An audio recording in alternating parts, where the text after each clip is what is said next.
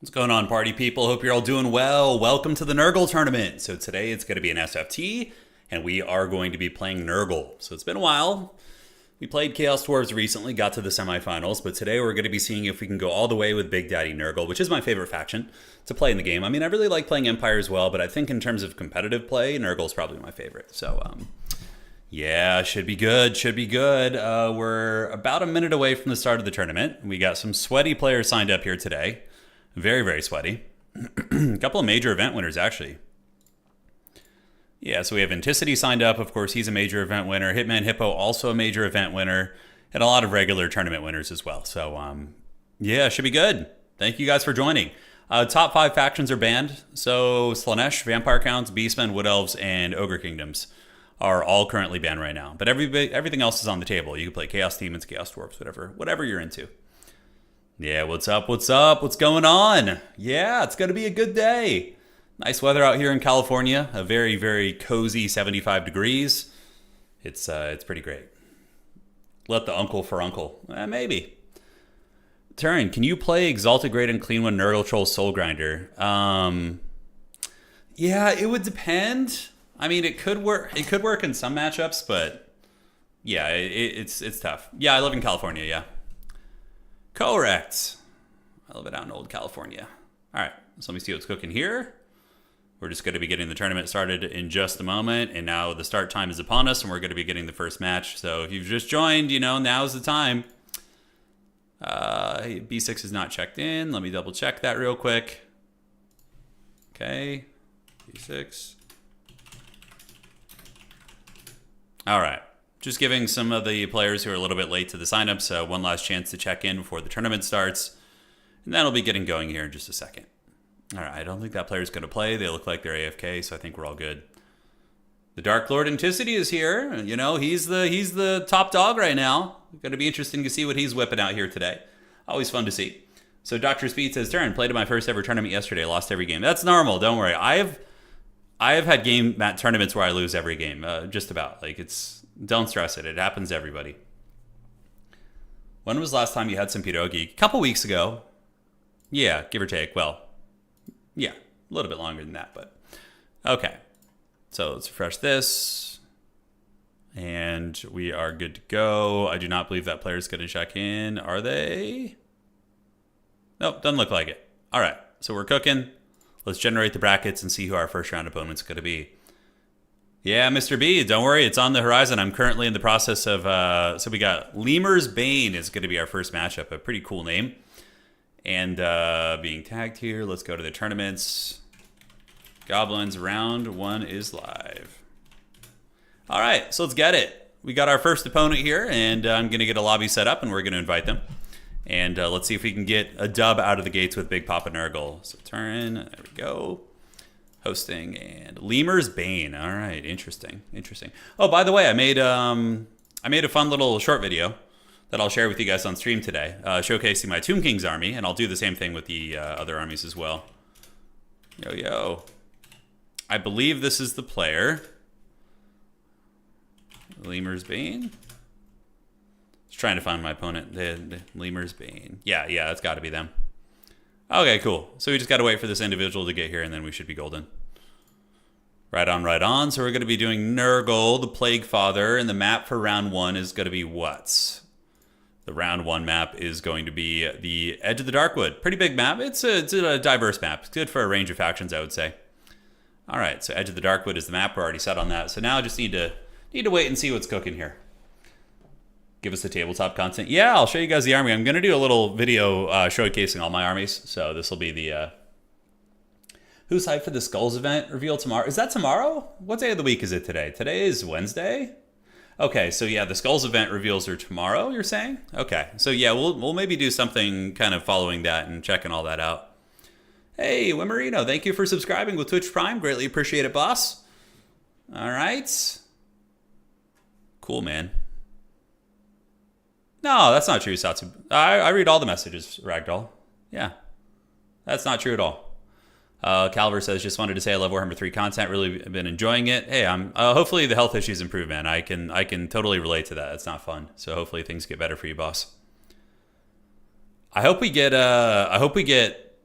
Yeah, I would love to see a Dawn of War 4 tomorrow. Like, I've been binging Dawn of War 2, having a lot of fun playing with the homies, and I'm like, man, if we could get like a modern rendition of that, that would be freaking sweet. Yeah. It is Wednesday. Smelly bros. Yeah, the smelly boys are here. We are. Logan says, last day of school for me is tomorrow. Can't wait to... Oh, nice, nice. Yeah. It's always a good feeling, man.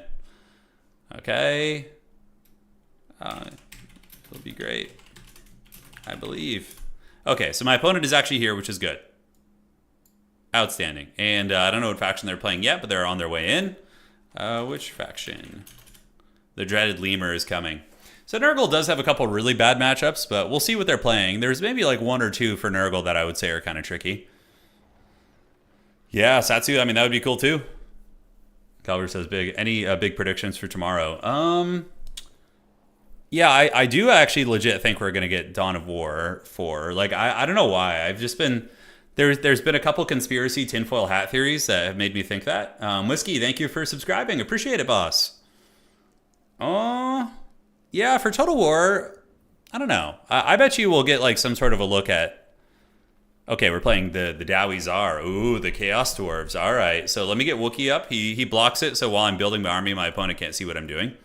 And I do already have a build save for this matchup, I think. No, we'll do something different, because my opponent could go to my build guide and just look at my exact build.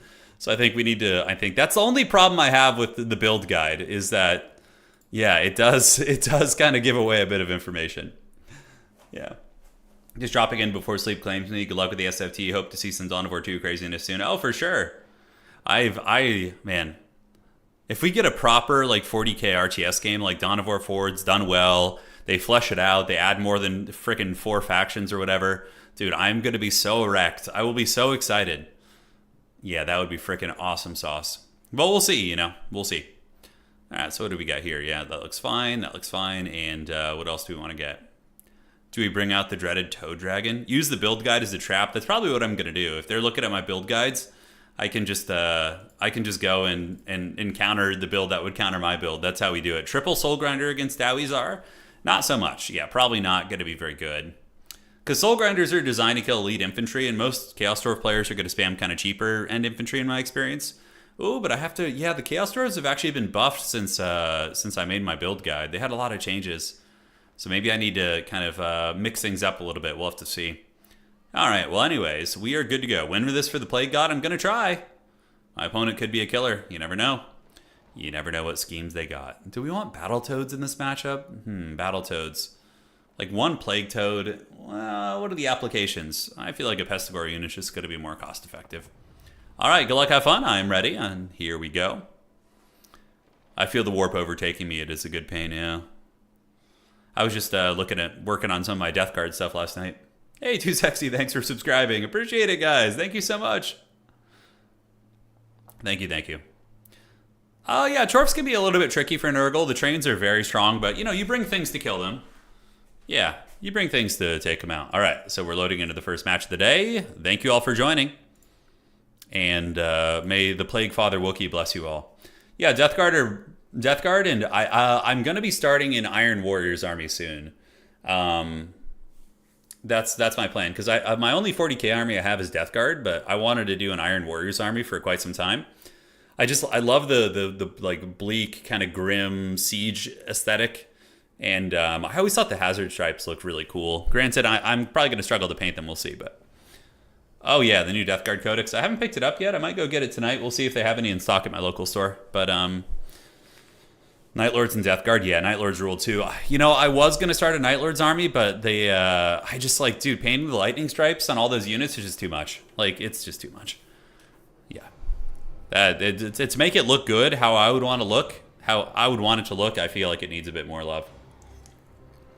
All right. So, ladies and gentlemen, we're gonna break down the build. So basically, Marauder Horsemen are gonna be up in the Vanguard. They're going to be used to take down the trains and different tools like that. We do have 2 characters. We have an Exalted Hero of Nurgle, 3 actually, as well as a Sorcerer. Sorcerer's going to be on foot, though. He's going to be chilling with the boys. All right, so we'll do this, and we're going to do this. So Marauder Infantry to just go up and get bashed, which is their job. Okay, so let's actually put you here. Get these infantry in 1. Pestigores and Deep Vanguard to try and steal our opponent's back objective is always a good idea. Then we get the horsemen in 3. You're going to be with the infantry here, and the pestigors are there. Yeah, that's going to be that. What are Nurgle's weaknesses as a faction? They're very weak to shooting. Hey, Revelia, thank you so much. I greatly appreciate it. Thank you, thank you. Thank you for becoming a channel member. That's very kind of you. But they're a little bit weak to shooting. Their mobile game isn't the best.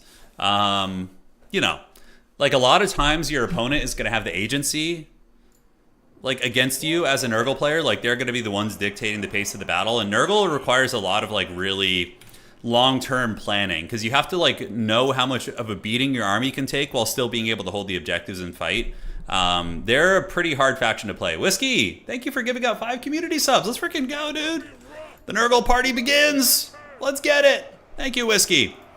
All right, so you guys probably going to grab my home objective first, and let's see what my opponent's cooking here. So they're playing Chaos Orbs, obviously, right?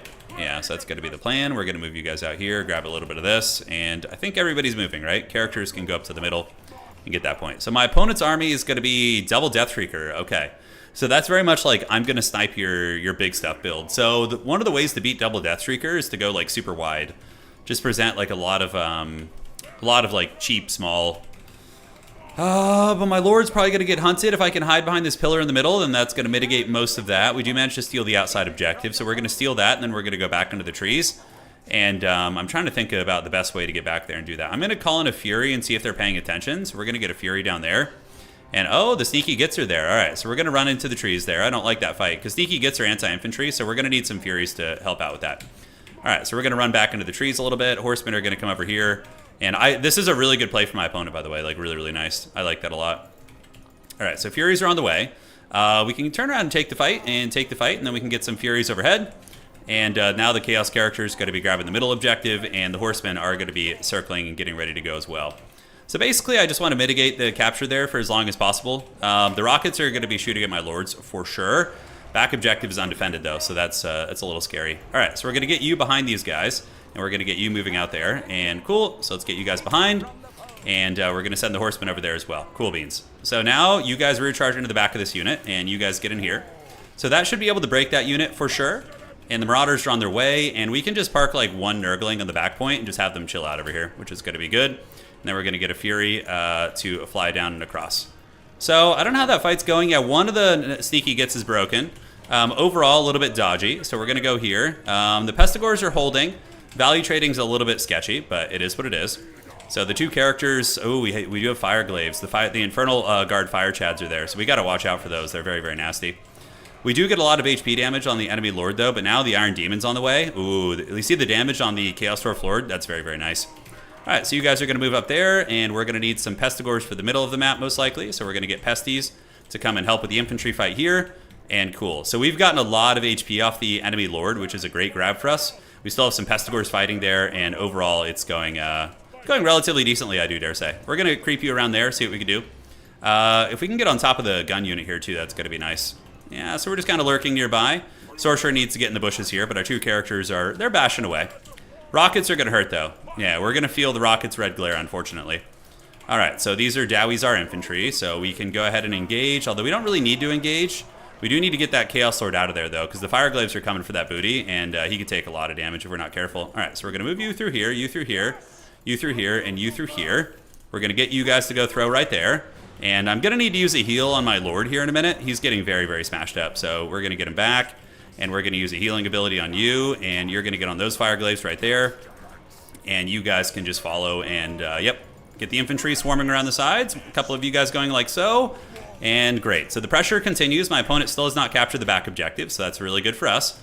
Rockets are still going to keep trying to Lord Snipe, so what we need to do is straight up just go hide the Lord back there and put him in Control Group 5 and use this Exalted Hero for the other goodness. All right, so how are we looking pressure-wise? We're doing okay. Yeah, if we can tarpet those Infernal Guard Fire Glaives, then we probably are going to be in a potentially winning position here. Let's get one of the Marauders to go fight the Hobgoblins, one of them to dive past enemy lines, and we'll keep doing our thing. So, yeah, those guys are going to be tied down for now. We'll keep kiting these guys. We'll call out another Fury. And now we're doing the dreaded World of Warcraft arena tactics of hiding behind the pillar, which is always fun. Furies come over here. You guys do this. We are dragging down another unit, which feels great. Let's get these Pestigors rolling up. So the Pain Train is in the back. He's using the Pain Train to kind of clear up my back assets, which is fine. We are able to pull that guy apart here. We have another Fury coming in, and now we need to just keep those guns offline. And the rockets are going to start switching onto my Exalted Hero, which is a good call. So I'm going to run him back here and hide him a little bit, and that's going to hurt. Can't really dodge that. That's just the punishment right there. All right, so you guys come in. Let's throw out the Sorcerer Prophet right there. That is the Flames of Asgore ability. It's very good. All right, so you guys are chilling. Let's get these guys coming overhead. We're going to keep trying to poke here, and it does look like the Pain Train is maybe trying to come after us here. And now this character, we need to get it behind the pillar. Yeah, because once it's behind the pillar, I can do like a big AoE heal, and we can cackle all the way to the bank, right? All right, tying down the Fireglaves is the way to do it, and we can use these trains to do their thing. I think I'm going to call in, I don't know, Forsaken are cool, but I think maybe Angels of Decay could even be a good call. We'll see. All right, so we're going to go lurk back there, at least keep their attention. The enemy train is very beat up, and you see how we're hiding behind the pillar? Oh, I love that so much. That's so freaking funny.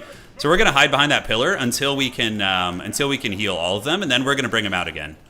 All right, you guys keep using your throwing weapons on the train. We have the Deathstreakers back here. So now we can go tar pit one of the Deathstreakers, and because you want to wait for them to call something in, like what he did over here, because then that means he's not going to have enough resources to, to basically, how much is it to overcast this? Okay, I need 28 Winds of Magic, and then we're cooking here.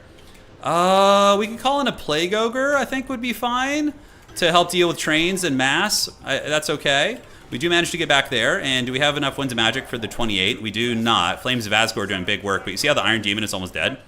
Yeah, it's actually almost cooked. Okay, so we're going to do this, do a little bit of heal here, get these characters all healed up, and then they actually are going to be able to get active again, which is good. So they can move out with that healing active. They're going to be chilling, and one of the Deathstreakers is actually offline for now, and on the middle objective, we can just unsummon you guys, get them back in the pool, so I have some fresh reinforcements.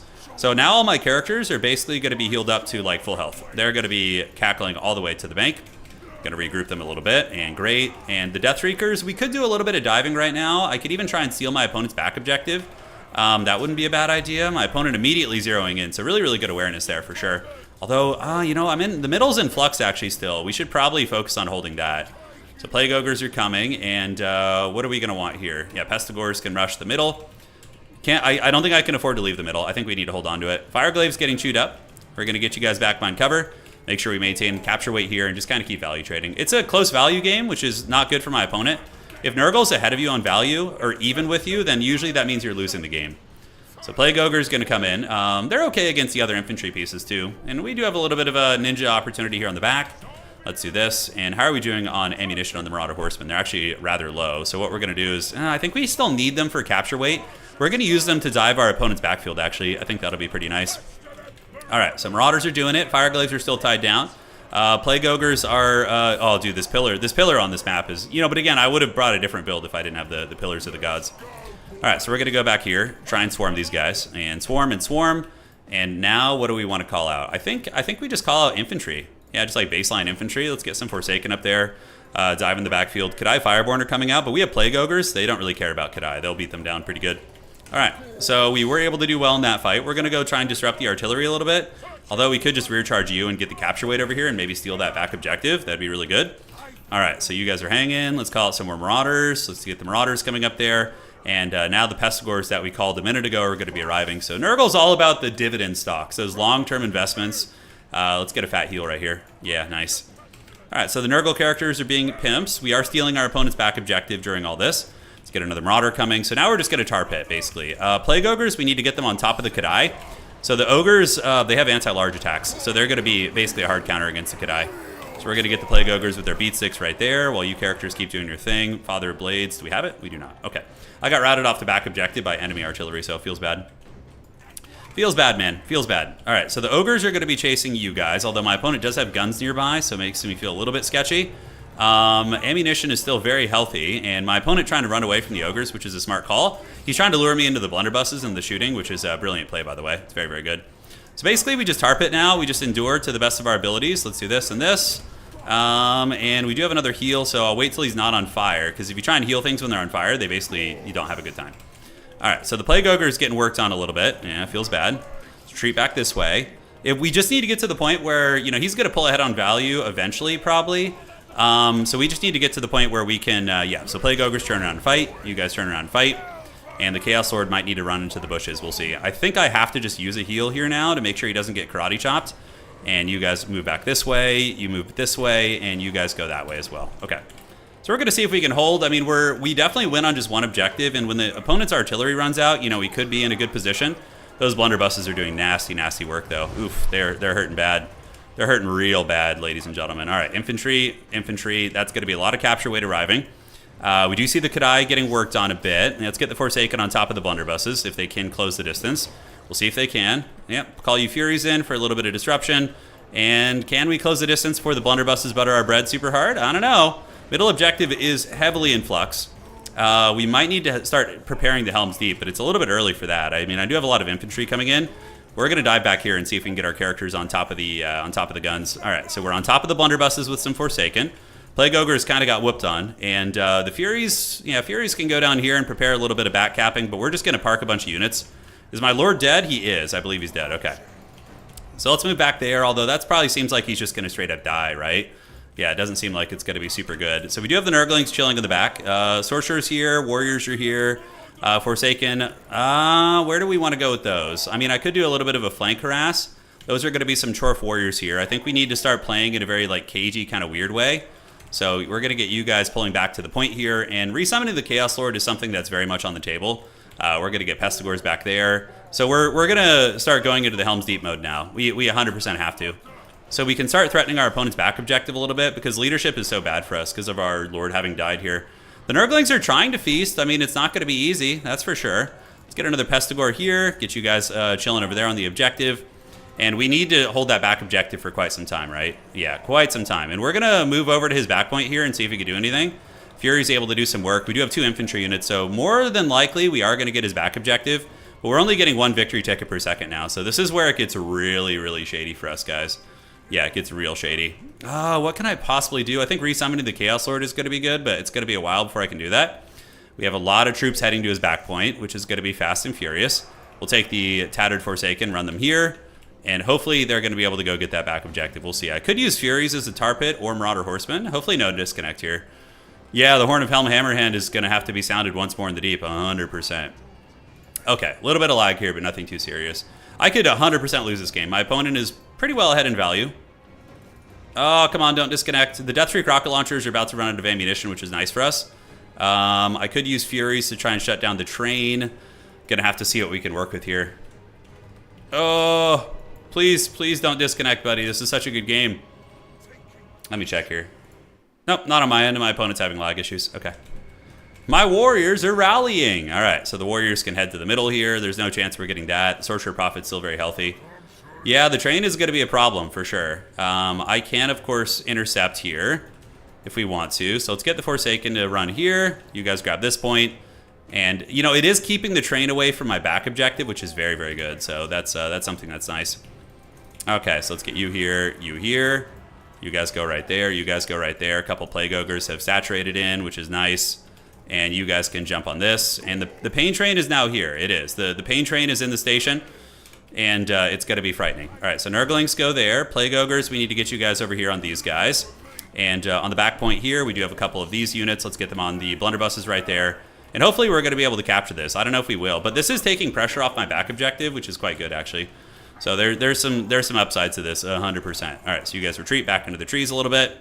Let's get the Plague Ogres going here, slow you down a little, just buy some time. And I think it's time to call out the Chaos Lord again, although he is 1750, which is an insane amount of money. So we'll see. All right, so Furies, yeah, they get tied up. We're going to run them away. Back objective Gambit did not work out super well. He was able to rotate pretty effectively and get over there. So are we going to be able to take down the Kadai? I mean, the Sorcerer, the big man will definitely help. Probably calling out some Marauder Horsemen is actually going to be the correct play. Just like a little bit of mobility. And have them help drag down the Kadai here, which is 100% going to be important. All right, so any opportunities on the back? Not really. We do have some dudes in the middle tying shit down and causing havoc, which is nice. A couple dudes do rally in the bushes, and we do have the Furies over here, so we're going to pull them back this way. And if we could just win the fight over here, that's going to be pretty big. All right, so Marauder Horsemen are going to get there, and we're going to use them to kill the Kadai. We're going to pile you guys in the back here. And yeah, can we actually win this fight? I don't know if we can. So we're going to send one of you guys to fight here. You guys come back this way. And it does look like the Kadai were dragged down, which is good. So that's quite big for us. All right, so we're going to get another Horseman. I think the Marauder Horsemen are going to be our best friends here. Yeah, and we have the Furies coming back, so we just need to hold on this back objective for a couple minutes, and then we're cooking. because we did lure a lot of his army over here. He might have actually even overreacted there. We'll have to see. All right, so horsemen, rear charge into the back of these bad boys. You guys come here. And what do we have here? Mostly Chaos Warriors. Let's get on these frickin' sneaky gits and rout them off here. And great. So we'll park you guys on the edge of the objective. And we do have the 3 Marauder Horsemen. Hopefully our Sorcerer will come back because we still have a lot of Winds of Magic. And here comes the enemy Lord. But will he be able to get here in time is the question. All right, so we do fold up the Chaos Dwarf Aggression on the back objective, which is great. They're mostly rolled up, so we're going to do this and move you guys that way if we can. Get the little Furies coming over there. You guys do this, and the throwing weapons will go after that. Yeah, big damage right there. And do we call in infantry here? What's the game plan? Yeah, I guess we just get some Forsaken over there. Just some speedy boys. And we do have the Rancid Visitation, so now I can I overcast that? I don't think I can. I don't think I can. Yeah, so you guys are going to get tar pitted a little bit. We got to hold for quite a bit longer. Oh, he's actually going in there. That's really risky. He might actually lose his Lord here. He might actually lose the Lord. Okay, so the Pain Train is on the way. We do get a lot of throwing weapons, and the enemy Lord is actually pretty close to being cooked. Yeah, he's in a little bit of danger here. Okay, so we're going to call in Nurglings for capture weight, just pretty much everything we can. And the enemy Lord got a little bit crazy. Yeah, so I might as well move you guys out, have you guys tar pit this. And the enemy Lord is down. Okay, the Exalted Hero got him. All right, baby, let's go. Plague Father's still in it. You guys go here, poke the Kadai Fireborn. I would love some anti-large if I could get it. We need to hold for quite a bit longer, but that leadership penalty is going to really hurt these bad boys. Okay, so that's nice there. Let's get the Pain Train to do its thing. The train is going to rout off a lot of my infantry, but you can see the throwing axes ended up being the correct decision. That is for damn sure. All right, so Sorcerer Lord, yeah, Forsaken and Nurglings keep moving over this way. We actually are stealing this back objective? What the hell? How's that possible? It must be mostly chaff units there. Okay. So, yeah, let's slow the train down using the curse here. Curse of the Slug. We do have the Sorcerer and the Lord there still going hard in the paint. Probably pulling in Furies just for, like, killing power to try and push them off is going to be better. I mean, the Forsaken and Nurglings will be arriving on the point. And the throwing weapons are basically equalizing the game. Yeah, they're doing great work. All right, Forsaken, get up on the point. And you're almost off. He's still shelling me with artillery, by the way, which is insane. Okay, you guys do this. Throwing weapons go on this bad boy. You guys fight here. Let's get on the blunderbusses, make sure they don't actually get to the objective. And it's hard, definitely hard to get the back objective from Nurgle. Nurgle's got a very sticky grip, you know, from gripping all the Mountain Dews and all that goodness. Almost got the train down. Need to go in guard mode and keep spam clicking on it to make sure we actually get it. Let's get the Nurglings up on the point there, and I think we're going to kill it here. Having the Exalted Hero as like a backup Lord is good. All right, so we intercept those reinforcements. At this point, I could actually reverse push them back. They invested so deeply in the back, and it didn't work out, so I could probably even counter push them now. Not that we need to, because, yeah, we just use the Marauder Horsemen throwing axes. We cackle here, get the Pestigores and the infantry moving up on the point. I could even steal the middle objective, right? There's not a whole lot there. It's just the Death Streaker, and you guys can do this. Cool. So that's going to be GG for sure. Those guys get dragged down. Marauder Horsemen still going. Yeah, a couple Hobgoblin sneaky gets. The Rockets doing work. Kadai are down for the count. Man, my opponent played really well. That was like some very scary Chaos Dwarf play. Normally, I don't have that hard of a time, that's for sure. But this player is quite good. They said that they're getting into multiplayer, but yeah, a lot of potential here, especially for the Chaos Dwarves. All right, so the back objective does get stolen. And here we tie down the Death Streaker. Now we just move up and we can steal the middle too. All right, GG, well played. Hey, Lich, thank you for subscribing. And Rivalia, thank you again for becoming a channel member. You guys rule, man. Thank you. The Dorito Dust. Yes, it is. That was a really good match, man. Really, really good match. This is a tournament game, correct? Yeah, that was round 1 of today's tournament. So solid play, man. Lemur's really, really good. GG. You're real solid. Just letting them know that they did very, very well. I mean, that had me sweating, that game. That had me sweating really, really hard. Hey, what's going on, Frost? How you doing, man? Did Dawi Zar proud? Okay. So next up, Nurgle is undefeated as of now. We'll see how long that lasts. Nurgle. The last time I actually won a tournament was with Nurgle, though. So maybe we can charm that magic again. It's weird. I play good factions and I just don't do that good with them, but then I play haggard ones and we get it done. The blunderbusses were a problem. Yeah, when they started mowing my shit down, I was like, oh, it was rough. Turn, one of your last cast fleshy was almost a heal cap lord. Yeah, maybe. Yeah. Yeah, maybe so. He still had a little bit of room before the healing cap, but I certainly think you may be right. Maybe it could have been better used elsewhere. All right. Did anybody say? All right, perfect. So 1 game left. We got B6 versus Pink, and the winner of that series is going to be getting into the winner side of things. Yeah, man. You guys want to take a look at the tournament? Oh, hang on. We can show you guys the army real quick. But firstly, let's look at the tourney. Yeah, so, all right, let's do this.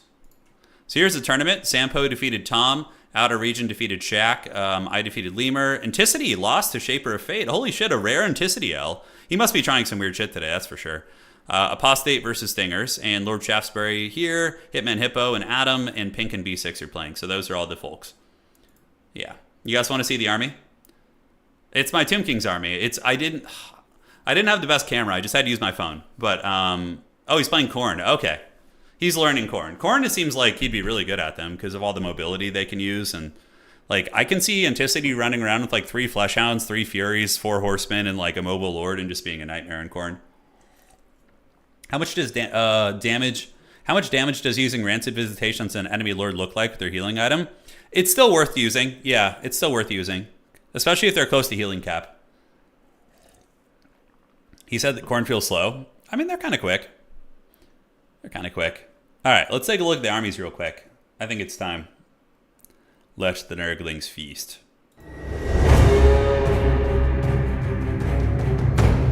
One sec here. Oh, we can actually just talk over it. Yeah, so that's the Tomb King on a chariot. Those are the Sepulchral Stalkers behind them. Pretty fun. My wife painted the Sepulchral Stalkers. She did a freaking great job with those. Some Skeleton Horseman Archers. This is the Necrosphinx. My wife painted that, and she made it look like sand. He was like running through a sandstorm. It's pretty freaking cool. So he's got the sandstorm going. Brick of Skeleton Archers back here. A couple ranks of skeletons. I usually run them in a brick of 40, but for this video, I just put them in a couple like little formations like this. So those are just the rank and file infantry. Here's my 2 Lich Priests. So we have the 2 Lich Priests. Yeah, those bad boys ready to go. On the other side, there's the dragon. So that is the Necrolith Bone Dragon, and there's a Lich Priest riding him, which is really, really cool. So you can see he's up there, big pimpin'. Yeah, he's awesome, man. He's awesome. I haven't done the bases, but those are Tomb Scorpions. Ushapti Great Bows in the back as well. That's more or less the entire army. There's a couple little pictures here. The Tomb Kings is one of my smaller armies. I don't have a ton of stuff. My Empire army is probably like 2 or 3 times the size, which I'll do a video on them relatively soon as well. But yeah, those are the Tomb Kings. Looks cool. Yeah, no, glad you guys enjoy it. I'll do one for each of my armies. Yeah, so you can get some more close-up shots here. But that's my Tomb King in the chariot. He's magnetized, so you can actually like take him out and run him on foot or run him on whatever mount you're doing.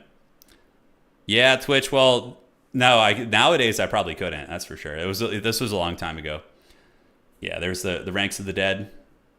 Yeah, it's a standard color scheme. Nothing crazy, honestly. It's just like straight out of the box one, more or less. How often do you get to play tabletop? Once every couple weeks. Yeah, once every couple weeks. There's Ushapti Great Bows in the back, just kind of chilling. All right.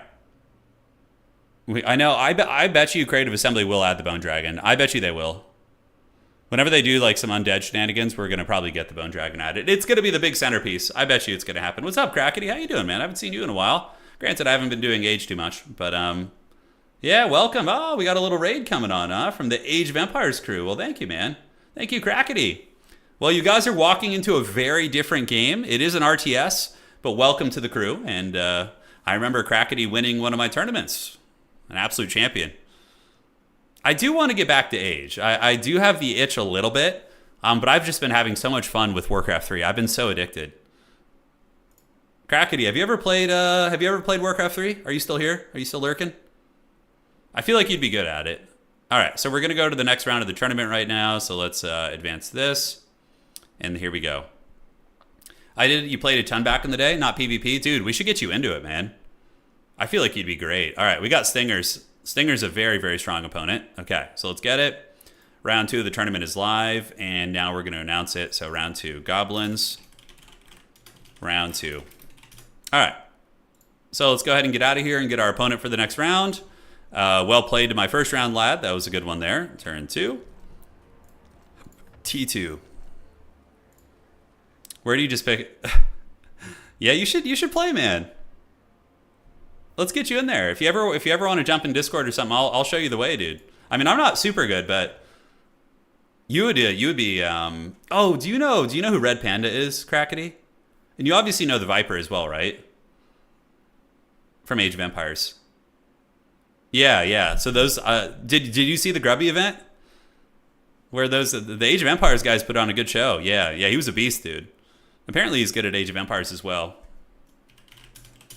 Okay, so we got this. And the map in round 2 is going to be what? What is the map going to be in round dose? All right, so we're on the Imperial Ambush. It's a really cool map. Imperial Ambush. So we just got to wait for our opponent to come in here. I didn't see it, but I tuned in. Yeah. That's cool, man. It was a fun event. Oh yeah, I agree. I didn't really enjoy Three Kingdoms that much. I wasn't a big enjoyer of Three Kingdoms Total War. Granted, it didn't really have any focus on multiplayer, so Stingers is going to be on High Elf. So I do have a build save for this, but he probably knows what the build is the problem. So I don't know. Maybe I should change it up a little bit, get a little bit crunk. All right, so where is this? This is going to be Nurgle versus High Elves. High Elves. It's a fun matchup, actually. It's a fun one. Makes for some good times. Nurgle versus High Elves. Nurgle versus High Elves. There we go. All right, and there we have it. I think the build is probably adequate. I think it'll do, Pig. It'll do. That'll do, Donkey. That'll do. What would change about Nurgle as a faction of multiplayer besides making Miasma Pestilence reduce MD instead of melee attack? You're suggesting that as a change? Nurgle's in an okay spot right now, honestly. They're hard to play, but they have their strengths. They're very like a skew faction. They're really good at certain things and really terrible at others. The Wookiee screen blocker reminds me of... Now, tell me that dog doesn't... Okay, we got some people hanging out in chat now. Question for all of you guys. That dog... Does it look like the lead singer of Metallica, James Hetfield? Because when I see this picture of my dog, I think James Hetfield. I don't know why my brain does that, but I just... It kind of looks like it, right? Little Metallica. Can you show your builds for domination? I have a build guide, Ragnar, for Nurgle, actually. Come on, tell me he doesn't look like James Hetfield. You know, hey. He does. A little bit, right? Yeah, Fernando, I'm not crazy. I tell people that all the time, and people are just like, no, like, I don't see it at all. No, Arnold says, no, it does not. Just imagine him, like, wearing 1990s sunglasses. All right, hold on, guys. We're going to settle this shit once and for all right? Where can I get this picture? Okay, hold on. Okay, if you guys could remind me at the end of the stream. Remind me at the end of the stream. If anybody is still here from now to then, remind me to do we're gonna do a Photoshop, and I'm gonna put his head on James Hetfield from the '90s, and with his glasses and everything, and you tell me it doesn't look like James Hetfield.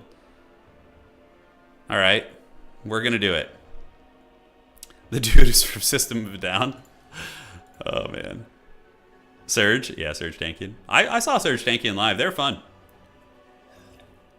I never got to see System of a Down live, but I got to see Surge perform, which was a good time.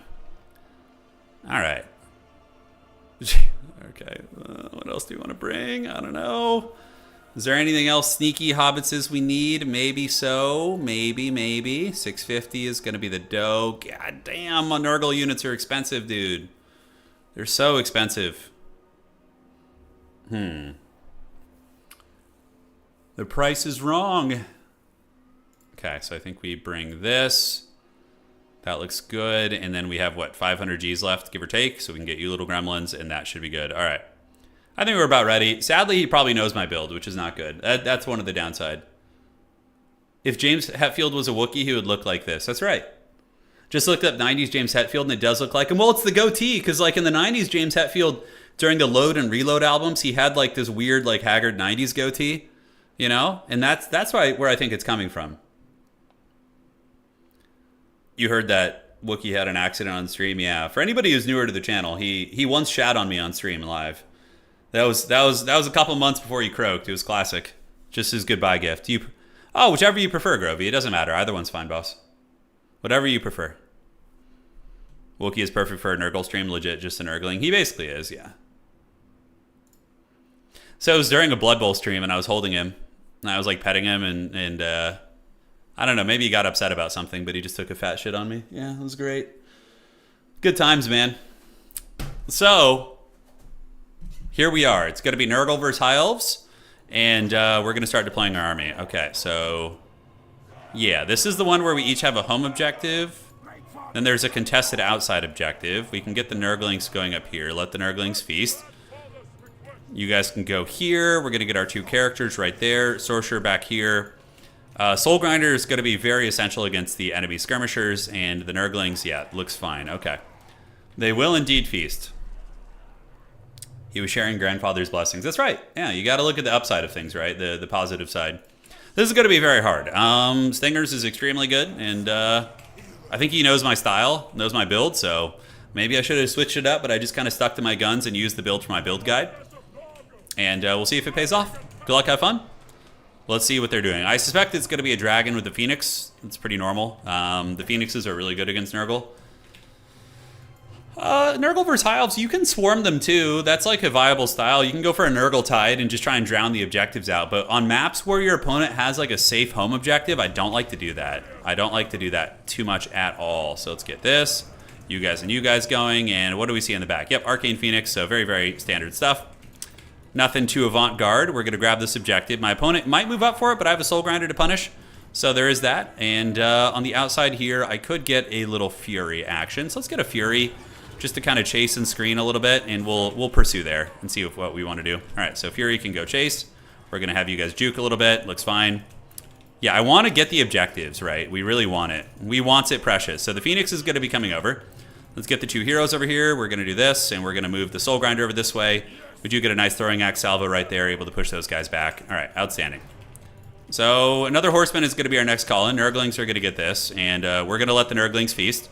Let's do a little broadside shot right here on these guys, pull you back a little, and get the infantry moving over this way, which is going to be nice.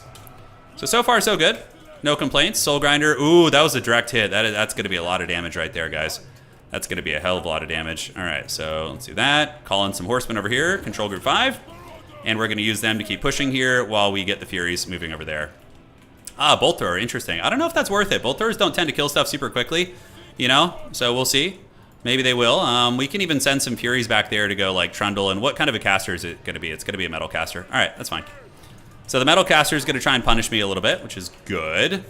We're going to pull you back, and it looks like, ooh, a good thing I was watching, because we dodge all that shit.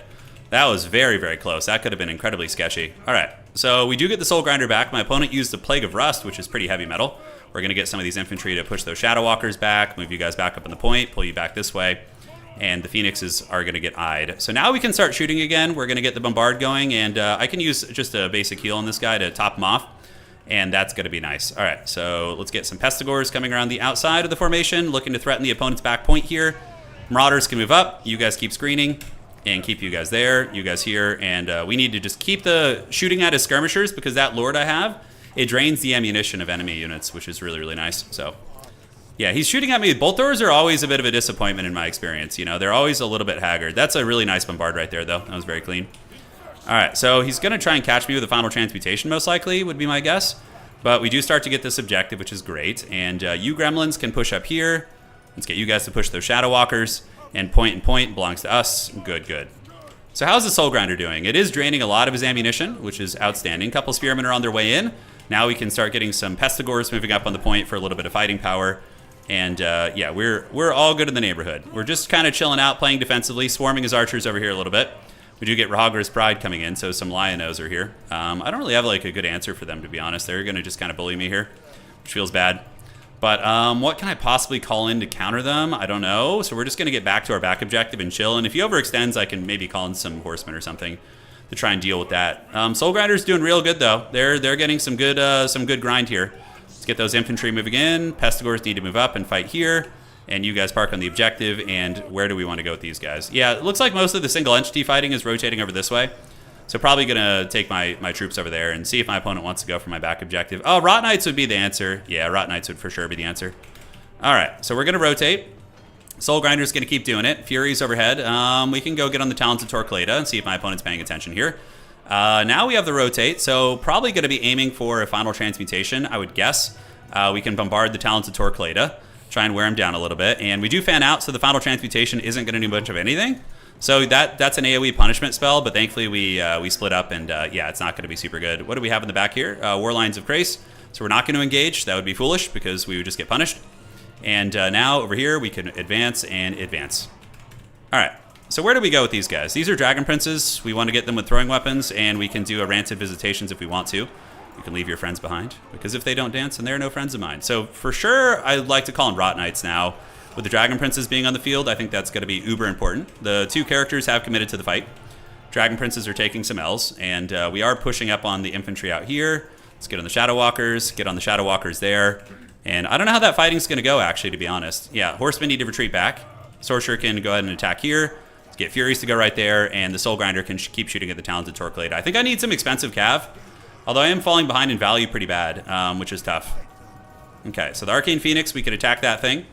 Get you going here, and do I want to do any sort of healing on the Exalted Hero? He's on fire right now, which is tough. The Soul Grinder is still pretty healthy. We're going to go ahead and heal this bad boy. And what do we want to shoot? Yeah, just keep shooting these Flame Archers here, which is going to be quite nice. And we might actually be able to work on that Phoenix there. We're going to have to see how this goes.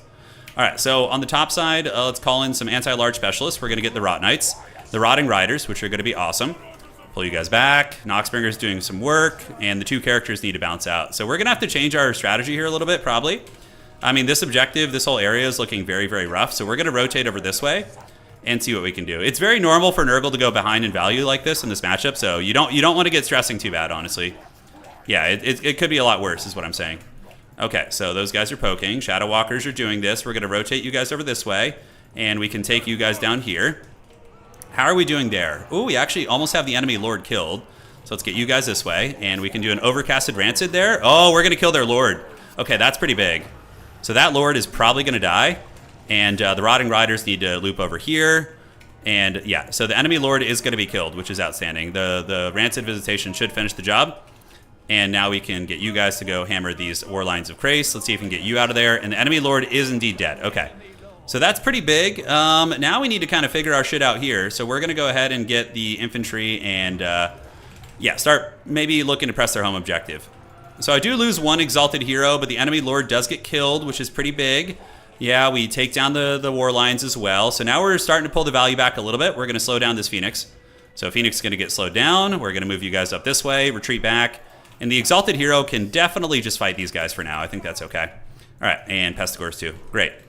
So that pick was good. Yeah, that was good. I mean, we're pretty behind, but it's, you know, with Nurgle healing, it's a faction where you're going to look at value sometimes and be like, I am literally down like 4,000 value. I am just dead. But you can't have that attitude with Nurgle. It's a faction where you can absolutely come back. All right, so we're going to loop you guys around here.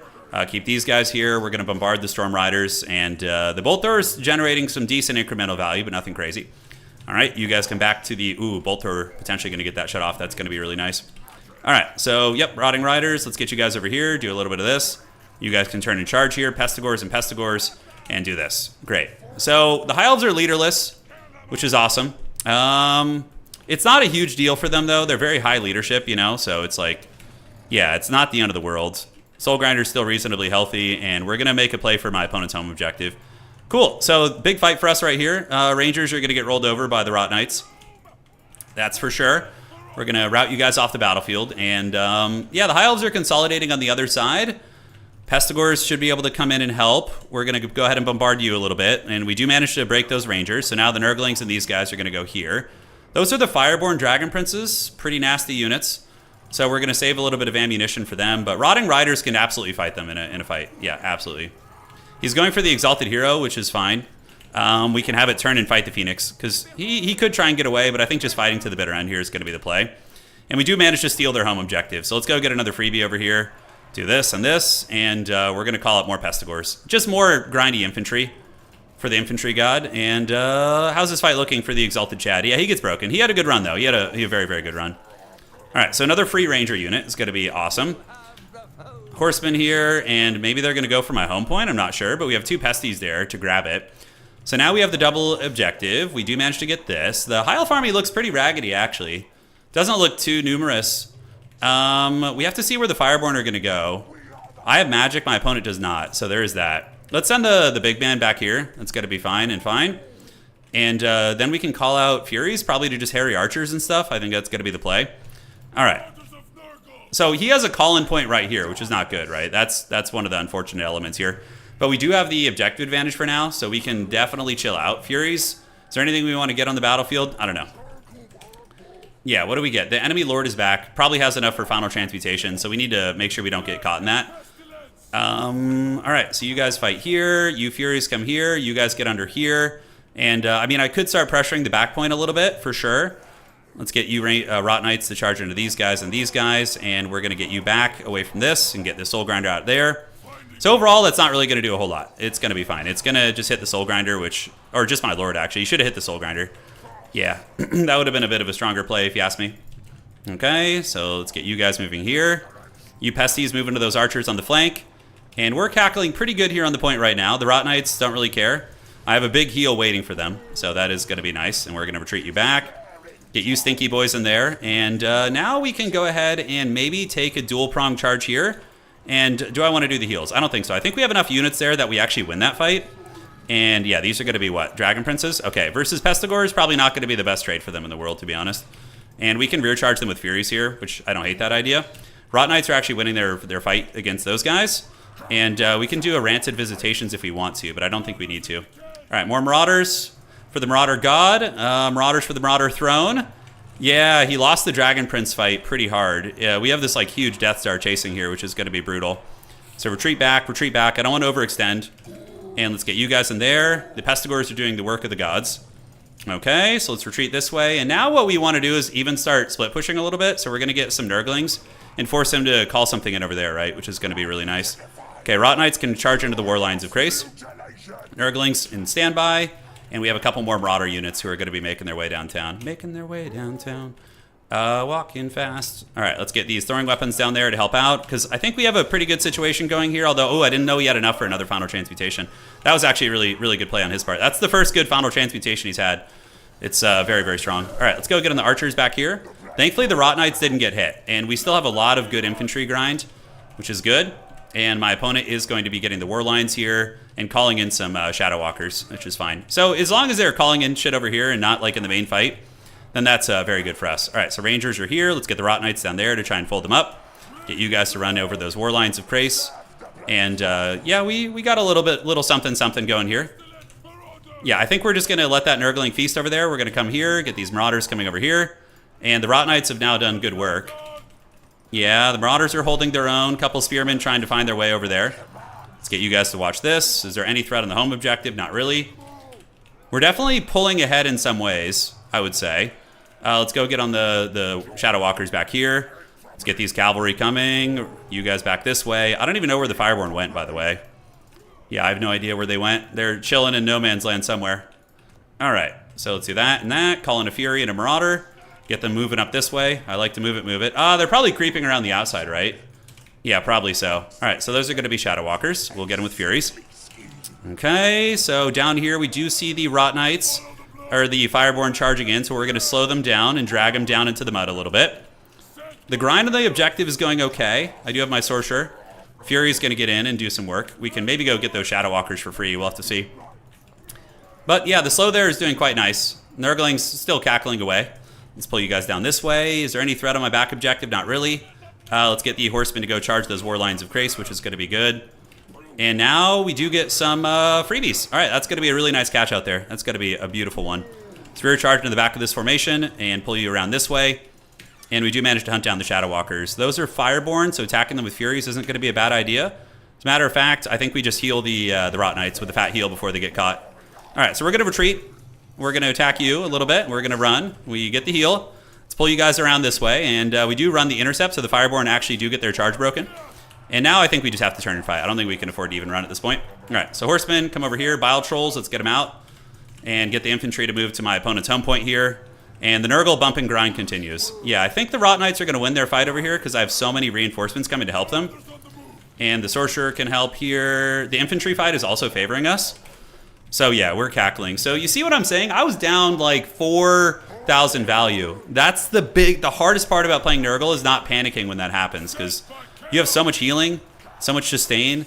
You know, you gotta play that game. All right. So how are we looking here? Yeah, horseman getting intercepted. I mean, I could still lose this, but I'm feeling pretty good right now. Let's go charge into the Narnia lines over here, and we can slow them down if we want to. Not a bad idea. So Furies, keep fighting the Fireborn. Just drag down these guys. Let's get Pestigors coming up to help. Bile Trolls are on the way over. And, you know, the horsemen will be good here. Let's get you guys back to the objective, And the Bile Trolls will also be very nice against these units. Cool, so Fireborn are almost done. We've almost won this flank engagement. My opponent's going to try like a cheeky play on my back point here, most likely. But with the Trolls arriving and the Fireborn getting broken, yeah, the Giga Chad Rot Knights, they fought down to like freaking 4 models, man. Awesome to see. So Furies need to go this way, and we could take the big man over there too, just to make sure nothing funny happens. And Vanguard point, let's get some Nurglings coming over here, just to make sure we don't get ninja'd. Because we want to have that as an option, like a fallback, right? All right, Nurgle Sorcerer goes over here. We're able to crush the elves on their home point, so they don't really have a whole lot going on over here. Now, I need to be careful not to like go too crazy and try and extend on to 3 objectives, right? That's going to be something that's pretty important. All right, let's get the Soul Grind over there. A couple of you guys doing this. Could unsummon you. And Rot Knights need to be unsummoned also, so I can potentially call them back at a later date.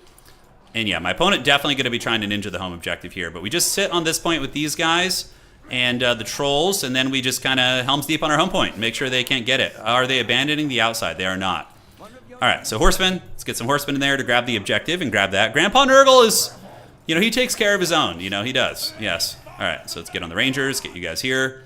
Pestigors, go fight those Spearmen. You guys can go chase here. Keep the Bile Trolls there to counter any Cav or Mass.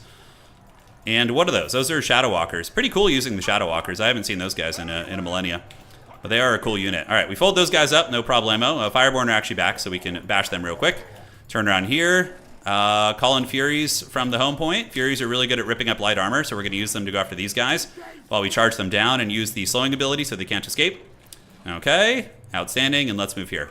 So, yeah, at this point, I pretty comfortably win on just 1 objective. So I could fall back if I wanted to, but I don't think we need to. I think we can still keep holding the point here. Yeah, it's looking pretty good for us. The Pestigor should be able to hold back the Reavers. Enemy Lord might get killed here, and yep, we get the Shadow Walkers, and still got it, baby! Still got it! Let's go! Oh yeah, I didn't think I was gonna win that. Holy shit! You gotta keep the faith in Grandfather Nurgle, man. When you give up, you know he gives up on you, but you don't give up. Keep going. GG, well played. So the rotation was really good. There was 2 variables: the rotate to the other side objective, and then the snipe on the enemy Lord. Those were the 2 biggest things. When we sniped his Lord, that took a ton of momentum away. And then when we got to the other objective, that was big as well. All right. GG, dog. Close one. Yeah, that was a good game. All right, here. Just doing some admin work here and checking and checking. Oh, nice. I love that, Eric. Thank you for the link. Oh, man. I mean, that's not Wookiee, but it looks very similar to him. Okay. Hold on. Okay, we have to do this for our boy Eric. He sent us a really good Photoshop of what Wookiee could look like. Hold on one sec. Oh, I forgot to check values. Damn it. I was so excited by this picture. Okay, one sec. Let me report my score real quick on the website. So 2-0, baby. 2-0. Let's go. Well, there are some factions that when you're down 4,000 value, you're going to want to give up, probably, but not with Nurgle. Nurgle is like, they take beatings like champs. All right, here we go. All right, hold on.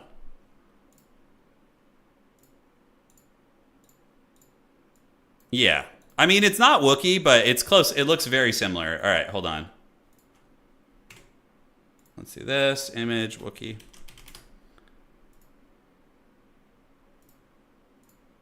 Come on. There's a little Hetfield energy there, right? I don't know. A shout out to Eric for this. Thank you for sending this, boss. This is really good. Come on, a little bit, right? A little bit. You dirty dogs. You know it to be true. Search your feelings. Okay, one sec. Firing up the game again, and we'll be back in business here soon. Turin, been to Warhammer World in the UK this weekend. Oh, that's awesome. Yeah, I would love to go someday. That would be really fun. Anonymous Hero doesn't know what he just watched. Curse picture. Come on. Little James Hetfield action.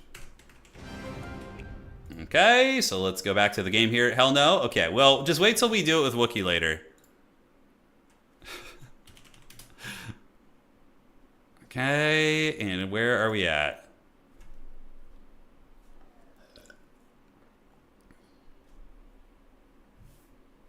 Okay. And there we go.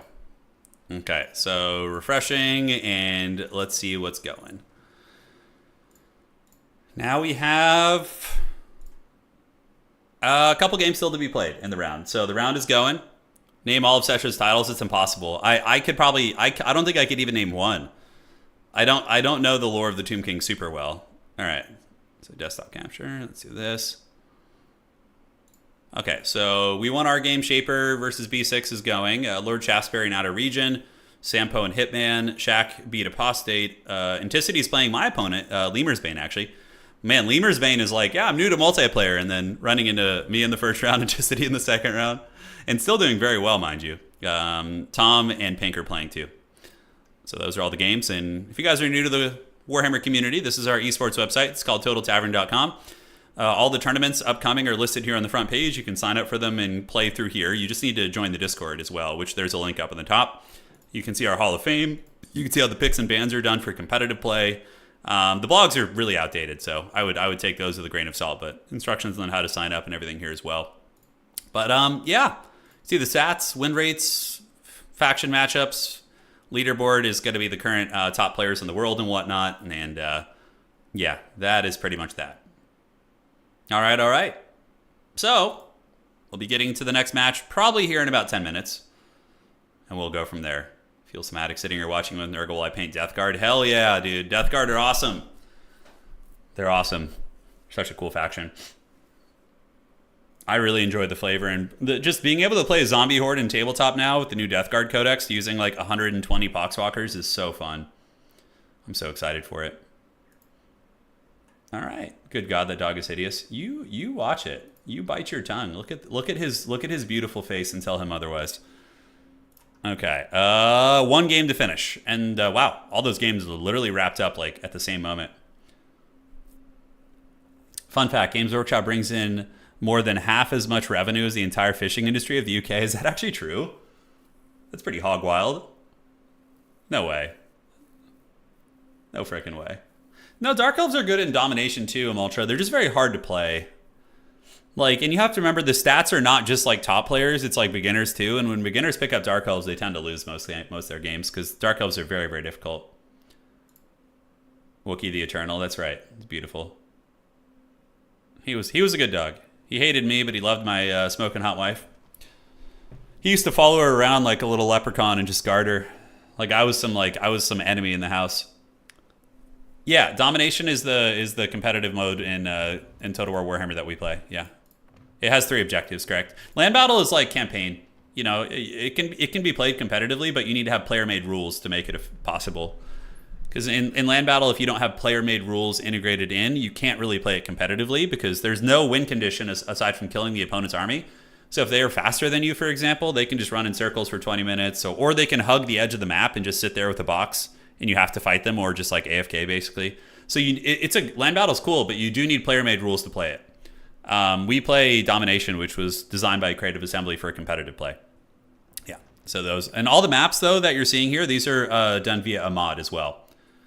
Yeah. So it's like, yeah. It's very similar Anonymous Hero to like to what's it called? Like Relic style games, like Company of Heroes, Dawn of War, like those type of games. Will Siege Battles make a comeback? Siege Battles are really hard to balance. Fractal PvP. Yeah, I'm not sure. All right, so let's get our game for the next one. So far, 2 wins. I mean, I'm very happy. We cannot have a losing record now, so that's good. Okay, let's host this up, and we should be ready for the next round. I'm just getting started. No, Hitman, Hippo, and Sampo are still playing. Cool. How's it going, Puling? Hope you're doing well. Hope you and Frost are having a good one. Nothing yet, yeah, Asmid. Hopefully soon. Hopefully we get something soon. It's been a bit of a dry spell, hasn't it? I mean, we haven't had much in the Warhammer sphere, right? I mean, there's been a couple cool reveals. Like Games Workshop, of course, revealed the Cathay battle line, which looked freaking sweet. But aside from that, it's been a bit of a dry spell, hasn't it? Yeah. Land Battle should have a permanently shrinking map. Oh, so Land Battle should just become a battle royale game. Okay. Warhammer Skulls is around the corner. Do you think? I think. So Arnold, my prediction for Skulls is not. My prediction is Dawn of War 4, a bunch of new miniatures, and then I think we're gonna get. I think we're gonna get a look at whatever the next update is for this game for Warhammer 3. Think Total War Warhammer 40k. I don't think so, Alduin. No. Yeah, like I think like anything that's going to be coming from Skulls, there's it'll probably be whatever the next update for Total War Warhammer 3 is. Yeah, that would be my guess. Battle Royale games. It's funny. I've never actually played like Fortnite or any of those. Like, what was the other big one that was really popular for a long time? There's Fortnite and oh god. What is it? No, not Overwatch. PUBG. Yeah, PUBG. I've never played either of those games. Or Apex. None of them. We'll see, Amco. We'll see. All right. So we're going to advance this. Advance this. So we're in round 3. Let's go. Relic is going to do it. Relic is obviously the one who works with G-dubs all the time on those games.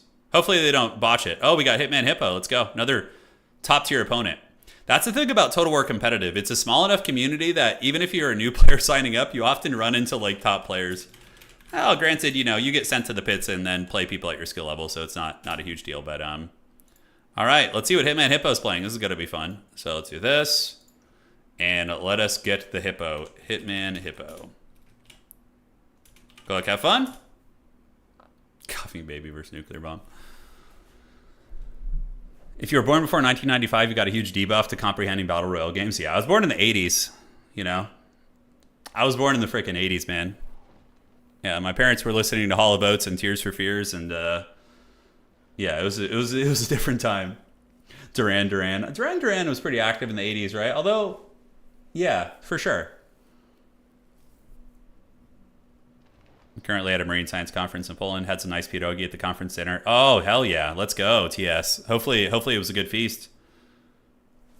And all right, we got our opponent here. So let me check and see what the map is going to be for the next round. We have Borderlow Landing. Okay, so very standard map. It's a good map for us. It's a very balanced map. There's like open field. There's trees. Oh god, is it Kislev? Oh, this is a cursed matchup. This is a hard one. Kislev is really brutal against Nurgle. Okay, we might be in some trouble, but we're gonna give it a good college try. 1974, hell yeah, Daryl. I don't know why that sounds like a good year. I don't know if it was. Well, you were born, so I suppose it was. All right. Yeah. This is gonna be it. Let the good times roll and make sure the Nurglings are well fed, and you will be good to go.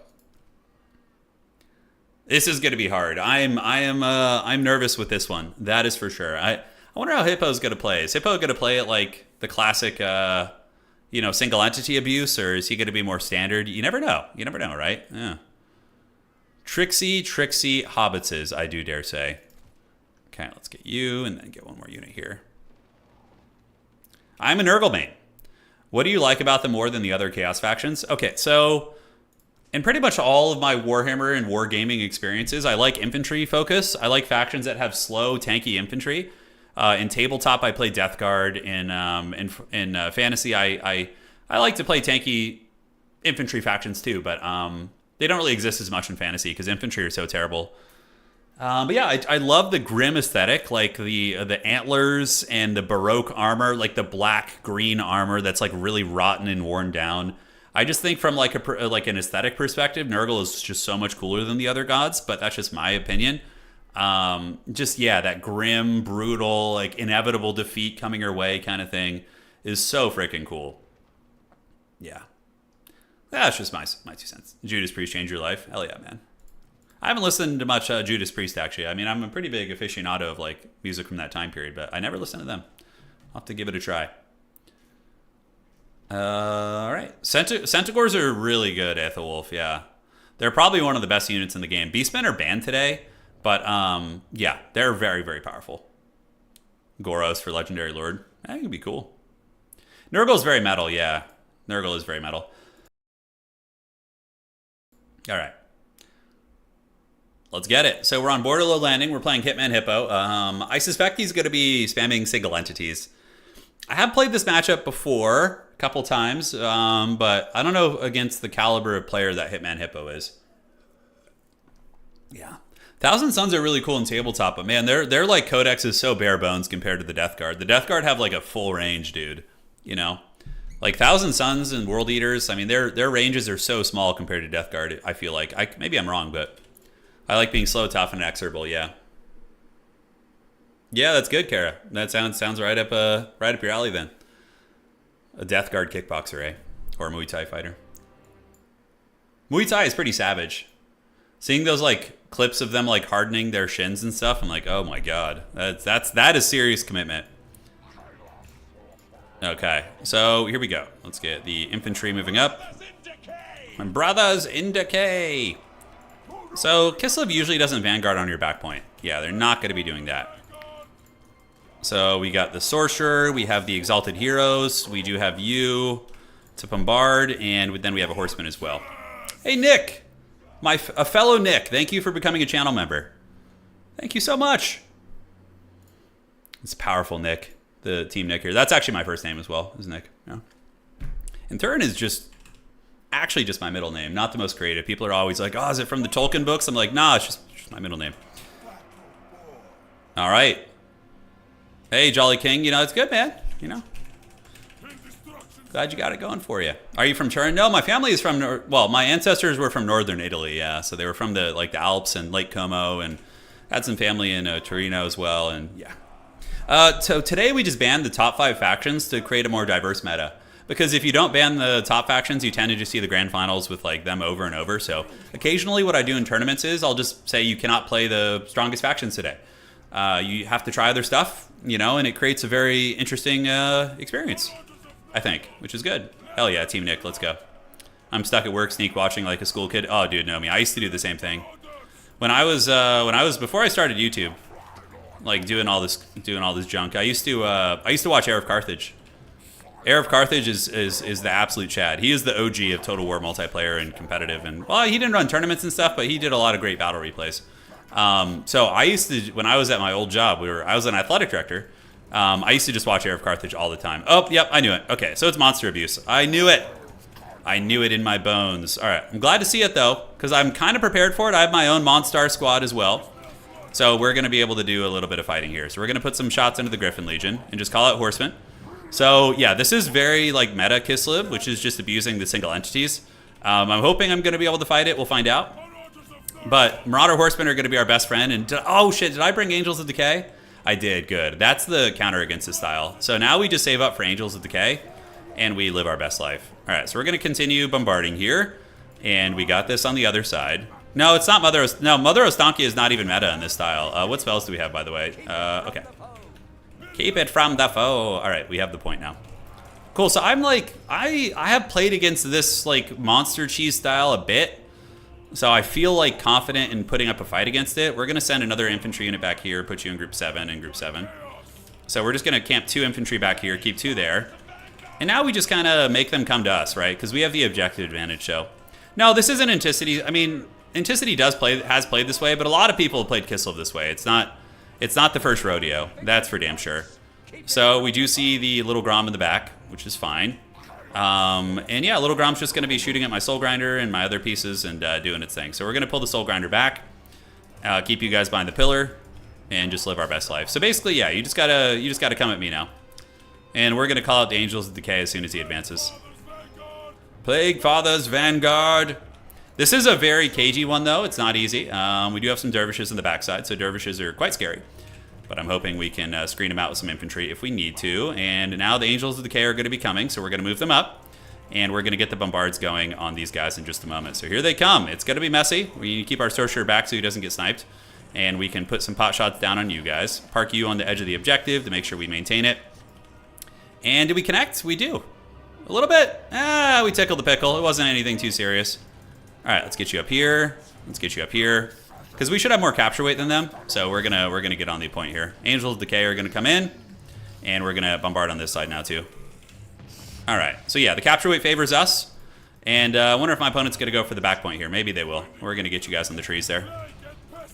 The dervishes, they want blood, that is for sure. And we're going to call out Furies to try and rip them up. So they're going to go chase these guys where they can. And it's only a matter of time before they advance in. It's only a matter of time. All right, so advancing here. We are going to keep shooting at the Winged Lancers. And now we can go ahead and screen them a little bit and get you guys going after the enemy Lord. And perfect. So yeah, they're going after our boys, which is good. It's no problemo. And we can use the Rancid Visitations to snipe the enemy Lord. And outstanding. All right, so the Marauder Horsemen are doing work. We're going to get you guys to do this. And overall, the fight's going pretty good. I mean, one infantry unit. Wow. Oh my god, that little Grom just like freaking KO'd that unit. Jeez Louise. That killed like half the unit models there. That's so brutal. All right. So we're going to get a heal on those guys. And that's going to be a lot. And the Furies do manage to intercept there. The Exalted Heroes are taking a bit of a hammering, but they're giving it back. They're giving what they're taking. Ice Witch is down to almost half health. So we're trading value where we can. Let's call another one of these guys, do this. And the Angels of Decay, we're able to get some nice work right there. And now we're going to retreat you guys back and retreat. And hopefully get away from that big vortex. So now let's start bombarding you. The Exalted Chads are chopping away. So we're going to get them going after this unit here if they can. Call you infantry in this way. And cool. So Soul Grinder can also be used to grind into these units. And let's pull the Angels of Decay down and around. Little Grom putting in some serious work, man. That shit is no freaking joke. All right, so Angels of Decay need to keep going after the big Incarnate Elemental, I think. The Horsemen are having some problems getting in position, that's for sure, because of all these Winged Lancers and stuff. So we're going to go ahead and group you guys out and put you here and here. Okay, so you guys keep running this way and circling about. Angels of Decay are definitely putting in most of the heavy lifting. We can do a Rancid Visitations on you, so we do get a big Rancid shot right there. So we're going to slow them down. Try and blast them in the face. And then Rot Knights are going to be our next call out, basically. That's going to be it. All right. So the character, the Incarnate Elemental, is almost down. We need to get one more Unholy Hand Grenade on it. And hopefully it'll just crumble. That's got to be the idea. All right. So our characters got smashed up, but that's normal. It's, you know, I committed to a big blob fight. We do kill one huge monster, right? So that's a win for us, I would say. Okay. So let's get you guys back up on the point. And we're going to need to get another heal on this big man in a second, right? That's going to be important. So Soul Grinders... shoot at these guys, and we need to get the Angel of Decay to come back over here and keep fighting. So, close fight, for sure. My opponent has a ton of healing. Angels of Decay are getting Blitzkrieg bopped in the face, so that feels bad. We're going to move you guys this way, and yeah, I still have some infantry fighting here. Move you guys up, but we need the Rot Knights now. We need another anti-large fighter, because our champions for now have been dispatched, right? Little Grom does so much damage. It's so brutal. Yeah, the Marauder Horseman throwing axes will also be good. Those are just trash house infantry, and oh, he lets one of my characters survive. That's very lucky for me. I will take that all the way to the frickin' bank. All right, so we're going to get the throwing weapons going after the dervishes. Doesn't feel amazing, but it is what it is. And the Angels of Decay are still alive, eating shots here and there. And oh my god, he let all my Exalted Heroes live. Damn, son. That's really good. That's really, really good. All right, so Angels of Decay could dive in and help. Might as well at this point. Just have him kind of help chew through the dervishes. And we're going to try and get our characters, get them behind this pillar, and we're going to fight here. So the healing is down. No more Incarnate Elemental. So that's nice for us, and we do get the break. So now we can call out the Rot Knights. So we're going to get these guys roaming this way. It kind of sucks while Little Grom is still active, for sure. Let's get these characters out of here. They don't want any of that smoke. They need to retreat. And let's get the infantry moving in, taking a bit of a beating. And I might have blundered my positioning there a little bit. All right, so these guys are almost down. So let's get you guys to charge in, you guys to pull back. We can totally yield ground for a minute, but hopefully I don't blunder this guy. Yeah, we need to get our SEs and heal them. Let's dodge you here. And the Rot Knight's able to do good work, because we're ahead on points. We have, like, time to fight and scrap and whatnot, right? We have time. All right, so big man, we need to get him away. Let's do the slow on the healing blob here, on the blob. We're going to move you guys this way. So we're just going to wait for a big old heal, and then we're going to roll back. All right. So we need 28 Winds of Magic to get the big value heal. And that's the one that's going to basically bring us back in the game. Angels of Decay, they've got one model left. We're going to go send him back there to Hoorah, and you guys are going to hide in the trees while we continue using our throwing weapons here. All right, so you guys go hide there for now, and Soul Grinder can bombard into these cav. Let's get you guys doing your thing there. And what do we call out from here? Probably like Pestigores. Just like Pesties. Just get infantry. Since he doesn't have the anti-infantry monster anymore. Oh, shit, I totally blundered that micro. Jesus Christ. That was really sloppy. Oh, my God. Holy shit. Now my Lord's potentially in danger, too. All right, so let's get the Rot Knights over. We might have to commit here. We might have to commit. We'll see. All right, so throwing weapons. Lord is going to keep weaseling away. Let's call you guys in here. We do get a really nice bombardment right there. And let's get you guys right here. And you Rot Knights right here. And hopefully my Lord can escape this. Oh my god, I probably just threw the game. I was actually in a decent position until that. I think it's just a terror route though. Yeah, it's just a terror route. Okay. So he'll be back then is the idea in just a moment. We just got to wait one moment there, and the terror route should be wearing off in a second. Let's call you guys down here, and now we're going to do a big heal right here, and boom. So we got the heal off. That's the important thing. So now even if my Lord dies, it's not, you know, game over. But he does break, but not before we get the heal off. So that's good. All right. So you guys do this. You guys do this. We can call in some Furies to try and stabilize him. And yeah, you got to be really on point against the Kislev Goon Squad builds. Like one false move, and you can definitely pay the troll toll. But the Lord is going to get hunted. It is what it is. There's nothing I can do about that. Yeah, he gets killed really quick by those worms. But my leadership's pretty good, and I do have Rot Knights. I'm hoping they'll be able to do a little something, something. Okay, gather you guys up. Furies can go down and chase down some of these guys. You guys keep fighting here. Rot Knights are doing very good. And I was able to get the fat heal off. Yeah, Little Grom is for sure the carry. It's very good. Honestly, this game will probably just come down to the SEs and how they continue to fight here. I do have my 2 Exalted Chads. So we're going to get the throwing weapons on the Lord here. You can see the Tears of Nurgle able to do some nice slowing. And we're going to move in there too. All right, great. So Rot Knights, carry us into the sunset, ladies and gentlemen. Carry us into the sunset.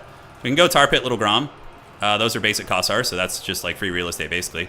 And let's get you guys to do this. If I can cheese the enemy Lord back here, then we might have a chance. 100%. Let's get you on the Patriarch. Because he's fighting in my backfield, which is very, very greedy.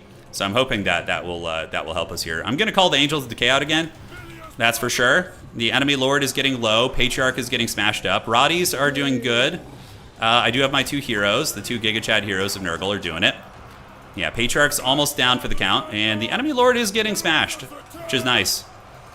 All right, Patriarch is broken leadership. Angels of Decay will be out soon, but I don't know if my leadership's going to hold. That's part of the problem here. The Rot Knights, of course, are doing well, and we do manage to get some Kossars back here. But yeah, the Terror are able to really fold up a lot of our army, which feels terrible. All right, Angels of Decay, let's bring them back out. Oh, this is so hard. The Kislev Blob heals with a character. They have a Patriarch. Yeah, so he's able to heal the boys up, which is very nasty. Let's do a slow, and we're going to go ahead and get you and get the Soul Grinder going after this character, taking down the big dragon. The Lord has returned, and the Rot Knights, unfortunately, are in the trash right now, so it feels bad. Maybe they'll come back. We'll find out. So, Unholy Hand Grenades on the big lady. She's eaten quite a bit, which is good. And Marauders, yeah, Furies back there do get caught. If we can kill the big dragon, God, that Little Grom's damage is obscene. It does so much. Like, one volley just literally chunked all that HP. It's pretty crazy. We did kill the Patriarch. No, he's still alive. Okay, he's still very much alive here. I think we're just dead, though. That like, losing our Lord, it cost us the game. We needed him. We needed his magic. We needed the leadership. We needed a lot of that stuff, and it just wasn't enough. It's a pretty cheesy style from Kislev. Very cheesy. But it's beatable. You just got to play a little bit cleaner. Maybe I should have made more of an investment to shut down the Little Grom, too. All right, so we're going to Unholy Hand Grenade here. We have some Marauder Infantry hanging on the back point. Anything I can call in on the other side? Not really. So I'm just hoping the Angels of Decay can help finish off the Patriarch. Okay, Patriarch is almost dead, but the Frostworm is doing work. A lot of value probably on these things. Yeah, 2,600 is pretty good. All right, so he is beat up. I wonder if like more Death's Head is an option. Like, what do you guys think? Like more Death Head units? Yeah. So Patriarch is running for the hills. So we're gonna juke you over here and run this way. Yeah, there's a couple ways. I could have maybe tried to snipe the Patriarch earlier. It's an option. I'm not really sure though, to be honest. I would need to play that a little bit more. All right, let's get the Marauder Horsemen to come out. We're gonna go see if we can get a lucky snipe on the enemy Lord. Probably not gonna happen. We're looking pretty cooked here. Little Grom does not have a crew. That's one of the things that makes it really hard to shut down. The crew is attached to the single entity. So when you want to kill this artillery piece, you can't just attack it. I mean, you can, but you need to do a little bit more work than that. All right, so you guys coming. Let's get you guys in there to charge into the Winged Lancers. Forsaken can go into those Winged Lancers. Do we have anything here that can actually help? Not really. Yep, just chasing the big dragon into the woods. A couple of those poor Pestigors got wrecked. If you go for like wide infantry style, yeah, I'm almost thinking more of the Air Force dominance could be good. It does seem like maybe there's some teeth for that. Furies, yeah, Furies will be okay here. Not super amazing. I'll fight a little bit longer, but this game's like 99% over, unless my opponent disconnects. But we will keep scrapping for a moment. Yeah, the Winged Lancer's doing some good work as well. Yeah, Death Heads might be the way, though. They might be. 100%. The Little Grom, though, is the big X factor. A lot of, like, I feel like if you don't bring Little Grom, this thing probably has, like, 3K. Yeah, 3K value is pretty gross. It's very, very high. Forsaken get folded up. GG, well played. Good game by him. Really good SE micro.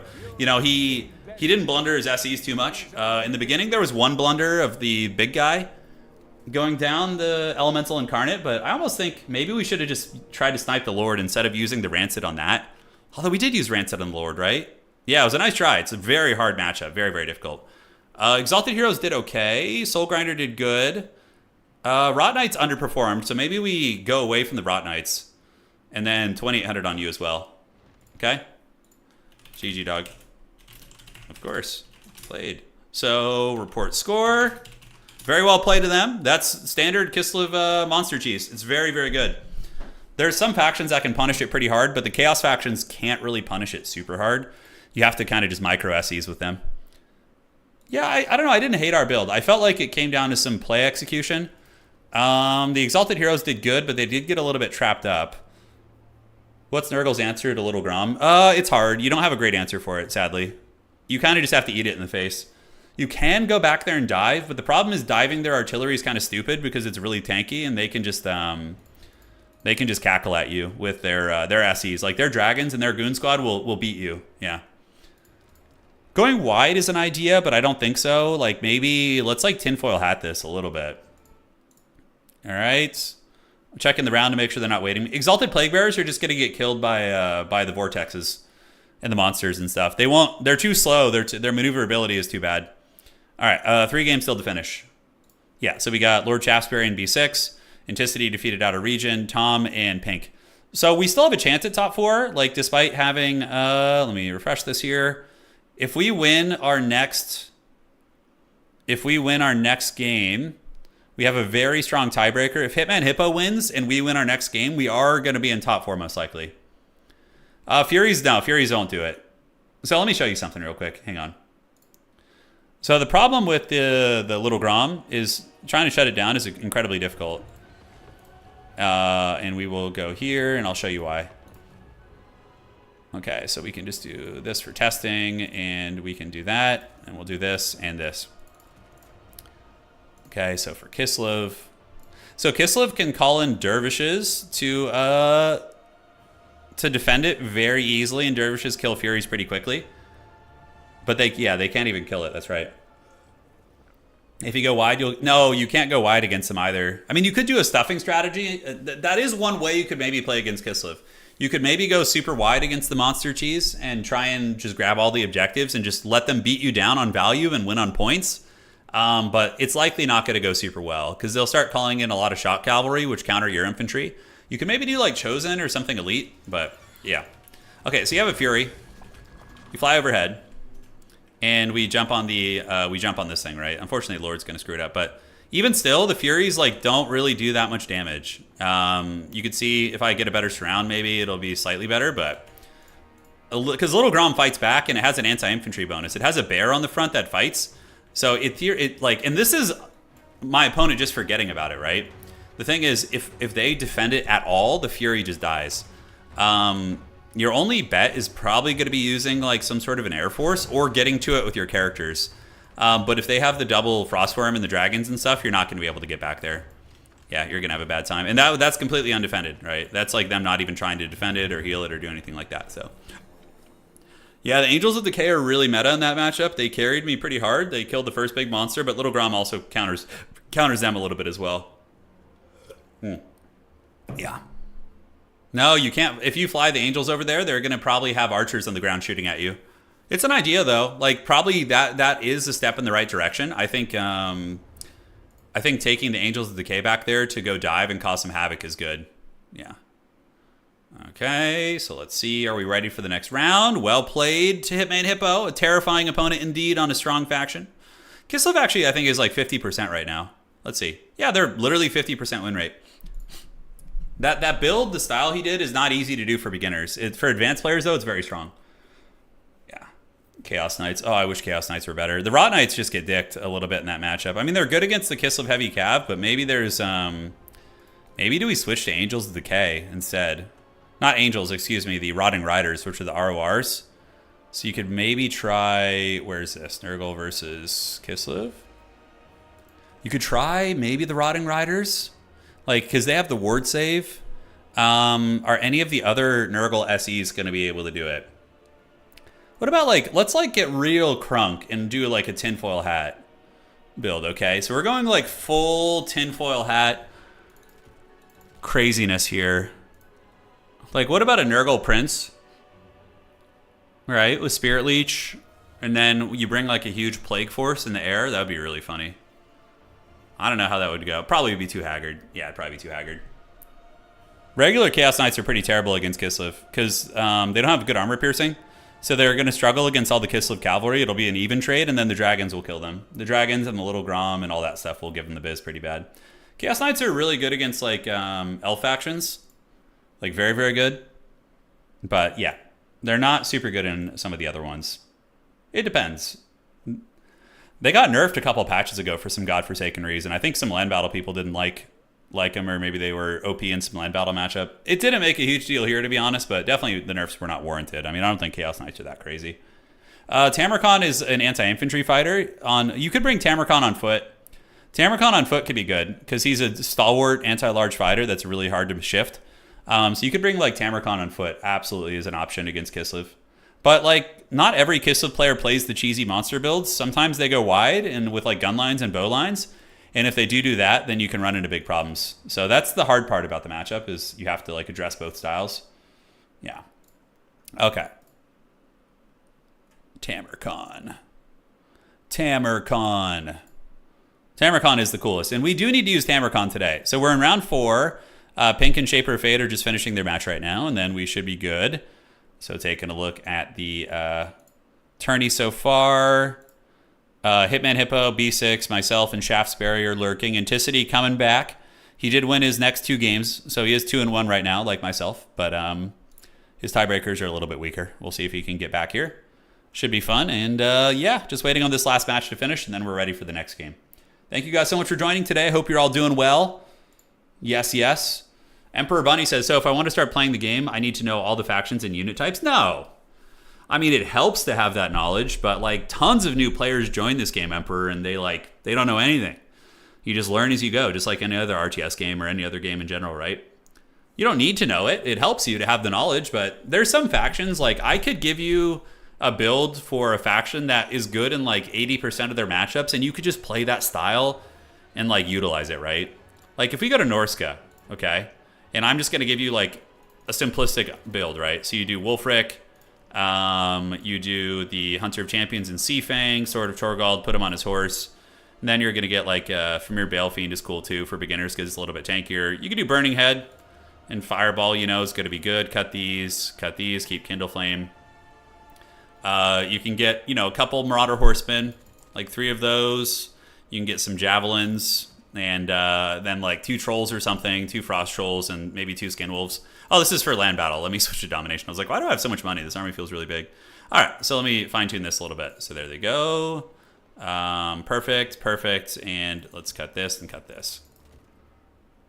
All right, so you could honestly probably use like a build like this in most matchups and be fine.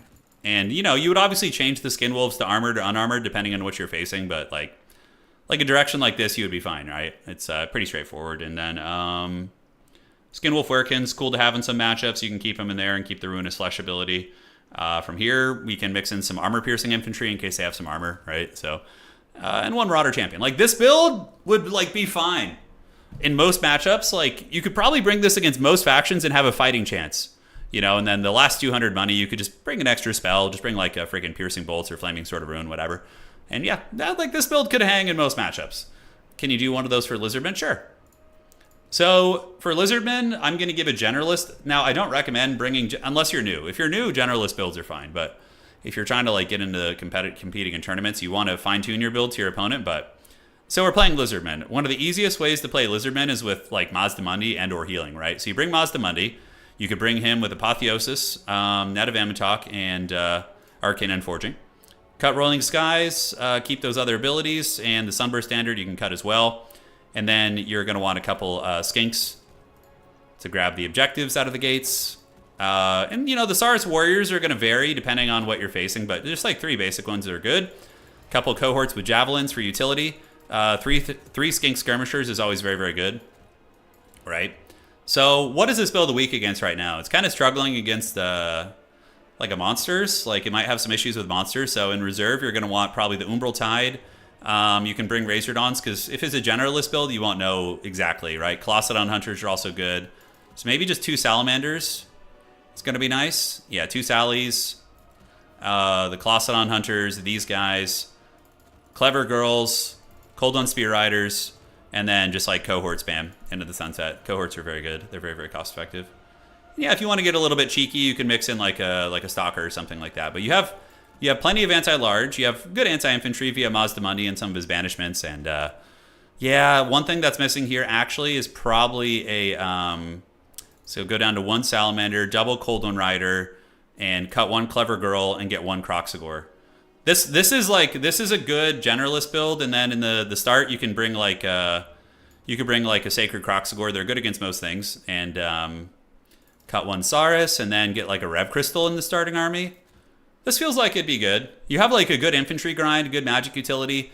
Anti-general, anti-large, anti-infantry is kind of covered. That's what you really want to do when you're building your armies. Is like, obviously having the knowledge of what your opponent's faction is huge, because you could be like, okay, I have this base covered, that base covered, etc., etc. What Saber faction is really good for beginners? Norska is very good for beginners. Like Norska is very simplistic and very strong and dynamic.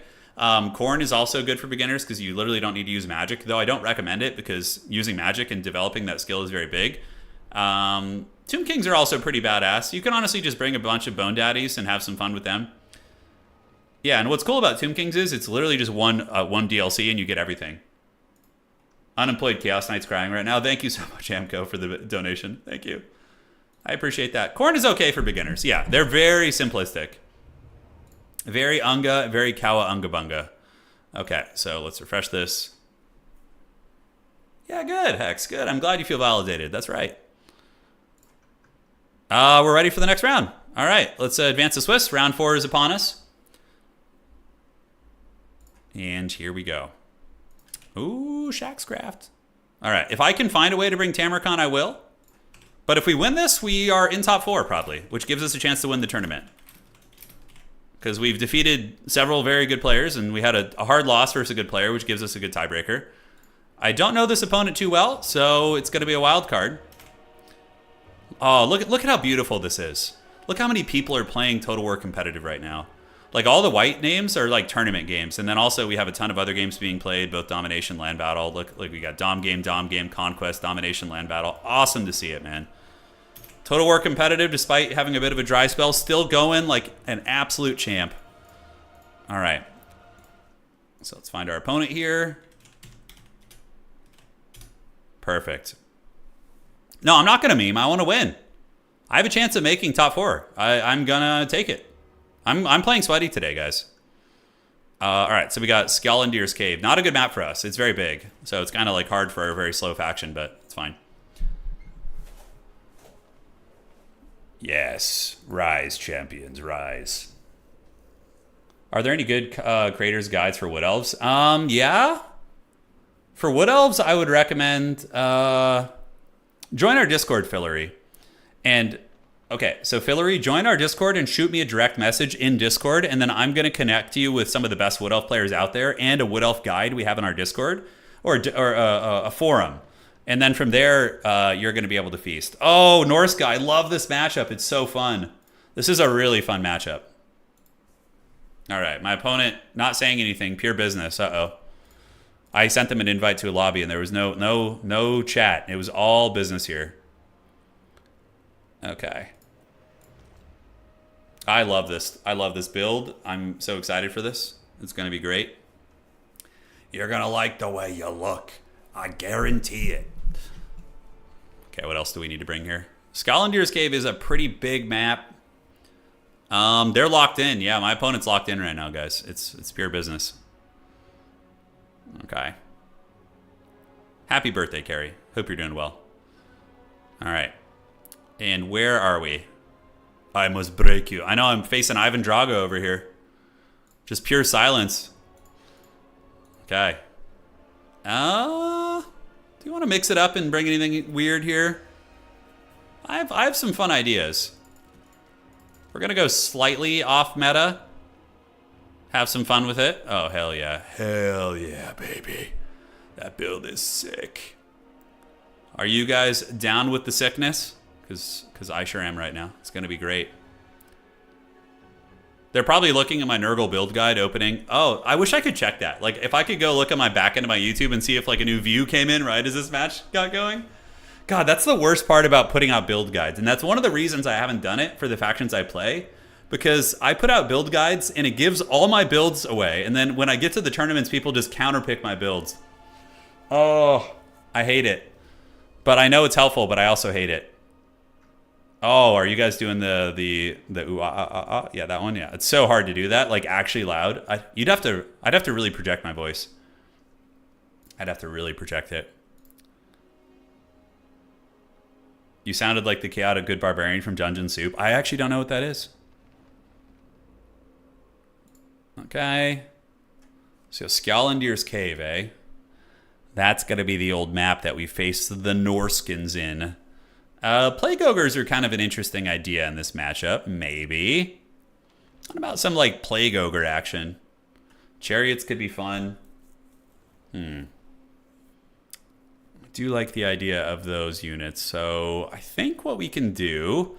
You know, on this map, I'm going to change my build, actually. Because on this map, I think it's too risky to play the way I was playing. So we're gonna go switch it up here and have some fun. So that's going to be you guys... Okay, and then from here, we can go ahead and grab the... What kind of infantry do we have? Yeah, so we'll get one more of you guys.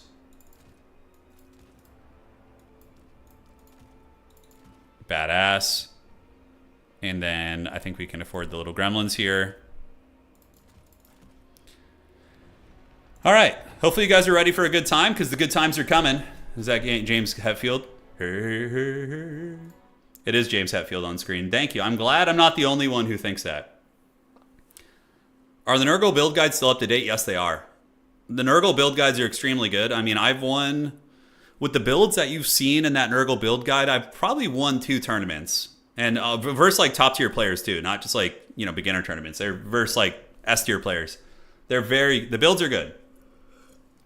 But you're going to need a lot of reps with them. They're still up to date. There's been nothing that has changed. And guys, we have Tamarcon in the thumbnail. How could I not bring Tammy here to party, you know? Pestilent Marauders! Okay. So we're going to get you guys out here. Hell to the yeah. And do you guys see the forbidden sauce that I have in the woods? I know you dirty dogs see it. I know you see it. Okay, so we're going to do that. So we're going to do a little bit of skirmishing here, grab some objectives, and then we're going to move out on the other side. So Tamarcon is actually unironically very competitive against Norska because he's anti-large and is good against most of their characters. He beats Wulfric, he trades evenly with Throg, he can fight mammoths, he's good against skinwolves, good against Famir. He's a beast. Okay, guys, let's get it. Good luck, have fun to my opponent. And, yeah, we're going to see what's cooking. Ah, so we do see the classic Vanguard in my face. So we just run away because the Norskin skirmishers are a bit superior, and it is going to be a Firecaster, the Frost Beast, and yeah, now we just rotate to the middle and grab that one. While using the Noxbringer to put some hurt down on these guys. And hopefully we can skeet on their faces a little bit, we'll see. Alright, so Tamarcon and company can come over here, and we do get a big, oh god, the Noxbringer is so freaking good. It's such a good unit. So Collins here, what are we going to need? Rot Knights are good, absolutely. We're going to kind of continue skirmishing here, and if he comes for me here, I can definitely do some work. Okay, so we're going to get our horsemen, pull back a little bit, and are they throwing axes? They're not. Okay, so we can actually tank this like champions. We're going to be good. So we'll rotate, keep the Noxbringer shooting. Tamarcon and company are coming over there, and oh shit, I forgot to move the infantry. That's actually a huge blunder. I might have just partially thrown.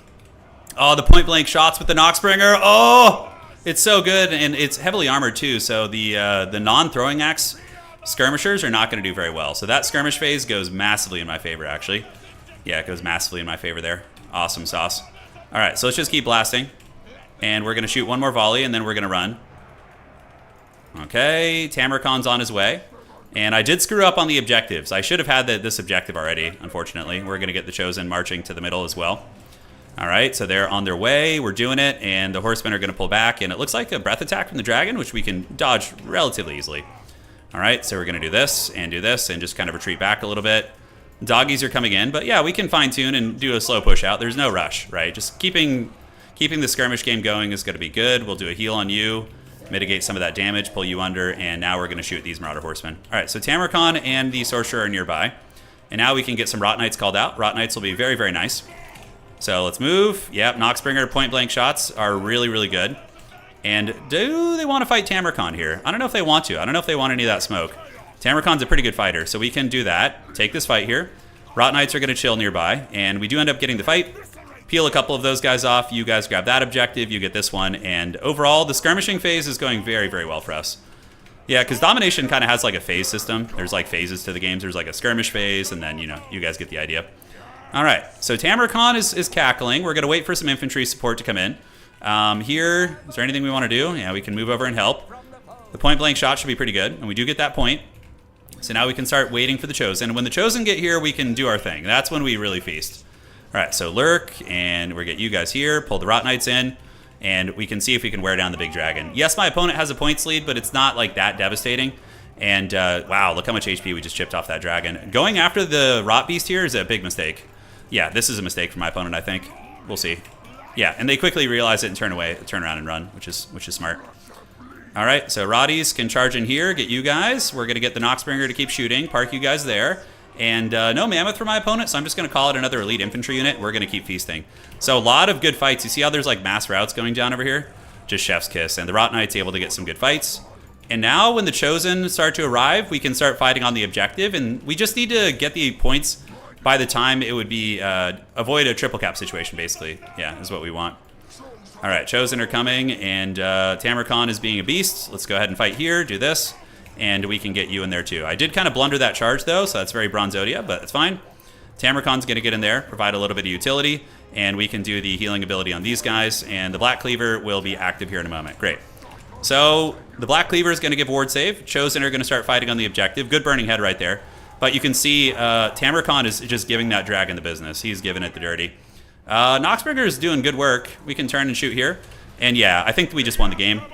Oh, Tamar Chad, he's too thick, dude. He just beat the brakes off that dragon, dude. Let's frickin' go. And we have another Chosen unit coming too. Oh, dude, I love the scary Nurgle voices. They're the coolest thing ever. All right, so let's get some Forsaken coming up. And we do manage to kill the Skinwolves here. And the Plague Father's champion, we're still going strong, baby. We're still in it. Foot Tamarcon's a beast, dude. He's really good. Yeah, the healing is nice. The Noxbringer is like a great counter against a lot of these things. My opponent going to be trying to win on objectives probably. We're going to save ammo now and just park here. And yeah, this game's probably not looking good for my opponent unless they steal the objective here, which they do. Okay. So they managed to steal that objective. We're going to steal this one. And it's only a matter of time before we get up and get these points. We're going to get some Forsaken over there. And remember, we do have Chosen out here too, so we're going to get some Nurglings. Get them to this point here. Yeah, Chosen hopefully just win that fight and we get the middle here. So we just need to get the 2 objectives before it becomes a triple cap, and then we're cooking. Then we're basically we just win. My opponent is going for the back objective there, and this one is flipping very, very quickly. So we're going to park here, get you Rot Knights behind them, and get a big rear charge right there, and then we can go over here, do a little bit of a slow to mitigate the speed, and call in another Nurgling here. All right. So they're going. Forsaken are on their way over, and you guys can charge into the back of the formation with Tamarcon. Sorcerer can chill, and we're going to get the other Chosen unit there. Great. So this objective is going to flip, which feels bad. But we do manage to get the middle during all that, which is nice. And Tamarcon is doing it. So my only way my opponent wins is just ratting between objectives, probably. We're going to get the Noxbringer over here. And yeah, hopefully it gets away from these guys. Although, do we have any units we can call in to help? Yeah, we can get you back there. Cool. All right, so we're going to park these guys on the objective. We're going to start using their throwing weapons. So let's get you guys bonking. And we could rotate to the other side, but I need to keep my bearings. Firstly, we're going to continue to try and fully fold these Marauder champions off this middle point here. So that's going to be the game plan. And we can call in the Battletoads now. So we're going to get the Battletoads, fight those Condom Wolves. And yeah, now the capture weight is going to start coming back to us. Slowly but surely. Let's get the Forsaken over there and get these Nurglings coming. And then we need to probably detach a Chosen unit to come over and help. Although I could rotate over there. But this is why I said this map is not good for Nurgle. Is because this you can get Benny Hilled around the points pretty hard. All right, so let's do that. Get a Chosen unit coming over there. We're getting the good throwing weapon support. We do still have the Chosen fighting on the point pretty hard. The Forsaken have also arrived. So let's do this. And the Rot Knights able to clear shit off, which is good. So let's get the Rot Knights over there to help too. And we just leave one Chosen unit here with Tamarcon and the Sorcerer, and they should be able to get that. We'll see. Okay, so being hunted a little bit, and the Battletoads in the back have been able to win their respective fight. Let's retreat these horsemen away. They might get run down, but it's okay. We are chewing down a lot of these units. And here, my opponent probably going to do a rotate at some point. We'll have to see. Let's call a Forsaken unit out, and we're going to do it. Okay. So the Chosen and the Forsaken will eventually get this for us. We're going to call in the Rot Knights and these Chosen. My opponent is still calling in units. This is a big part of domination mode, is seeing where they're calling in their units. It's like scouting, basically, in other RTS games. But yeah, we're going to do this. Slow you guys down, run this way. And then the Soul Grinder and the Battletoads have done pretty well. As a matter of fact, we could take them for a triple cap, but I think that's kind of... We might actually need to start working on that. I don't know. We're going to go over here. I think we've got this side on lock. Between the Chosen and the Rot Knights there now, I think we're okay. Yeah, Chosen are going to get there. And what else do we have? Angels of Decay? Maybe? I don't know. We'll see. So Noxbringer's there. My opponent is cackling here pretty good. We can start rotating this way. I think we might be forced into a triple cap situation, so we need to play that way just to be safe. Let's get you guys up here. And are we winning this fight? The Manticore there is a bit of a problem, isn't it? Yeah, it kind of is. So we could be in some trouble there. Tamarcon could go over here and deal with this, or try to deal with this. And now we're going to try and bull rush this objective and see what we can do. The Dragon's very low. We're going to reinforce with some Forsaken here, so get those Forsaken running up to the middle to make sure we don't lose that shit. And now the Chosen have arrived. So we have two very elite units, which is going to be tough. Hopefully they'll be able to grind it out. You know, the objective is coming into our favor. There is that. And we might need a triple cap. So I have to start playing like it is going to be a triple cap situation. So we're going to Rancid Visitations that Dragon. That should straight up just kill it. And my opponent is going over there to address that. Tamarcon's going to run over here just in case.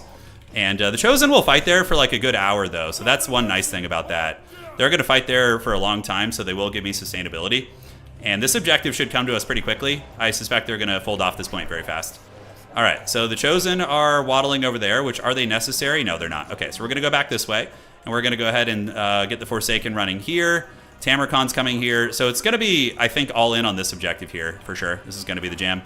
So let's get the Battletoads here. We still have a 69 of those elites fighting. And on this side, is it rotating yet? Not yet, but it will in a moment. So we just need to get up on the point. And that one's going to go to us. And then let's get the Blisterback Nurglings, get them in here too. Rot Knight's doing good. They're doing good. Let's get them on the Condomolves here. That's going to be very big. So let's rotate. Tamarcon's going to go get on top of Wolfric and use the Black Cleaver to support the boys. Chosen are going to anchor the middle down. And we have time. It's not super urgent, but we are well ahead on value. But, you know, games like this can flip on the, you know, very, very quickly if you're not careful. All right, so you guys fight. Hopefully he takes down the Manticore. We do have the Forsaken coming in to help and the Nurglings. My opponent calling in pressure on the middle, which is smart. And on this side, are we going to get this? I think we do. I think we just bully these guys down with just sheer numbers. Okay, reinforcements coming in. We can slow you guys down, which is going to be good. We're going to need some horsemen most likely. Are we going to win this fight? Yeah, Tamarcon's beating the Manticore. Forsaken should get there, and we have 2 units there that can move in. So where do we need the frickin'... yeah, these are Mistwalkers. Okay, so they're a little bit scary. We're going to need some frickin' throwing axes to deal with them. Yeah, this is getting very cagey, this game. It's getting very cagey. Tamarcon defeating the Manticore, though, is pretty sweet. Let's get you guys in there. Manticore defeated, and now we're going to hopefully be able to just roll over this objective and get it. On the middle, could lose it. Chosen will hold for a minute, but they are going to get swarmed. I need to get the outside objective, 100%, and we're going to have to just keep fighting.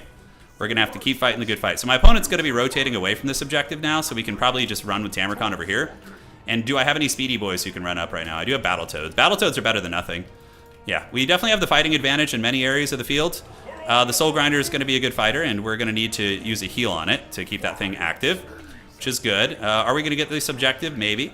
Tamarcon rotating to the middle, and this objective goes to us, so then we can pull the Forsaken over there too, and do it. Do it. Yeah, we're having to play for the triple cap, though, 100%.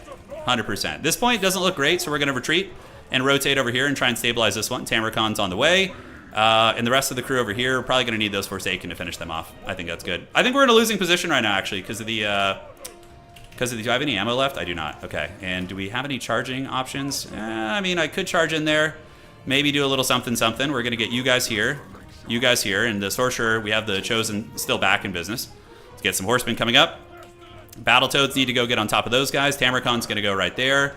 And we do start to wrestle this objective a little bit. Yeah, we're making some progress. It's ugly, but it's happening.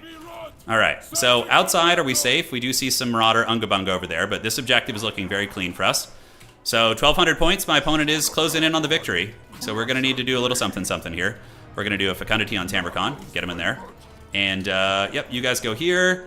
How's the Nox Beast doing? The Mistwalkers are getting very smashed up, but so too is my dude. And we're going to do a Rancid Visitations to try and just nail these things down, I think. Yeah, I think that's got to be the play. Okay, so the capture weight's going. On the middle, Tamarcon is fighting hard. He is knocking down the Condomoles. We're going to use the Black Cleaver and keep throwing here. We're looking fine here. Forsaken can probably rotate over this way now. We're going to need to just call in infantry on every front, and we just gotta pray to the Dark Gods that some of these fights go in our favor. That's basically that. All right, Sorcerer, rotate to the middle. Oh, yeah. Well, this is what I was telling you guys. This normally, like, if this was a small map, we would have won this easily. But on this map, it's much harder because it's so big and he's much faster than me. So it becomes like a very Benny Hill thing. Yeah, which is smart. He's playing it correctly. All right, so those are the Beasts of Tashnar. And we needed to get it to a double cap situation sooner, so maybe I shouldn't have done that. I feel like I might have gotten a little bit crazy on the capping. Yeah, we got 2 Nurglings chilling over here. They should beat those Marauders. That's good for us. And you guys pull back, move through here. Tamarcon keeps bashing. Let's get you guys this way. Yeah, this is absolutely a triple cap situation at this point, though. Absolutely. I have no Nurglings to call in here either, which feels bad. So they gotta... I'm paying 1,200 for a Forsaken. That's how desperate we are. Okay, so Forsaken and company go here. I think we're just cooked. I don't think we have time. Nurgle's too slow for this like big style. I needed to play more of a mobility build. Actually, unironically, Chaos Knights would have been like an S tier unit here. They would have been very good. All right, so let's pile in, get on these guys, get you guys here. Marauders are going to be fighting for the outside point, and we got Forsaken coming there too. But yeah, so I have to get this middle point pretty quick here. I could rear charge in the back of the Beast of Tashnar. Yeah, with some Forsaken maybe. Tamarcon and company doing work. My opponent reinforcing out there, which is a good idea. The Mistwalkers will probably be able to close that. Yeah, no, Nurgle does not like to move very much, that's for sure. You can play mobile builds, but I should have played a more mobile build. I didn't do enough mobility here, so we end up taking the L. Well played, though. Very good game. A great set of matches today. Every game was close and contested and very, very fun. All right, so let's move up, get on the point here, get you guys over there. We got 11 Forsaken. Hey, every hand on deck matters, right? We would win this middle fight eventually with Tamarcon, but it's going to take a while. GG, great game. Very well played. All right, so let's say GG. GG, well played. Gluck in top 4. Okay, so we have Norska in top 4. Let's see who else is going to make it. Sounds good. Anticity saying they're having some crashing issues. Let me know. Cardio took Nurgle down in the end. It's just like real life. My cardio is pretty terrible right now, so I can relate. Hey, Pick, thank you so much for subscribing on Twitch. Greatly appreciate it. Hopefully you guys enjoyed this. Good games. We were definitely a contender today, but we didn't quite make it. Tamarcon was great. I liked him. The Chosen were pretty good. Soul Grinder did nice. The early value trading massively favored us. But there was a point in the game when I stopped paying attention to my back objective and he captured it, and then that's when we lost. That's what cost us the game. If we never lose that, I'm pretty sure it's a pretty smooth win. We just secure that, secure the middle, and defend those two, and then it's GG. Yeah, big blunder, and that was me not scouting. That's basically the equivalent for anybody coming from Warcraft 3 or other games of you not scouting. Yeah. I just didn't see that he was pressuring that. I was watching the middle so ferociously, and I could have just easily called in a Nurgling or Forsaken or something. Yeah, so totally winnable, but we kind of threw it, and he played very well too. So well played, the Shack. Let's go to the top 4 now and see how we're looking as the cards develop. So a little bit of adminning to go down here. Yeah, okay, we're almost there. Top 4 is looking to be B6, Hitman Hippo. Anticity, I think his tiebreaker might not be strong enough. So I think Anticity may join me in the pits. Can you explain the mechanics of point? Yeah, so basically when you unsummon a unit in domination mode, you get a refund based on its existing HP. So if it's at full health, you get I think a half refund or something. Yeah, so that was designed so if you accidentally summon something, you can... But it's unintentionally powerful because it doesn't include ammunition, which is something I would like to see Creative Assembly change.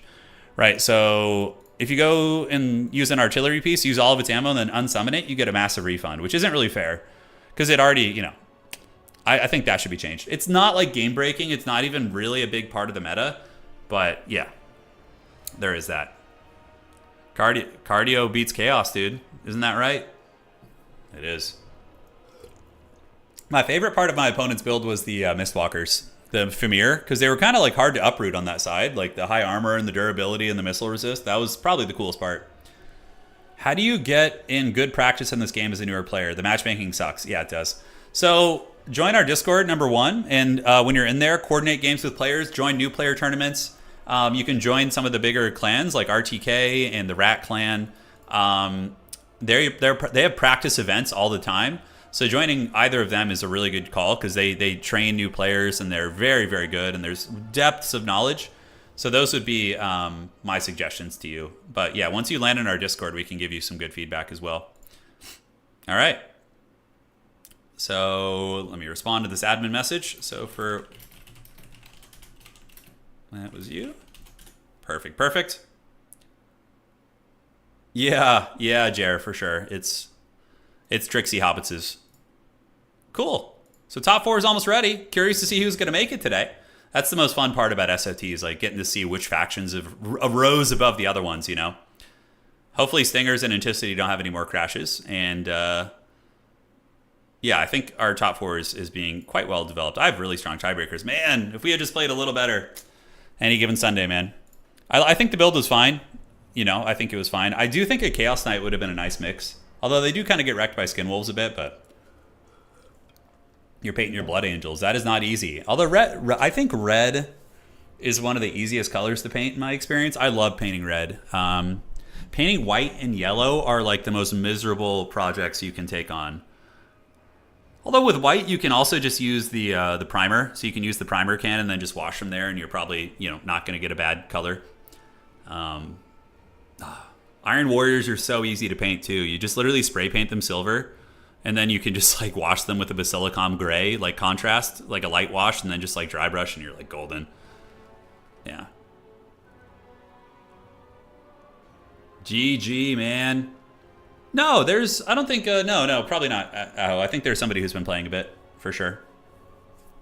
That was not, the build was very meta that they used, with the exception of the Famir. Everything was pretty meta except the Famir, yeah. Like the Frostworm, Wolfric, Burning Head, all extremely meta. Yeah, very strong too. Yeah, Norska's a great faction. Norska's a great faction. And, you know, I suspect they're going to get some love one of these days. They're pretty outdated. Like Norska hasn't gotten an update in like 7 years, but they're still like a top faction. They're very good. You're doing skin detailing. That's actually your favorite thing to paint. Oh man, that's suffering. Oh, by the way, yeah. So we just we have a lot of new people here since earlier. I'll show you guys my Tomb King's army. I showed it earlier on stream, but we'll do it again while we have some downtime here. So here's the army. So there's the Casket of Souls, which are very good in tabletop. There's the Tomb King.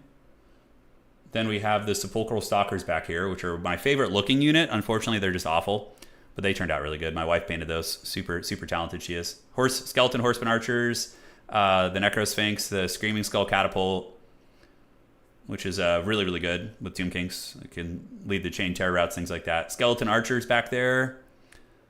And yeah, a couple ranks of just Skeleton Spearmen, which are the Spearmen are the best. If you're playing Tomb Kings, just build the Spearmen. Lich Priests, we got 2 Lich Priests right there. I usually use at least a couple. And then, of course, we do have the big Bone Dragon, so that's going to be the Bone Daddy. That is the Necrolith Bone Dragon being rode by a Lich Priest. Yeah, he looks really good. My wife painted that one. She's so talented. It's crazy. 2 Tomb Scorpions. I haven't done their bases yet. I just got them painted up recently. So, and then 6 Ushapti Grapos are the rest of the army there. So, yeah, I'll record some videos of the other armies too. That's the Tomb King's horse. They're lurking there. They're lurking. I'll put up a video of all of them too. I just set up the garage to actually get some decent angles on them. So yeah, the Necro Sphinx is great. Anna made it look like it was coming out of a dust storm, which is really cool. So like it looks like sand is like blowing off it in tabletop. Yeah, really fun stuff. Tomb Kings are very strong in tabletop. They're one of the best factions in the game. Play your tabletop army in Total War Warhammer 3. Yeah, I think I could do all right, Oshu. Yeah. Tomb Kings are great, but they're not my main army. The Empire is my main army. That's who I play in tabletop at like tournaments. And Chaos Dwarves I've had the most success though in tournaments with. Yeah, I've won 2 tabletop tournaments with Chaos Dwarves. I won 1 with Empire, and I don't know if I've won one with Tomb Kings yet. I don't think I have. No, yeah, I think I did actually. I won one with Tomb Kings. But it was a very small tournament, that one. But the Empire is definitely the weakest. Their tabletop army is so haggard. It's basically all in on like, can your cannons carry you and can your artillery carry you? And if you miss your shots, then you just kind of lose the game. It's your first time painting, still getting the hang of it. Well, if you have any questions, Patrick, let me know. I'm not the best painter, but I'm good at the basics. Yeah. Ah, Oshu, it's possible. Yeah, I own almost the entire roster for Tomb King, so like I have all the competitive units. Like if you were to look at the competitive Tomb King's units in Warhammer 3, let me show you guys. Oh god, my mouse is freaking out here. Hold on. Okay. So the staples of Tomb King's competitive are the Ushabti Great Bows, the Sepulchral Stalkers, probably the regular Ushabti, Skeleton Horsemen, Nehekar Horsemen, these guys, chaff units, and like these are the core units on the roster that you're going to see in like 90% of builds. Like this is your infantry core, this is your mobility core, this is your anti-infantry, this is your anti-monster, this is like anti-cav, and this is anti-large. Like this. Oh, and also, how could I forget the Camarine War Sphinx? These are the staples of the Tomb Kings. That would actually be kind of a fun video series. We could like go through and talk about like the staples for every faction that you're going to use in competitive. Yeah. I could go... Yeah, the Chaos Dwarves are fun. I love... Painting Chaos Dwarves has probably been my favorite, though. They're really easy to paint, and they're very rewarding when they're done. Like a really bright kind of crimson red. Looks freaking awesome, man.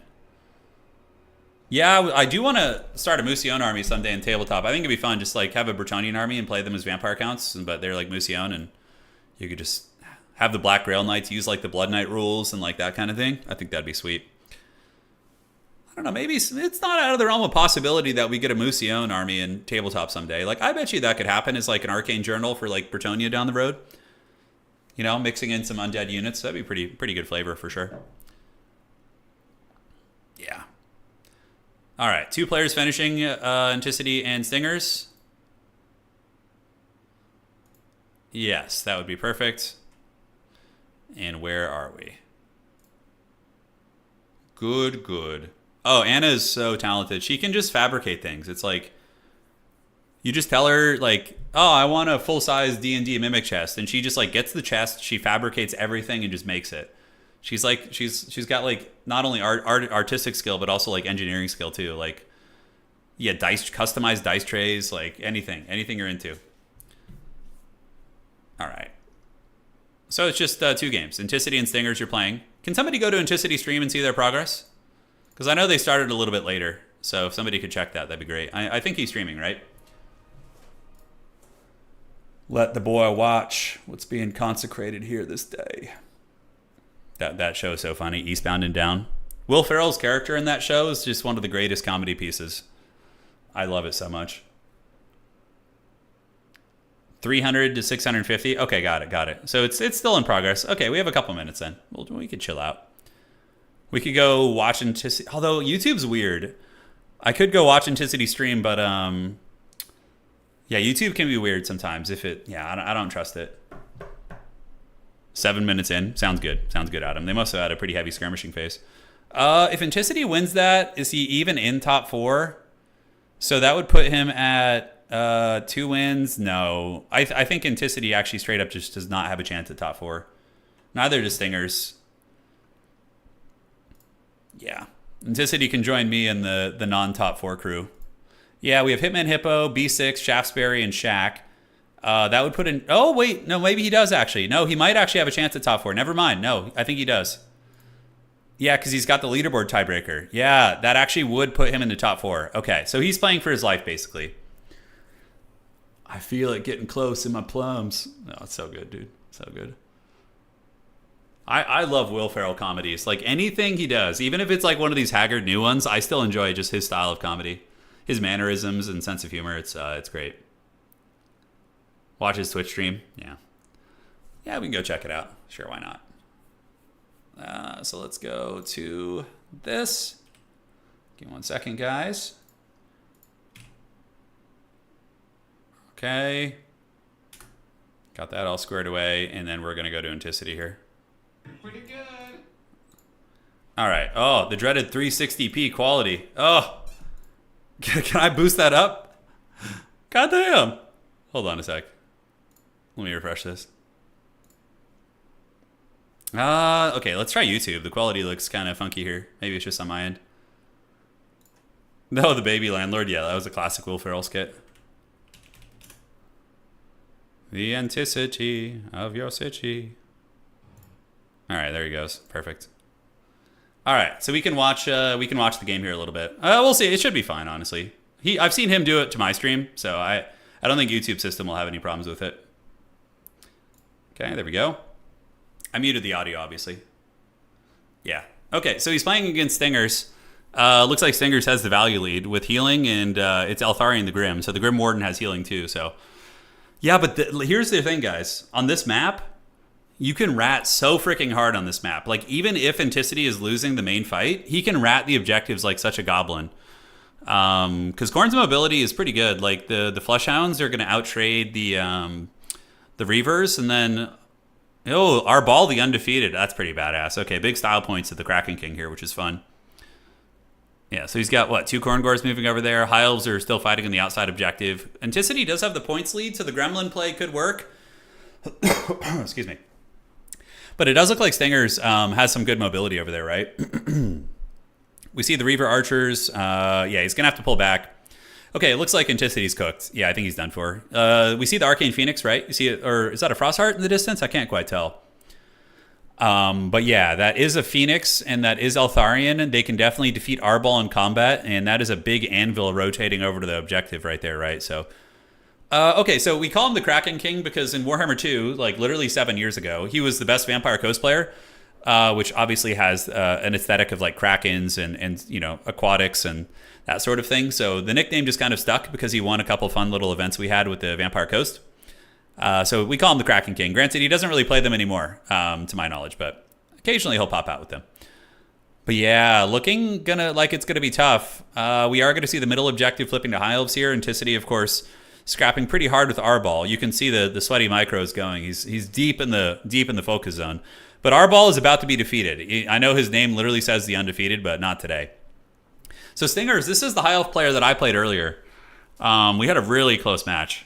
Apparently in the game we played, he forgot one of his units in the corner for a long time, and that's why the end went better for me, so I didn't notice that even. What could Anticity possibly do here? Maybe calling out the Skull Crushers would be your best bet, because they're anti-large. Yeah, that's exactly what he's going to be doing. So he's going to call them out, move up, and maybe try and stabilize Arbol. If Arbol can go Super Saiyan and channel the Blood God's Fury, maybe. But now the High Elves have actually passed him in points, right? So we do see him behind. Arbol, though, is a Chad, and it looks like there is a second Phoenix coming in, and Arbol actually is killed. So that's going to be GG, well played. Yeah, fun match there, guys. Fun little game. We got to catch the tail end of that. Shout out to our boy Anticity. He's going to be joining me in the pits with the 2-2 record. Just goes to show, even the best player in the world, you know, can have their days. Anticity's so freaking good, though. He can make any faction work. Like, if he plays Khorne a couple more tournaments, he's going to be crushing people. All right. So, let's refresh this. Stingers needs to report the score, and then we're good to go. Vampire Coast isn't terrible. They have like a 50% win rate, 48%. I mean, they're totally playable. They're a little bit harder to play, but yeah, they get the job done. All right. And refresh that. Let me tell Stingers to report score. Okay, there they go. All right, perfection. So just waiting for this, and then we're going to have our top 4. Looks like Stingers might actually make top 4. What's his tiebreaker looking like? No, his tiebreaker's too weak, I think. Maybe he gets up to 9. We'll have to see. Okay, so refreshing. Scores reported. And ladies and gentlemen, thank you all for joining. Well played to all of our opponents today. We had some mighty foes. Certainly defeated us at points. And we are going to be going on to top 4. So top 4 is going to be Hitman Hippo, B6, Lord Shaftesbury, and Norska. So the Norskan player just barely made it in. So hopefully they, hopefully the person who defeated us takes the dub. We'll have to see. But let's advance to top 4. The weakest in the meta? Ooh, I don't know. It's hard to say. Honestly, even Cathay can win. Anticity figured out how to win with Cathay. That's for damn sure. He was crushing it. Okay, so we have Lord Shaftesbury versus... Yeah, okay, I think we're good. So top 4. Top 4. Top 4 time. And what is going to be cooking here? So we have Lord Shaftesbury versus Shaq. And then the other matchup is going to be B6 versus Hitman Hippo. versus Hitman Hippo. So Hitman Hippo is probably going to do the Kislevite Monster Cheese, so we'll probably watch the other game. I mean, it's fun to watch occasionally, but, you know, I think, yeah, we'll watch the Lord Shaftesbury game. Lord Shaftesbury. Lobby code, please. All right. So we're going to get the lobby code here, and we're going to go find our match. And, yeah, well played to everybody who played today. Now we're moving on to the top 4. And we just need to find it. Okay, so where are they? Is it in here? I don't know yet. We'll find out in a second. And then that's going to be Shaxcraft. Lobby code, please. And there we are. All right. Awesome sauce. Yeah, dude, the Anticity Cathay was terrifying. I was like, God damn, that's hard to beat. Okay, I guess we're doing Nurgle, so we'll do the Nurgle background here, the Thrones of Decay. I think that's the only one Nurgle has. Yeah, you don't have it. Warhammer 2, we didn't have all the defined chaos stuff. Not quite. The Nurgle one's really good. It has like this, you know, the Tristram theme from Diablo? Like, that's what I imagine playing with this, like, in the backdrop. It's very, very good. Okay, so we got the lobby code from these champions. There we go. And top 4 time. So we're going to see who's going to win today's SFT. Chateau de Shaftesbury. Okay, spec slot. We need a spec slot here. Slot, please. In their lobby. Okay, so they'll set up a spectator slot for us, and then we should be cooking. Yeah, it's been fun, man. So how many folks do we have here in chat who are a little bit new to multiplayer, maybe getting into the scene a little bit? We have any future champions hanging out here in chat? Excited for the future, you know? Definitely hyped to see what's to come. Hopefully we get some cool stuff on the Skulls event tomorrow. Does anybody know what time the Skulls event starts? Like what time they're going to start going over everything? Oh, Lizardman versus Norska. That's a fun matchup. You get the monster hunters versus, you know, sort of monsters. I mean, they get big dinosaurs and shit. You're looking into it, 146? Cool, man. Love to see it. Love to see it. Love to see it. Yeah, Harmony's a very strong mechanic. It's scary, but I'll try it eventually. No worries. We'll have a beginner day. I don't know when. Maybe we'll do a stream where we just teach beginners or something. Oh, got a switch so his opponent doesn't see his army, but here we are. So Shaxcraft, the Norscan player who defeated us, versus Lord Shaftesbury. And yeah, it's going to be these two lads. So you played Shogun 2 multiplayer, but this seems much more... Yeah, this is a lot harder than Shogun 2 multiplayer. Because in Shogun, you have a micro check and you have a knowledge check that isn't that hard. Because it's very easy to learn all the units in Shogun very quickly, but here you have to learn spells, units, 24 rosters worth of units. There is some overlap, right? Like Spearmen aren't not that different on, you know, various rosters. But yeah, it's a lot. The knowledge check is the hardest part about getting into Total War competitive. 100%. Yeah. Thinking of trying multiplayer again, but matchmaking is brutal. Yeah, matchmaking kind of sucks, honestly, in this game. It's the biggest issue. I don't think it's going to ever be fixed in this rendition of the game. But, yeah. I have suggested to Creative Assembly, I'm like, look, if you guys don't give us dedicated servers in the future, if you could at least give us access to bringing our own servers. So I would pay for servers in Europe and the United States where we could host our events and host games and things like that. That would be sweet. Because then we could even make our own ladder with that, right?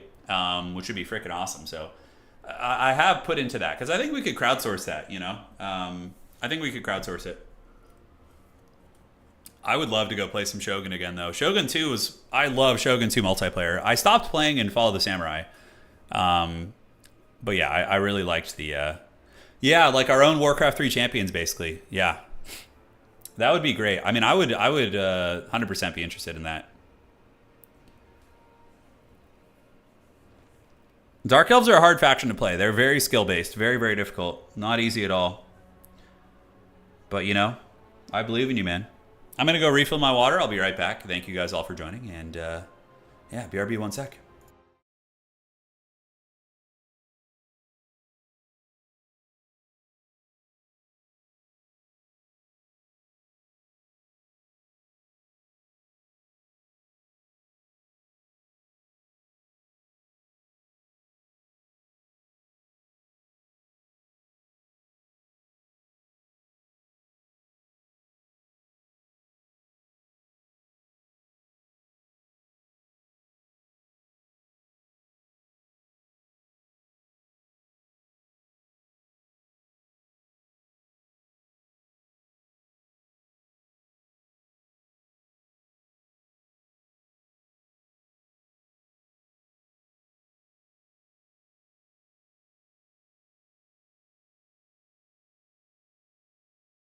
All right, guys, I'm back. Hope you're all doing well. Let's freaking get it. And looks like Norska is ready.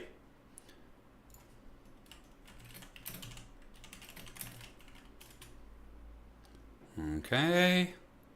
Perfect. No admin stuff. All is smooth in the realm. Shades are good in some matchups, actually. I love Shades against Dwarves because they can creep up on Dwarven positions and provide a ton of armor piercing. It really depends, of course. How's the Warcraft 3 tournament going? Is Pwn dominating? No. Pwn did not make the cut for the top 8. I was very sad about that. But we have our top 8. Currently, I'm scheduling with the players. So we had a beginner event in our Discord where the players had 2.5 weeks to train on Warcraft 3 champions. At the end of those 2.5 weeks, whoever had the top 8 elo got invited to an invitational event. So from there, now I'm scheduling with the players, trying to see what days they're free, all that sort of good stuff. So once I have that zeroed in, I'll let you guys know. It'll be very, very fun. All right, awesome sauce. 1, 2, 3, yeah, so we just got to wait and see when some of these folks wake up and we go from there. It looks like it's going to be the first or second week of June, though. Tentatively, probably like June 6th or 7th, that Saturday, whatever that is. Anyone played the Strategos demo on Steam? Sadly, no multiplayer. Yeah. Wait, you lost me at no multiplayer. I mean, there are some single-player games. I've been enjoying Darfall, actually, that survival game. It's been pretty fun. It's been good. Yeah, good times. Pwn was sabotaged. Grubby kept sniping him to keep him out of the tournament. That would be so funny. Grubby seeking vengeance for the Dune Spice Wars game, just coming out for blood and just taking out Professor Pwn. Yeah. Dude, oh my god, you guys want to see something funny? Let me show you guys some shit. You know how hard I've been grinding with Undead to get 1600? Right? You know how hard I've been grinding? You guys want to see my current elo with human?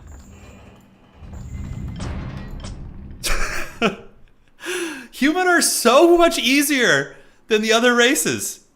You know, I mean, sure, I'm mostly still in my placement matches, but I've been beating 1600 players. I've been beating 16. I even almost beat a 1700 the other day. Yeah, we're only 4 and 2, but we're 4 and 2. Yeah. Granted, I'm still newbie, and we're gonna drop, okay, but we're gonna drop down. But like, this is our current elo right now, which is hilarious. Yeah. Freaking human are so much easier to play, dude. So there was a guy I was like struggling to beat with my undead, and I just like played him with human last night, and yeah. No, I don't play Pally Rifle, no. I do expansion and turtling and like that kind of thing, yeah. I love Warcraft 3. I'm so addicted to it, man. It's so much fun. No, I don't like to play overpowered strategies. Yeah, Lobatomir, of course. Is Strasbourg all good? I think they're on the wrong map. Let me double check this, because the map does matter a lot. So the map for top 4 is going to be Eastern Isle Colony. Okay, let me tell this Norskin player. Wrong map. Eastern Isle. Wrong map. Eastern Isle. Alright, I told both players, hopefully they fix that. Because they are on the wrong map. So they'll need to redo their builds and all that good stuff. Alright. Humans are more... Yeah.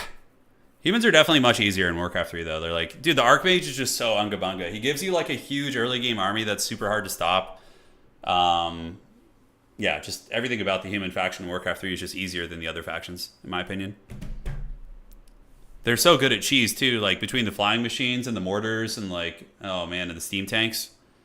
Warcraft 3 balance patch? Oh, I have no idea. I don't think it really needs one, honestly. Warcraft 3 feels pretty balanced. I mean, I think at the highest level, the factions are balanced, but for beginners, human is much easier. There's a reason why in Grubby's 2 recent tournaments, you've seen human winning both times. They're just easier to pick up and very, very, very strong for beginners and, like, low-level players. Yeah, pretty scary. All right. Let's cook in here. Okay. I'm not the host. Yeah, they fixed it. Great. So here we go. Firing it off, ladies and gentlemen. Let's freaking get it. Welcome, welcome, one and all. Both YouTube and Twitch, thank you to all the homies for joining. It is going to be Throg the Troll King versus Krokar. Ooh, that's fun. Yeah, Throg is good against dinosaurs, but Krokar is pretty good against big stuff too. So it should be a fun fight between those two gentlemen. We will have to see what they bring. And here we go. Ladies and gentlemen of the old world, a beautiful little map. They're just fighting over this island. You can see that, I don't know who took the boats over here, between these two factions. Maybe the Norskins would make more sense. The Norskins commandeered a Cathay fleet, and they were able to find their way to this random island where they decided to disembark and fight the Lizardmen. Good times for all. So Norska going very infantry heavy. Very different style from what we saw from Norska earlier, right? Which was more mobility based. But the blob of Marauders and Marauder Great Opens certainly will be good at grinding of the points, and it is going to be a Shaman Sorcerer of Fire and Throg the Troll King. He is here, and he is good to go. So he's got his big old club, and he's going to be taking him to Pound Town. On the other side, looking at the Dinosaur Army, going to be much smaller, a little bit more elite. We do have Sar Spears there to fight Skin Wolves and other big threats. We have a Skink Oracle. So Skink Oracles are long-range snipers, but still can do okay against infantry. Yeah, they can get in there and do a little bit of work. What's that sound? You guys hearing that? It's like a thumping sound. I think it has to like some of the features on the map. But yes, it is going to be a Skink Oracle. He has got Earthblood and Flock of Doom. Pretty much an S-tier spell against the hordes of Norscan barbarians. And Krokar's a sniper. He has a Hand of the Gods, and he's going to be on Grimlock. Okay, that's pretty rare, but very excited for this. Yeah, that was a weird sound. I think it's this. Let's go move close and see. Is it that? I don't know what that sound was. You guys heard that, right? Oh, it's the dinosaur moving around. Oh. Oh, no shit. It's like the dinosaur stomping. Oh, okay. That's kind of cool. No, Ariel, we aren't using any mods. No, I don't like to use mods too much unless it's really desperate because for balance reasons. Because in doing so, it kind of changes the game quite a bit. And people who, maybe are not using the mod coming into play from the outside, maybe in like ladder players trying to learn the game, it's going to be a bit of a different game. So yeah. Although at some point, I think there will come a time in Total War competitive where eventually the community will need to take it into their own hands and have like a balancing mod if the game wants to continue on, because there will come a time when CA will move on, right? So yeah, the pitter patter of a giant lizard, yes. So out of the gates, the Chameleon Skink's going to be advancing up, and what would have wrecked this Norscan build probably would be a freaking Dread Saurian. There's like literally no answer in this Norscan build for a Dread Beast at all. Back objective going to be taken by the dinosaurs, and objective number 1 is going to be taken by their skirmishers as well. So the Chameleon Skink's going to be advancing up and grabbing the point right there, and they definitely should finish grabbing that before they leave. Looks like he's going to be leaving some of the Chameleons here. But Norska tries to get a Burning Head and does miss. So they did a Burning Head down the pipe. We're trying to catch the Skink Skirmishers. But Lord Shaftesbury, the clever girl, he was watching. So the boy was watching. Collins are going to be Red-Crested Skinks, Sars Warriors. So mainly infantry. Ooh, Hand of the Gods activated. Oh, the MLG snipe. So the Shaman Sorcerer getting blasted in the face. And is he going to break? Oh my god, if he breaks right away, that'd be so funny. So Krokar has a sniping ability called Hand of the Gods. And that shit does a lot of damage. So he's able to get the Shaman Sorcerer down. But, Throg is probably breathing a sigh of relief that he was not the target. All right, so Godzilla is going to be moving in. Oh, T-Rex time. Let's go. He's going to be trampling through some of these barbarians. And, yeah, that's what monsters do. They trample and get a little bit of DPS right there. So he's more of an anti-large monster, but the T-Rex can still fight here. Now, back on this objective, we do see the Lizardmen relinquishing the point, so they're going to be pulling back. Because the Norscan army is a little bit more, front heavy. We got a lot of Marauders, a lot of combat infantry, and these infantry that you're seeing here for Lord Shaftesbury are not really combat infantry. They're more skirmishers, so not really going to be having a good time there. But Norska is doing what I like to call a full court press, which is not a bad idea. We got the Skink cohorts fighting Frostwolves out there, and now the Sars Warriors and Godzilla have engaged. Sars Warriors, even the Spear variant, will probably hold their own against Marauders pretty well, especially with the giant T-Rex supporting him. So, yeah, we will see how that unfurls for these guys. But Norska getting a good press here, and in the back, we do get some firepower being called in. It is going to be the interior Crocodile Salamander. So the Salamanders are here, and they are bombarding light infantry. They're designed to kill Skin Wolves and, big stuff, but nonetheless, they can put some big Daka down, and we can see the fiery explosions, and a beautiful Flock of Doom, by the way. So a huge Flock of Doom able to nail that entire pocket. Now, Norska's going to be diving very deeply, but pretty easy for the Lizards to defend this. They're going to be calling out their Velociraptors, their clever girls, and they're very clever indeed. So they're going to be pouncing and intercepting these little dog units, and the dog units will probably lose that fight considering they had a faulty charge there. But the dogs are relentless. They got their old scent on the bone over here. Going to be trying to chase down the Salamanders, but they are going to get aggroed back to this unit here and have a bad time. Now, back up in the fighting here, are the dinosaurs going to be able to hold? The objective still being held here. Krokar fighting valiantly, and Sars Warriors have now arrived. Sars Warriors are basically 9-foot-tall Giga Chad lizards. They will crush the regular human in combat. So against these Marauders, 1-to-1, it's going to be just a bully beatdown time. They are no joke at all. So now a big play coming in. Lizards going for a snipe on the enemy Lord. Throg does use the Wintertooth Crown, which makes him unbreakable, but he is being attacked by Krokar and also shot by the Skink Oracle in the back. And will Krokar keep chasing? It looks like the T-Rex gets a little bit caught up munching on somebody else. Now, this is going to be very important for the Lizards. They need to hold this back objective. They really, really need to hold it. If they end up losing that objective, they're going to start hemorrhaging points, and it'll be the same thing that happened to me, right? Sure, you can be winning on value, but if you yield all the objectives, all 3 of them, you can pay a big, big price. So a couple Marauders here, but Velociraptor is going to hunt them down, and we do see the Norskins that dove into the backfield getting chewed up very, very hard. And advancing up, there is going to be a big old burning head coming down by the Norskin Wizard, and that's going to be cooking a little bit, but the angle wasn't quite right. So the Troll Toll hath been paid. I think a lot of it's going to come down to the Krokar dueling Throg. The value trading is favoring the Lizardmen. You can see they've done about 1,000, 1,200 more damage value. But the Norskins are really relentless. The Barbarians have a really cool mechanic for anybody who's newer to the game. The faction mechanic for Norska is called Berserk. So the longer they fight in sustained combat, the more buffs they get. They get physical resist, melee attack. It's very, very nasty. So, they're good at these long, grindy fights. They can definitely chew those guys down. And Norska gets a triple cap. That's really not good. Are the Lizards going to be able to get up and get the points quickly? Because right now, yeah, sure, Lizardmen maybe are killing a little bit more, but not that much more. And the Norskins have all 3 objectives. And you can see the victory tickets are currently going up 3 per second, which is incredibly tough. So, Salamander shooting downtown here, and we do see another Feral Cold One lurking back here as well. Skink Oracle is shooting its poison darts at Throg, making contact. He takes a little bit of damage there. We do see, not Krokar, I was going to say Wolfric, but no, Krokar looping away, trying to get away from the Skin Wolves. Skin Wolves are anti-large fighters, and yeah, for anybody who's new to the game, it's probably going to go on sale tomorrow. Usually it does during the Skulls promotions. So Skin Wolves are going to be forced back. They do see the reinforcements coming into the Cold One Spear Riders. Cold One Spear Riders are a very good anti-large unit.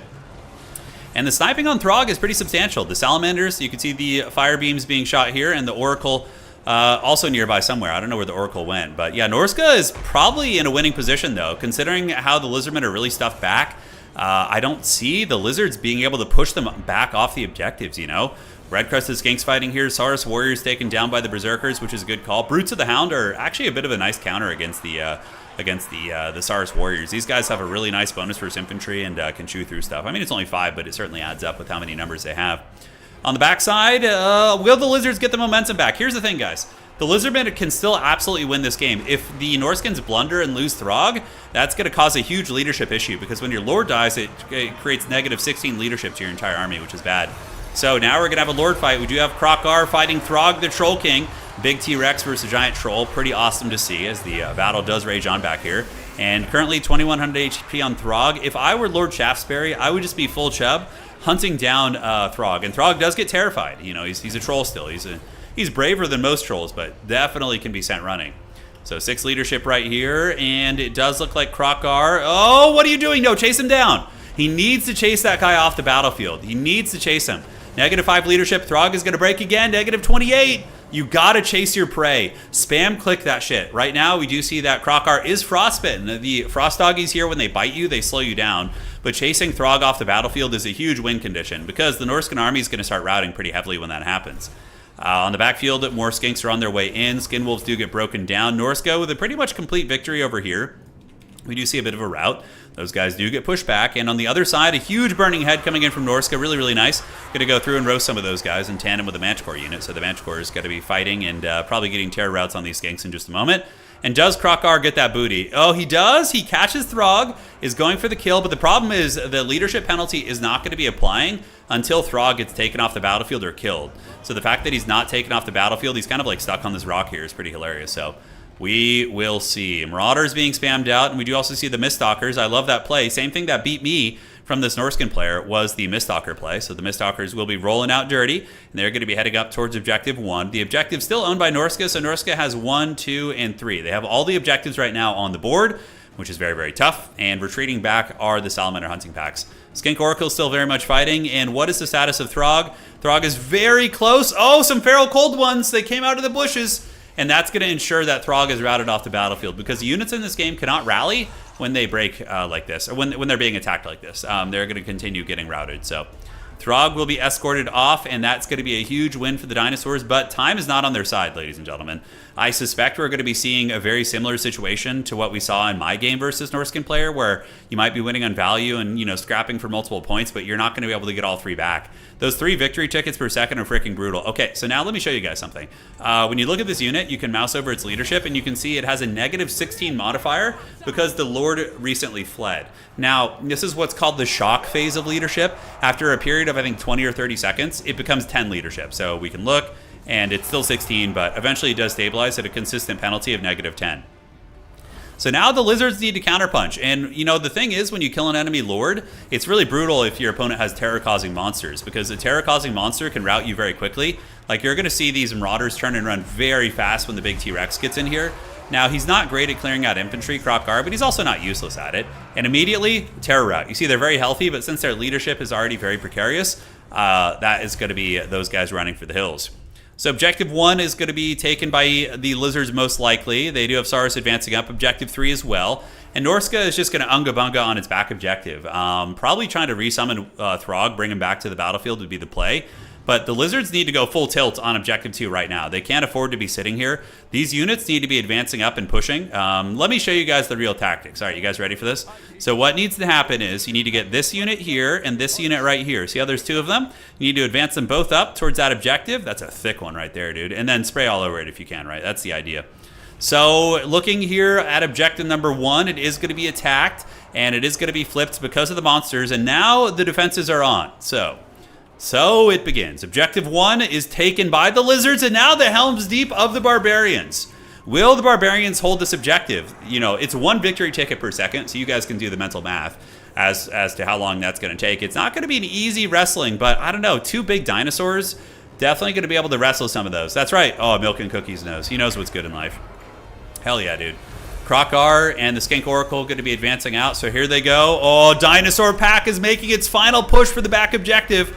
Krokgar wants it, and the Norskins are going to do their best to harry and skirmish. So this is like the equivalent of like laming in Warcraft 3 when you're like harassing and trying to keep your opponent from going where they need to go, which is the back point. We're going to see if they move over there. So advancing on up are the red-crested skinks as well as the skink skirmishers. The cohort of Sotek able to get a nice little bash there, but they need to get on the point, guys. Time is running short. No, look who's back. He came back. He routed off the field, but the Troll King returns to make one valiant last stand for his people.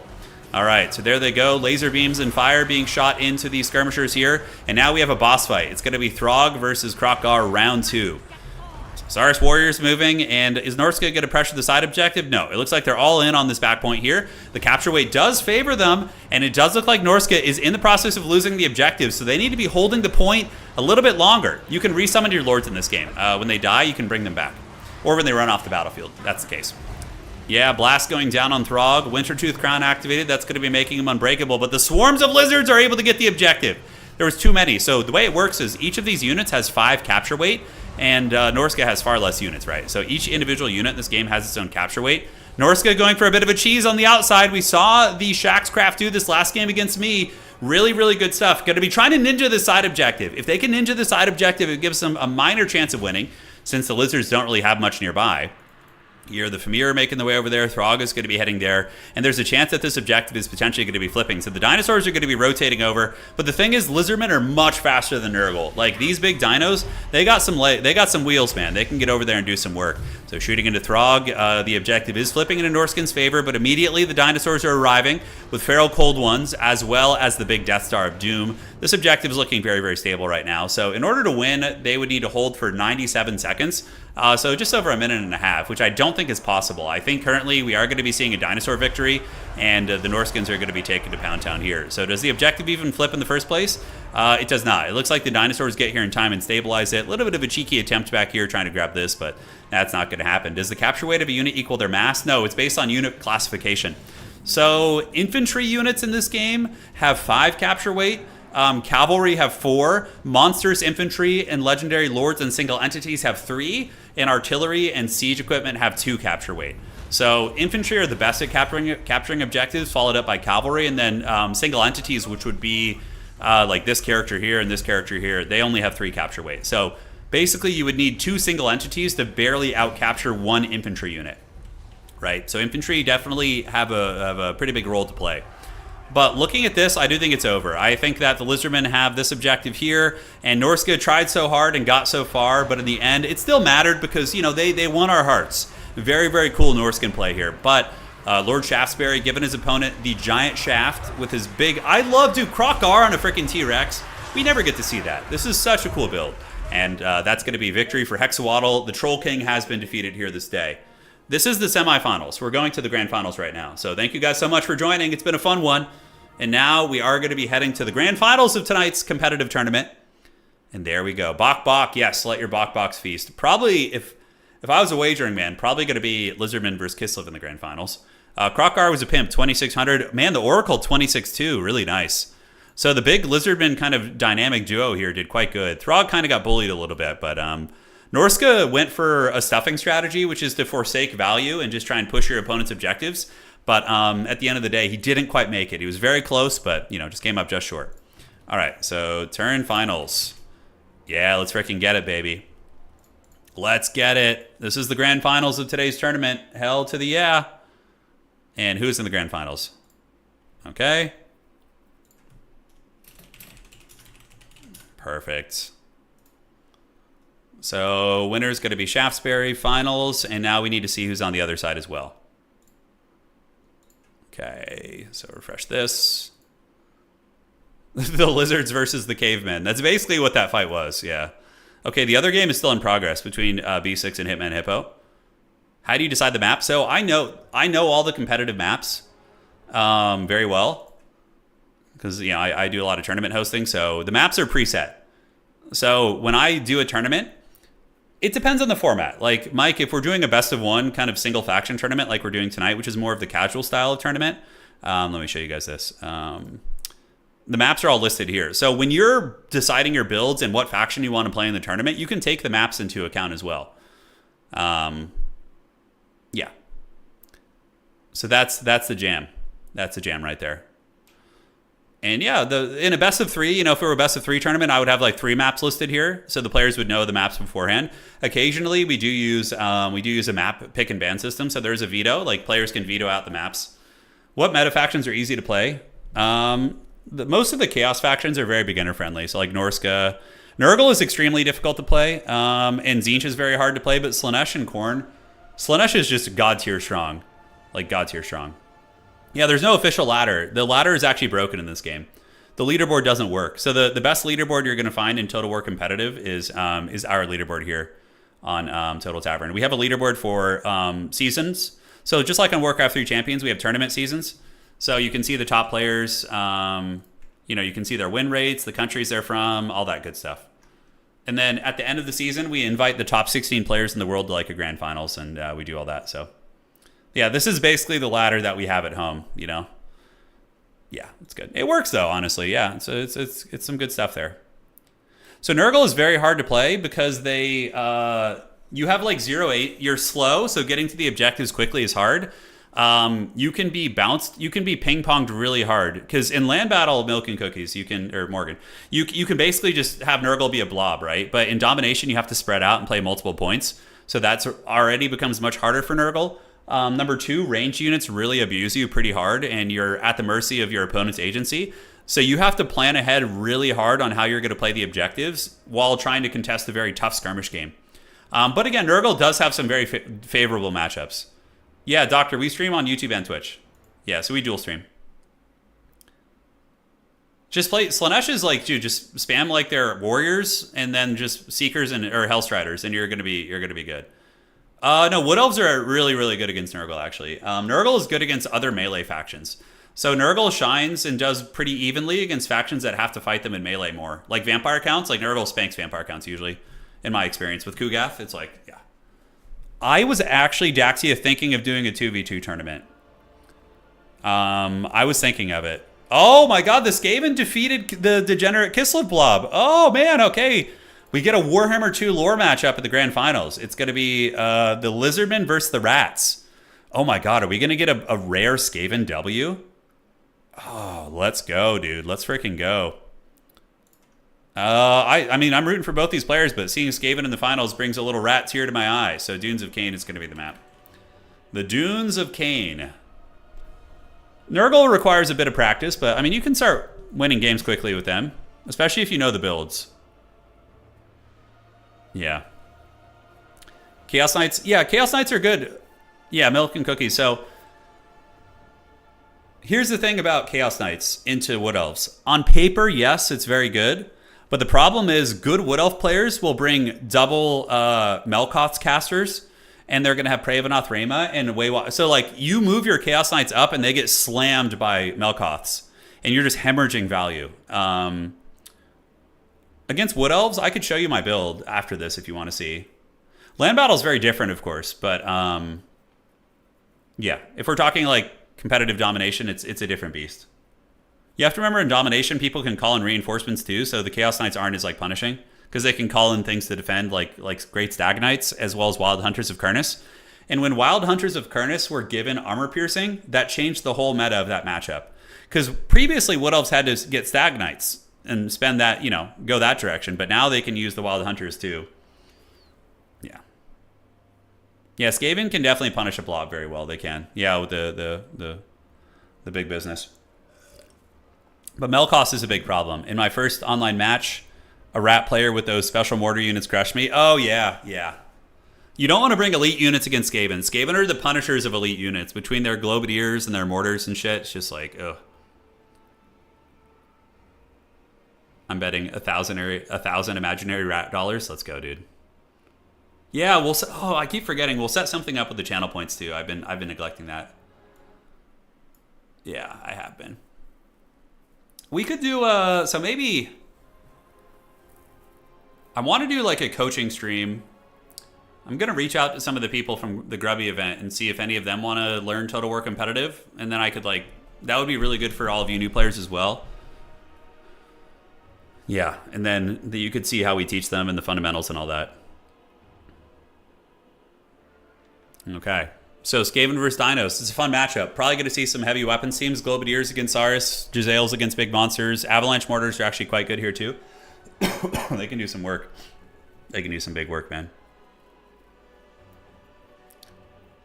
Yeah, Creative Assembly should really just make multiplayer free. Like all the factions and DLC should just be unlocked in multiplayer. I know that sounds like just wishful thinking, but like so few people actually play multiplayer in this game. It's so niche compared to the overall player base. It would only help. I actually think it would increase sales. I think that people would play them in multiplayer and want to go play their campaign and would buy the DLCs. Like 100%. No, I haven't like directly asked Grubby yet to play. I said, if you're interested in Total War, hit me up. I haven't been like, hey, you want to play on this day? I will ask him at some point though, for sure. Yeah.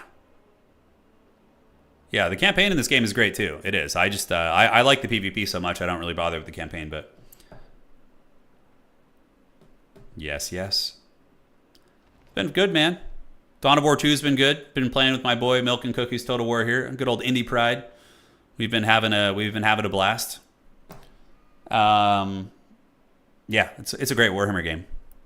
I almost went back and tried Dawn of War 3 again. I was like, let's go see if this was as haggard as people are saying or as I remember, but yeah, that's something I'm interested in doing is a PvP campaign, like getting some people together and doing like a 4-player campaign, but with the lag and loading times, it's rough.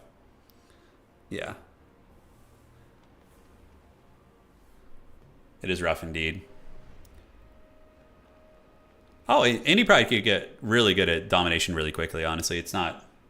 The crossover to land battle and dom is not that big. I mean, there are some fundamentals, but like, you know, if you have the unit micro and army positioning thing down, you can learn it pretty quick. Yeah, if you wanted to, of course. Yeah, dom is, in my opinion, vastly superior for competitive play, but from a cinematic perspective, land battle is quite a bit better.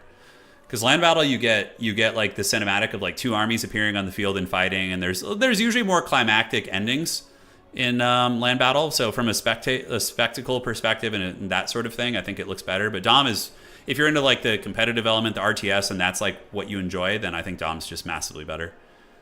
Okoye is actually not bad. I played some head-to-head campaigns with him. I played a couple with him. Yeah, Dawn of War 3 I had some fun times with that. You know what? Maybe we could install that and do an old throwback stream. We'll see. If they announce DAO 4, maybe we can try it. All right, who you guys rooting for? Oh my god, the double Helpet Abomination. Oh, that's so forbidden. That is so freaking forbidden. No, I don't host Conquest tournaments. I'm not opposed to it, but I don't at the moment, so. One sec, guys. Just making sure this isn't an important phone call here. Okay, I think we're good. It has passed. It's forbidden in a joking way because it's extremely off meta. Yeah, it's extremely off meta. So here we are in the beautiful Dunes of Cain, a lovely map made by one of our map makers. It's a cool one. It has some nice dunes, as the name would suggest. And here we go. Falling Star coming in with the steel chair. Yes, yes. And ladies and gentlemen, here we go. Spawning in on the north side of the map, it is going to be our Skaven champion, Falling Star. They're an absolutely awesome player and a great person as well. So we do have the front line of clan rats and just trash units. Back line's going to be Skaven Slave Slingers. We have a hell of a lot of these guys. And yeah, they're good. They're dirt cheap and they just throw pebbles. And look, you know, $20 is $20. 1 damage is 1 damage, all right? Same thing with those guys. Ikit Claw is going to be on his Flayer, and he does have a blob punishing ability, so he's going to be using Cleansing Ruin. We have a Packmaster as well. Now, the Packmaster is going to be rolling with the homies, and he does have the Shock Collar, so he can use the Shock Collar to zap the big monsters and make them fight a little bit harder. So, very, very cool stuff. So it is going to be double Helpet Abomination. Now, these guys are anti-large fighters that are also okay against infantry, but what they want to be doing is going after enemy big targets. So like Croxagors, you know, Bastillodons, you know, whatever. They don't want to be fighting infantry. You want them to be fighting big stuff if they can. Now, looking at the army of the giant Shaftesbury, he's going to be in the back. His specialty units are going to be the Ancient Salamander, which is an anti-infantry piece from downtown. It won't be very good against Helpets, probably. And the rest of the army is going to be a very wide chaff with a couple SARs sprinkled in. So these guys are the chaff units. These are the skink cohorts. They're just there to tar pit and grab objectives and hold the positions, right? Sars Warriors are your beatdown boys. These guys will take clan rats to the club all day, every day. You make them listen to some old 90s rap music, and that is pretty much it. So the battle will soon be on, and the tactics for the Skaven are very clear. They have a smaller army, more elite, so they're going to be trying to move up, grab this objective, and then they're just going to start slowly playing Objective 2, completely ignoring Objective 1 is what I would recommend for the Skaven. When your army is this elite, you know, and like, yeah, you invest in these 2 big monsters, you need to make the fights take place in consolidated areas, right, where you're able to just kind of chill and cackle and do your thing. Yeah, so the Helpet Abominations do have passive healing. They heal nonstop, which is quite nice. So it gives them some durability, but they're low leadership as far as monsters go, right? No, they're no shit. Didn't Helpets used to have bad leadership? Okay, I'm thinking of something else. Holy shit, 90 base? I could have... Am I crazy? Indy, was there a patch that buffed their leadership? But they have always been like this. Am I just getting senile? I don't remember, dude. I think there's a little senile action coming in here. This map looks like South Australia. Oh, man. Yeah, the all sorts of scary creatures on the way out. All right, guys, and so it begins. We are going to be seeing the objective here going to the dinos. The little skink skirmishers trying to get that. They're going to get their blow darts out and shoot some blow darts at the giant rat beast. Oh, rat beast. It's a New York City rat. Chicago rats coming in, baby. And it's going to be running through these guys. And it gets a couple kills on impact. No, it doesn't actually. Just does quite a bit of damage as well. Yeah, I guess I'm just crazy. Helpet Abominations. I thought they had bad leadership, but I'm getting old, man. Getting old. All right, so... Pulling back here is the Packmaster. Packmaster does have access to healing. Granted, I think he still needs to be careful with all the shooting. Can do quite a bit of work. Ikit Claw rolling in on his lawnmower. Skaven going to be anchoring down on objective number 3 here. And objective number 2 is going to be going to the Skaven as well. So that's the advantage of having the 2 big monsters. You know, your opponent sees them, they get a little bit nervous. But now we do see in the back, it is going to be the Salamanders. So the Salamanders are a hard counter against the Helpet Abominations if they can sit and shoot them. Obviously, positioning is going to be important, but they have anti-large, which means when they shoot targets that are big, they do bonuses. And on top of that, they do fire damage. So fire damage is really good because these guys are weak against fire by 20%. So they'll essentially be taking 20% extra damage here from the dinosaurs. Yes, yes. So moving up, objective 2 is going to be taken by the rats, and the side objective is being held as well. The Skaven do have a bit of a Death Star, but out of the gates, the Salamanders are doing a lot of work. You can see the firepower from downtown is really, really going to cook them if they're not careful. In the back, it is a Firecaster, so it's a Strawberry Toad, and he's going to be using Burning Head to try and roast the legions of rats, so not a bad idea. Cleansing Rune going to be activated, or is that a Brass Orb? Oh, no, it looks like it's Cleansing Rune. So Cleansing Rune is an AoE spell the Skaven have. It lowers the armor of everybody in its radius and also does a lot of damage as well. It's better against single entities, but honestly, the lizards don't really have single entities, so, I mean, they do have them in their roster, but on the battlefield right now, they don't have them, right? So yeah, Skaven are just going to try and make a blob fight here. And what's really cool is they can kind of utilize this rock and hide behind it. And so when the salamanders start shooting over here, you know, they can rotate over this direction and start fighting on this side potentially. But man, look at the damage on the Packmaster. Holy shit, he just got nuked by those salamanders. He literally lost like 40% of his HP. That man needs to get away, he needs to heal, and he needs to lick his little rat paws, because goddamn, that is big damage. On the backfield, Cold One Spear Rider's being called in. Oh, is he shattered? No, he's just broken. Okay, so he's going to be running. There's a chance that he's going to come back, but now the salamander is going to be putting big damage down into the Hell Pit Abomination here, and that's going to hurt. You know, one thing, I think that Falling Star needs to start playing a little bit harder on trying to shut down the salamanders. And I'm talking like move all of your SCs and some ogres back there and take a fight on top of them, because if those things are allowed to just keep shooting, it's going to be so freaking brutal. So brutal. Now, in the main battle line, we do have a little bit of a clash between some Saurus and some Skinks. Just a little, you know, pitter-patter fight over here. Nothing too serious. On the bright side, though, the Skaven are keeping the Hell Pit Abominations alive. They're maneuvering away from the Salamanders, trying to be annoying in that way, sending in some Skaven Slave Spears. And now they're going to maneuver away from the Salamanders and try and get some picks and isolated fights over here. And that's going to force the Salamanders to have to rotate over here, which is going to take away some of their shooting time. Now, did that rat survive? Oh, Big Stinky, he's back, baby. The Packmaster returns, and he is healing. He does have passive healing, being a brood horror monster. In the middle, the Rat Ogre's fighting very well, so the Skaven do have a lot of Ogres with a little bit of spear support chewing through the calf here, although with the firepower from the Salamander shooting into the Ogres, again, another good counter against them. That's going to be very tough. So Hell Pit Abominations are fighting on a safe side of the battlefield, just chewing through infantry where they can. Again, they're not great against infantry, but they do their best. And dude, I love that there's a giant wheel under the back of this thing. It's so ridiculous, but yeah, they will bonk these infantry over the course of a couple minutes and will be passively healing. So as long as they're not being shot by salamanders, it's pretty good. And this is a clever idea in some ways, because these hell pits are not being shot and the ammunition of the salamander is running lower and lower. So if like the salamanders are just shooting like ogres, it's very cost effective, but at least you're not going to be losing one of your big centerpieces. Yeah, when they blow up, they do die, correct. But the lizards look like they're getting some ground. The Skaven are being pushed back, and the Saurus warriors, the 8-foot, 9-foot tall Giga Chad lizards, able to get some ground. And the rats are being sent packing with a little bit of fire damage coming in as well. Hey, Ado, thank you so much for subscribing on old Twitch Prime, man. Thank you so much. But on the backside, the objective now flips to the lizards. So Skaven do have a points lead, but it seems like they're getting pushed back on every front. The salamanders were able to rout like that massive rat ogre position. Those guys just paid the iron price. And over here, the Hell Pit Abominations are now on the back foot. You know, the Hell Pit Abominations felt like a bit of a gamble. It was kind of like, okay, is my opponent going to have a lot of big stuff? If so, then you probably win it. But in this case, it's certainly tricky. Cold One Spear Riders getting into combat. It's going to be an even trade between them. The Hell Pit Abomination will be very good against them, but so too will the Spear Riders with their anti-large bonus. But they do get the Shock Collar. Oh, Skaven Brew activated. It's a big melee attack buff, but it also loses 30 armor, which doesn't matter too much against Spear Riders and most of the armor piercing here. But the Skaven going to be taking a big pit fight right here. The two Hell Pit Abominations in the back, the Salamander Hunting Pack, and the Skaven really, really losing a lot of ground as they actually get pushed off their home objective here, or the objective they were making their home. Now on the back, we do have a couple Eshin Triads moving in. So Eshin Triads are spear units, but they'll be able to finish off a couple Chameleon Stalkers who are very beat up. So Triads are going to be surging forth, protecting their little pebble homies. Meanwhile, on the other side, the Hell Pit Abominations still getting blasted, but taking it like champs. Skaven Brew activated, and ooh, he actually does manage to route the lizard position here. Not bad. Hey, Naju, thank you so much for resubscribing. There we go. Appreciate all the support, my friends. All right, so will the Skaven healing outscale the lizard DPS?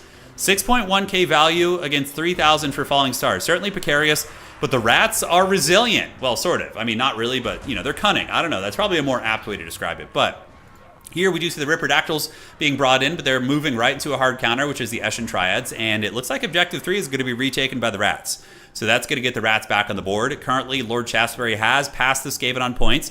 One Hell Pit Abomination running for the hills. And we do get the elite of the council coming out. So it is going to be the Storm Vermin. So Storm Vermin have arrived, and they'll be good. I mean, they're armored and can grind with these trash units all day. I mean, Halberds have really slow attack rates, so they're not excellent at clearing through hordes, but they'll try. And in the back, remember the Packmaster? The Packmaster went for one last hoorah, seeking revenge against those who wronged him. He did dive the Salamander, but you know, I think there's a glimmer of a chance for the Skaven if Lord Shaftesbury only has one Salamander unit in his army. If there's two of them, you know, I think he's going to be in some trouble. We'll have to see.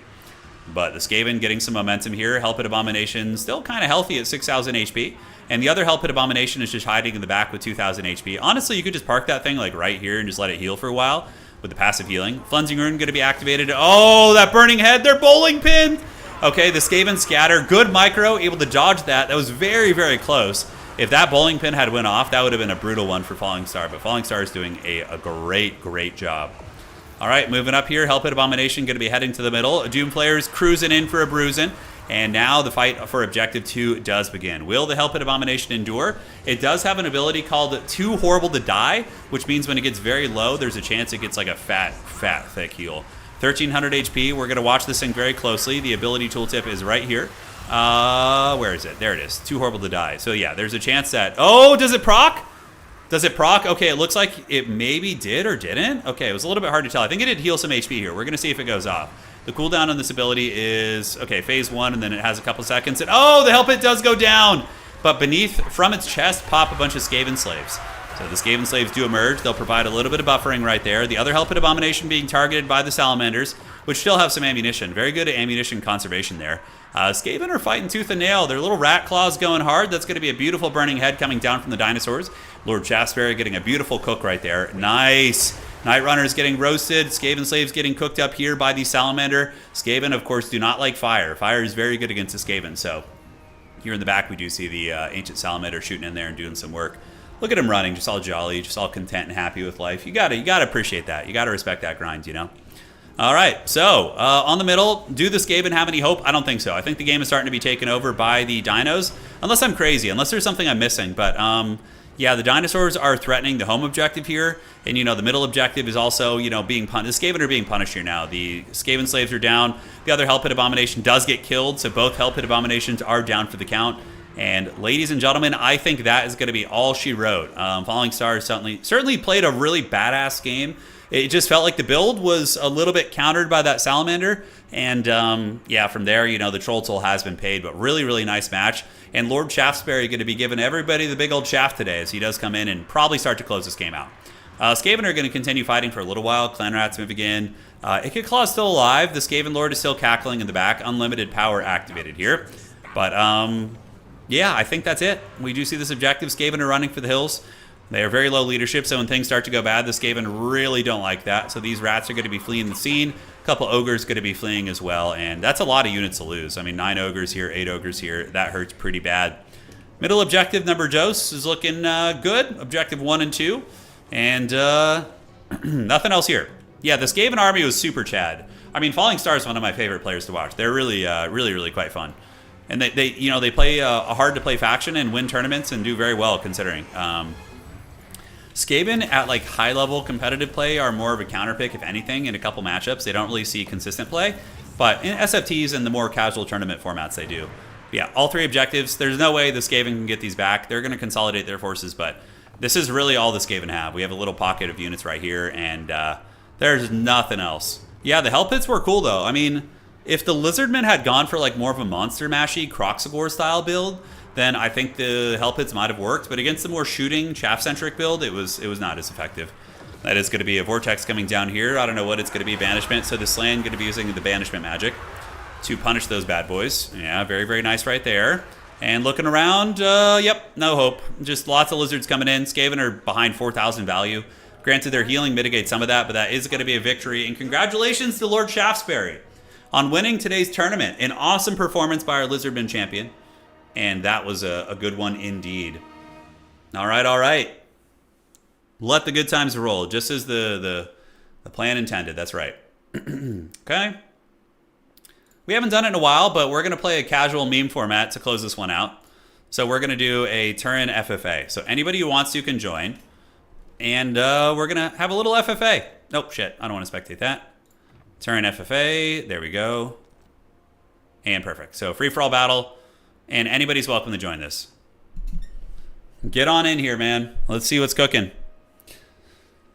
Who do we want to play? We're going to play Nurgle since that's what we've been playing today. Anybody's welcome to join. You just need to have the map pack. Oh, don't be shy. Get in here. I mean, you need to have the map pack installed, though, so maybe. Yeah, grats, Lord Shaftesbury. Great Lizardman play today. Awesome stuff. No, Skaven can totally beat Lizardman. Totally, Carl. Yeah. Don't you worry, my friend. Don't you worry. All right. So we got Shaq in here, the mighty Norskin player, and who else is going to be here? It's me. We'll do the Troll Country. Random question. Who's your favorite player in playstyle? Ooh, that's a hard question.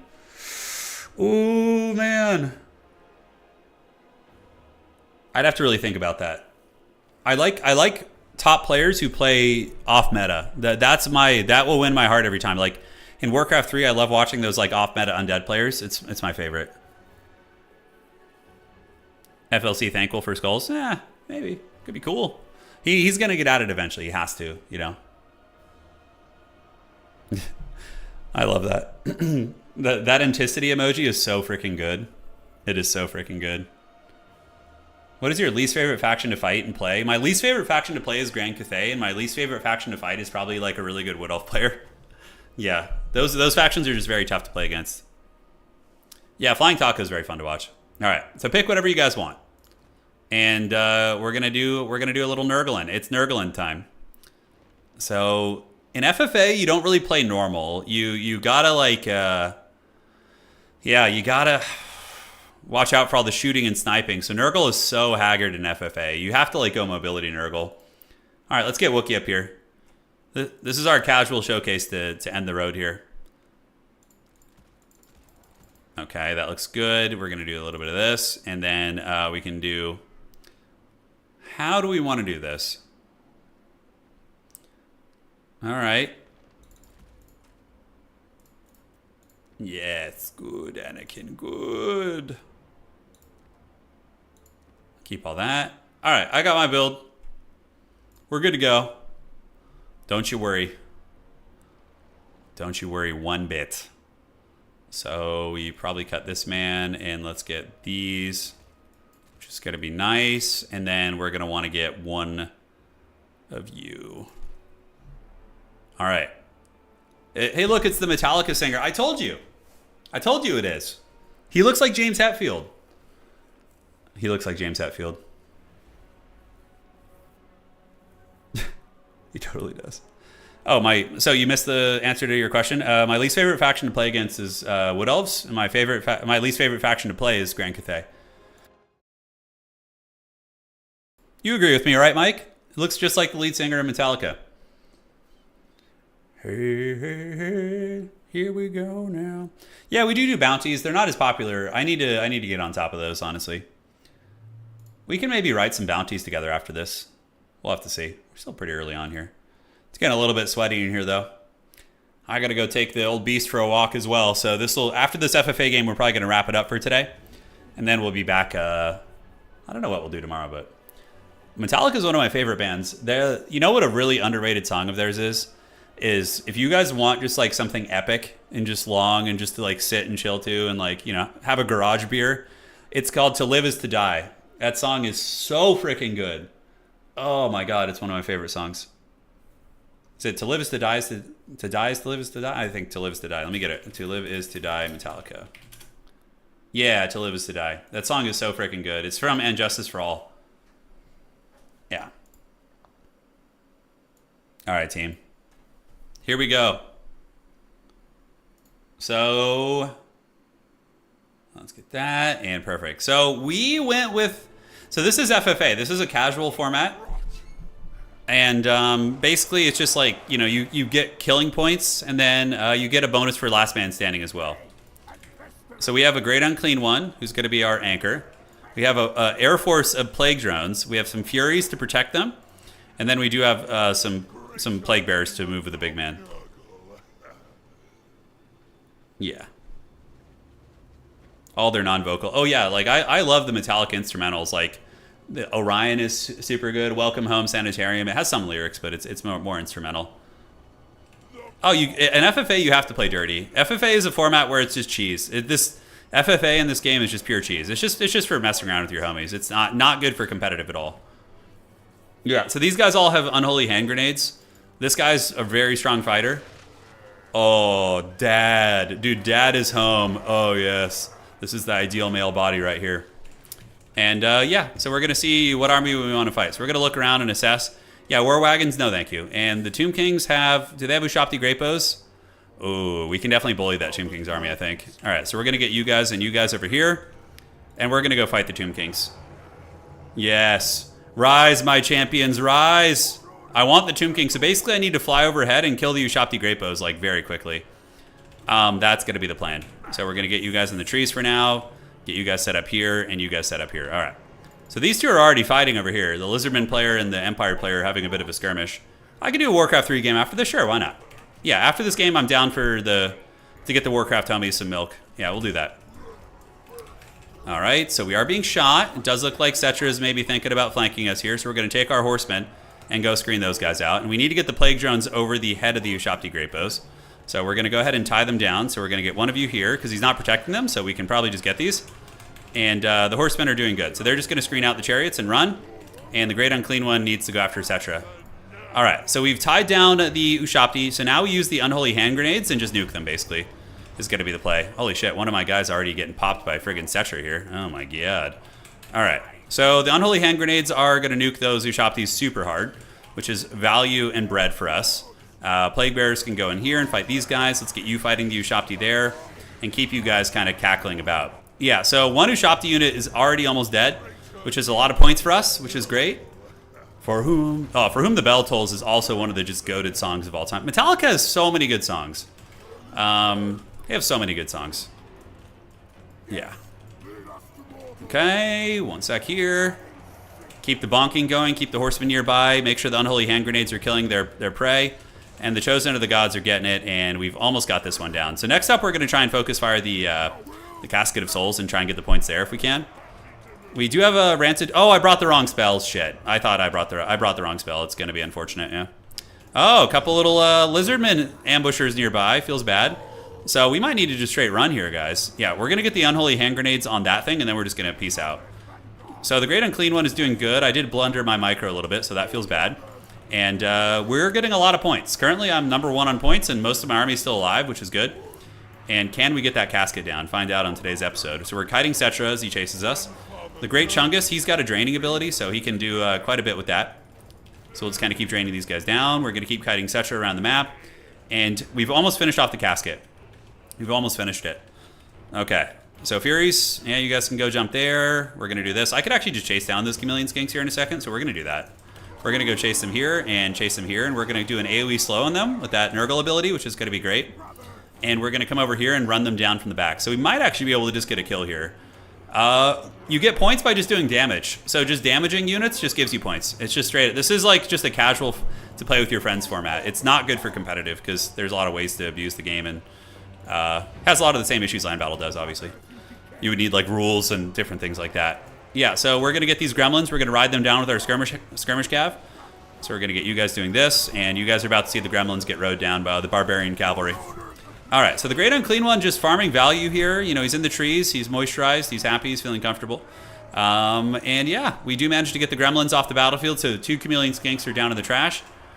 And Cetra is lurking nearby too. Oh, yeah, we might actually be able to pop Cetra here. So we're going to get our skirmishers, or our flying air force up. They have the Unholy Hand Grenades.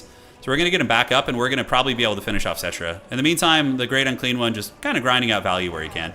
I'm saving my magic for later, by the way. Oh, get him with Unholy Hand Grenades. Let's freaking go. Let's freaking go. Oh, are we going to get him?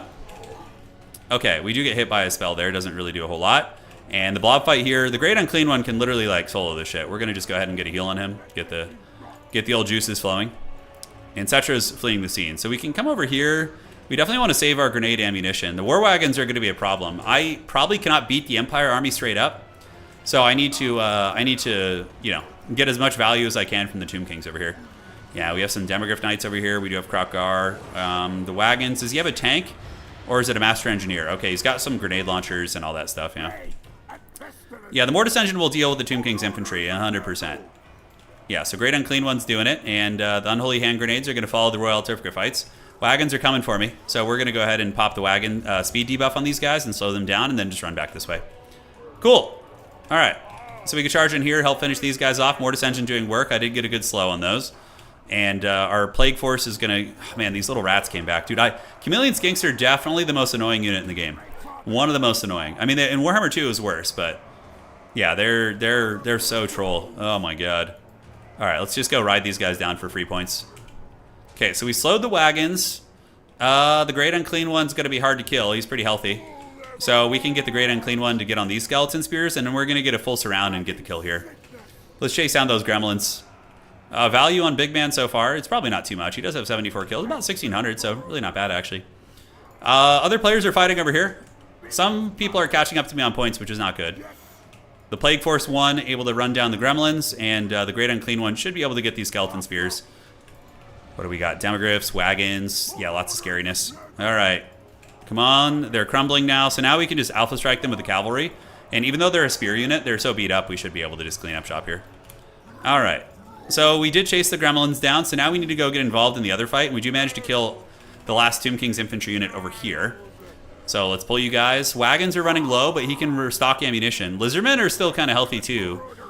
People are catching me on points. Lord Shaftesbury and Shaq are on their way to catching me here. Some Demogryph Knights, we can run them down for free points.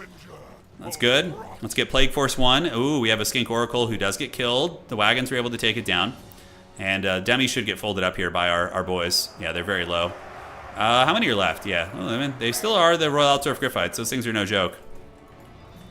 So I want to use a heal. The Great Unclean One, maybe we're going to save the heal for now. Grenade launchers doing their thing, and we do get a little bit of value here, but we don't really have too much counterplay against the grenades. We got to just run away, basically. Okay. I need to keep the horsemen alive, too, because if all I have left are air units, you know, we're kind of cooked. So let's get the Unholy Hand Grenades on these guys. Yeah, we're getting caught by the Empire. So we need to take the Empire out. When somebody pulls ahead, you need to go after the asset, the player who's ahead, you know, to try and remove the threat there. Okay, he slipped up a micro here, which is good, so we can just dive them real quick. And perfect. So they get dove. Let's loop around the back, get the Great Unclean One waddling over here. Those grenade launchers should be down for the count. The Great Chungus can hide in the trees. You also get points. You also get points in this for being the last man standing. So if you're the last player, do we want to get a heal yet? I don't know if we need to. So yeah, probably not a bad idea. So let's do this. We're gonna do a big AoE heal right here, and perfect. All right, so we get the AoE heal. Should be hitting everybody. Hopefully it does. Nice. So we got the AoE heal. So that's gonna heal up all my flying units. So now the Angels of Decay, we can farm value pretty hard here. We're gonna go get the Cohort of Waddle. And Big Daddy's gonna move in and take the fight. He's happy to take a melee fight here. All right, so let's get the Rev Crystal, actually. That thing is what heals him, so that's gonna be good. Okay, grenades are singing, and we got the Great Unclean One versus the Crocscore, man. My guy should win that fight. Great Unclean Ones are insane. They're some of the best fighters in the entire game, so we're gonna go run some shit down over here, run down these halberds. And the Unholy Hand Grenades are doing work. I'm being shot by the wagons, if I'm not mistaken. Yeah, they're farming a little bit of value here, but we are getting work done, and I'm gonna save just for heals. Cool, so charging the State Trooper Infantry for points. Keep bonking here. And we need to run you away. You're being focused a little bit. Angels of Decay getting a lot of damage. Yeah, we almost got the Bastillodon down with the grenades. We're going to run you guys back a little bit, turn around, and you can throw here. And the State Trooper Infantry are holding surprisingly well, actually. Yeah, they're hanging in there like champs. All right, so we'll do a little bit of cycle charging. Grenades are doing good. The Great Chungus is being shot by wagons, too. We've almost got the Rev Crystal down for the count. Is it dead? We need to get those points. All right. So we ran down those infantry. The Empire is creeping in a nice close little second place here, though. I don't know if we're going to be able to beat the Empire, too. We probably should make an unholy alliance with the Lizardmen, to be honest. All right, so let's have you fight here. We're going to do this, and heals on the Great Unclean One. Perfect. Pulling back. So the Great Unclean One can continue rumbling here. He's going to battle. Going to try and grenade those. He's got to be running low on ammunition, and the thing is, when he runs out of ammo, yeah, maybe just farming lizards for points is easier. So we're going to sit in the trees, where a lot of his shots are going to get, you know, miss, basically. And, yeah, we're going to just keep hugging the tree line here. Because when he's shooting, you guys can't see it, but there's a tree line there, and he's shooting through it. Great Unclean One's farming a lot of points. I could Alpha Strike here with some of the Plague Drones, too. Okay. So my horsemen are getting punished. We need to run that way. I want to keep one of them alive. The Bellman versus Nakai the Wanderer. Nakai is no joke of a fighter, man. He's pretty good. All right, so you guys can go chase down the cohort here, and now we're going to just farm value on you. Oh, shit, so Empire's getting... Yeah, Empire's probably in a winning position here, right? I mean, the Great Unclean One is going to be incredibly difficult, but he needs to stop. We need to probably team up at this point, I think. The news team needs to assemble. Okay, so he is getting bonked. You guys can throw at the wagons here, and... yeah, he's going to be out of ammo, so dealing with the Great Unclean One is not going to be easy. Yeah, you guys are running for the hills. I guess you could turn around and chase and just hope you don't break. I don't know. We'll find out. And we'll use another heal on the Angels of Decay. Yeah, we're going to use a heal on them. Because that's going to be big. Alright, so you guys keep flying, trying to occupy those bugs. Nakai is a problem. He's cackling pretty hard here. So we probably need the Unholy Hand Grenades to beat him. We do get netted, but it's like, whatever. Yeah, there's not any follow-up to that. Alright, so we're going to Unholy Hand Grenade you. Gotta win that fight. So we do get netted down. We have our Plague Drones, so let's pull them back this way. Really low ammunition from my opponent. I think he's used all of his restocks. Those freaking Monstrous Infantry came back. Okay. Yeah, Nakai is a really good fighter. He is. He's a raid boss. I mean, the Great Unclean One should beat him, but, you know. I'm also being shot. Like, the wagons and the Empire are shooting my stuff. They're not shooting the lizards. Okay, back you go this way. We get the horseman back. Let's charge you guys again, see if he's paying attention here. And the Angels of Decay, are they going to help me finish off Nakai? I'm pretty much on magic. We're keeping these Plague Drones over here. And hey, I actually managed to catch them in melee, but yeah, I was too beat up, so it didn't matter. Oh, why are you in melee? Stop! No, get back in the sky. No, you need to shoot him. All right, and how much magic do we have? We have like none. Okay, we need to go chase the wagons that have ammo. Okay, now we should be able to kill Nakai, hopefully, with the Unholy Hand Grenades. And we're going to send the 2 Plague Drones to go chase this guy down. He is at 2,500. I'm at 5,000 HP, so I'm a lot healthier here. There are the grenades. All right, so now the grenades are going out. That's good. Plague Drone's going to move in and just chase them back. Oh, man, Nakai's going to cost me this game, because if I just had the Great Unclean One healthy, I would be able to solo the entire Empire army, but he's so damaged now. Dude, how is Nakai such a Giga Chad? What the hell? Oh my god. How is he winning that? It's insanity. Oh man, Nakai just cost us. Good value on you, buddy, but dude, how did that lizard do that? Oh my god, the grenades. Oh no. We're basically, we lost now. It's over, because the Empire gets last man standing. And they ended up winning just by cackling on the sides. Oh man. Dude, how did Nakai win that? Is it Perfect Vigor? Okay, yeah, it's Perfect Vigor. That's right, that makes sense. Throw the grenades. Throw the Unholy Salvos. I was like banking on winning this by just beating Nakai down, and then the Great Unclean One, nothing in the Empire army could kill it. Are we going to get him? He's at -5 leadership. Oh my god, give me those points. Okay, he's being shot by the Empire, by everybody, 460 HP. You know, I should have helped the Lizardmen at that point, like attack the Empire. Yeah, that would have been a good play. Because then maybe Nakai solos, but I don't think so. There's too many spears and halberds. To be fair, it's a Lizard and you are Chaos, that's right. Oh, what a good game, though. Yeah, I won't waste anybody's time here. I'll concede out. GG, well played. Empire gets the win. My guys crumble out. A draw? What? That can't be right. Did we tie on points? No, we didn't. No. Let me check. That's weird. Why does it say draw? That's got to be a UI bug. Yeah, it's a bug. Shaq won that. I got second. Shaftesbury, and then the Tomb Kings got third here. No, it's a UI bug. Yeah. All right, guys. GG. The build worked really well. Honestly, it was pretty solid. The grenades were able to kill quite a bit. The horsemen did good, and yeah, Great Unclean One was a beast, but no match for the mighty Nakai the Wanderer.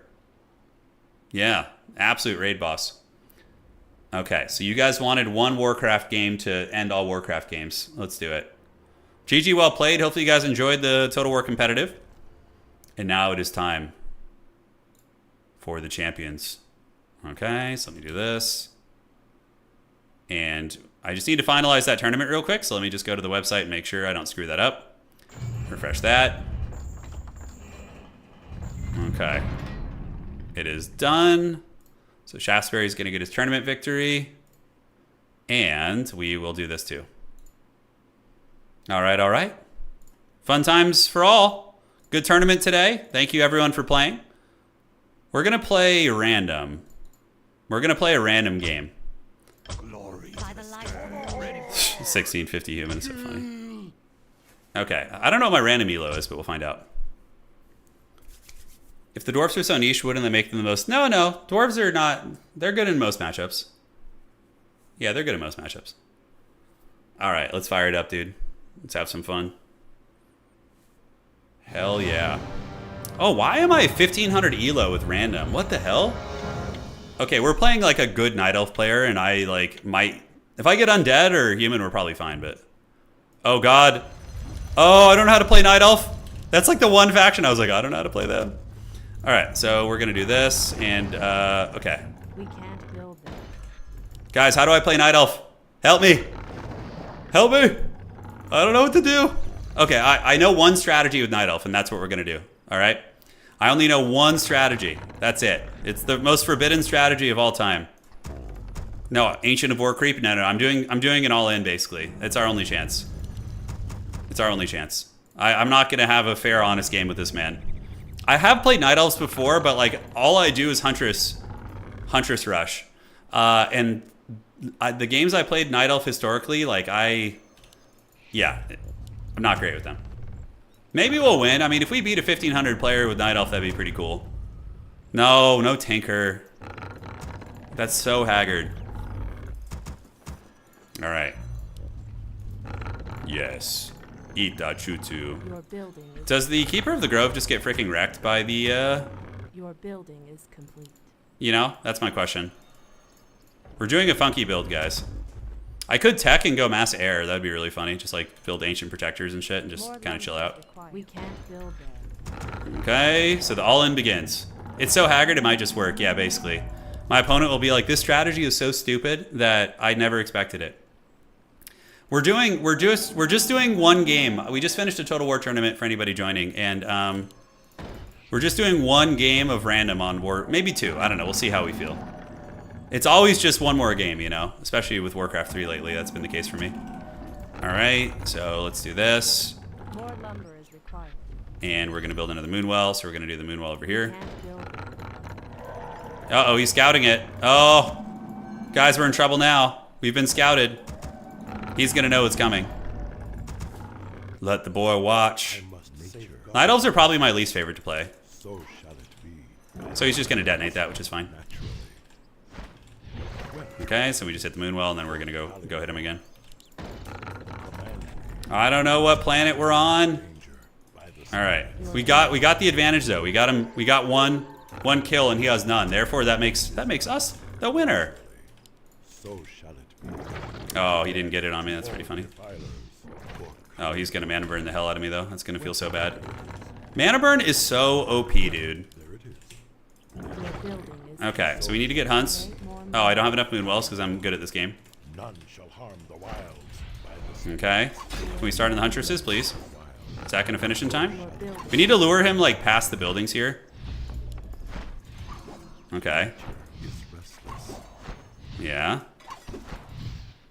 Is it really worth it? Okay, let's pull you back this way. Go on that tree there. We're gonna just Benny Hill him around, I guess. I don't know. Because I'm faster than him, right? I'm faster than him, I think. So yeah, the more Benny Hilling we can do, the better. Oh, perfect. Like, the more we take him away from the base, the better, dude. You know? Oh, he wants this. He really wanted that unit. Man, oh man. Okay. So let's get you there, and now we can go and maybe do a little bit of pressure here once I get a couple hunts. I can creep a tiny bit, I suppose. I don't know. And then we'll just go push. Yeah, I feel like the Keeper of the Grove is not good here. He's going for the shop, the power sweat. I love it. Uh-huh. Fortunately, we're getting attacked by that damn creep there, which feels bad. Okay, so he's going to have to go back and Moonwell here in a minute, but I'm so damaged up. He's going to have to TP. Yep, fine. I'm happy to get the TP off him. Totally fine. Because now we just creep this shit, and then we just Unga Bunga towards his base after. Okay, so we're going to need more Moonwells. Shit, yeah, I'm so not used to Night Elf, man. This is so bad. Alright. So can we even do anything, like, pressure-wise? I'm going to save up for some Clarity Potions. And then we're going to push, and I could even do, like, a little tower action behind that. Ooh, I like that. Let's just all in him. Just, like, towers and everything, like the full works, right? This is like a Haggard 2 racks all in like, old StarCraft. Okay, so we got this. Waiting for that to finish, and then we're going to push. Warcraft 3 Champions knows my weakness. It does. It does. Alright. So that's looking good. We can get you to go heal here. We're going to do some Clarity Potions, and I do need something so I can see at night, right? Because he can hide his shit. Insufficient So we need the building. dust. Yeah, so let's go here. And now the Unga Bunga beginner strategy begins. Nature is restless. Go forth, my creatures of the night, and prosper. All right. Your building is life. The Nubimus Maximus rush begins now. Time is now. Insufficient. The bronze blitz. Command me. Well, there it is. Okay. I should have gone tier 2 to get like the heavily armored hunts. That would have been nice. Threatens This guy's like creeping and sweating all hard, and I'm just like running around with my Unga army. death to all the islands. Okay. Look at that, dude. He freaking detonated a wisp to try and get out of that. That's so clever. I love that. He doesn't have snares though. I do, right? So I'm hoping I can get away with that. Okay. Oh, what are you doing? Oh, homie was trying to fast expand it. We might have actually like accidentally run into a counter build here, which is pretty funny. Okay, I can micro units. That is something I kind of know how to do. Yeah, and we have the Ancient Protectors coming, so that's going to screen him out while we kill his Tree of Life. Okay, this is actually really... Are we going to win this game? With our just Bronze Lord strategies? I just need to keep him off this for now. Oh, he's bringing in the full house here. Okay. You guys do this, you do this, and then you guys can attack here. Let's go do a little bit of that. All right, so the Ancient Protectors are going to come up in a moment. So we just need to hunker down and do that. Yeah, you go back to the base. And now we fight here. So APs are cooking. Yeah, nice. Fear the dreaded double AP. Okay, so you're going to go here, here, and then go back up here. Yes! Fear my bronze strategies! Why are they attacking my tower? Oh, attack his shit. He's got a giant tree right there, bro. Okay. Dude, what are these creeps? Alright. Why are the creeps coming at me like this? This is some shit right here, dude. Okay. Let's go tier 2.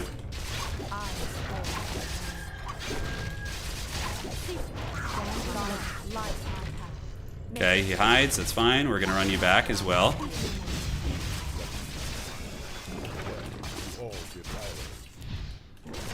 Oh! Oh, shit! Oh! I'm too strong! Alright, hold on. How do I play this faction? Okay, let's get you back here. We're gonna do this, and we're gonna need more Moonwells.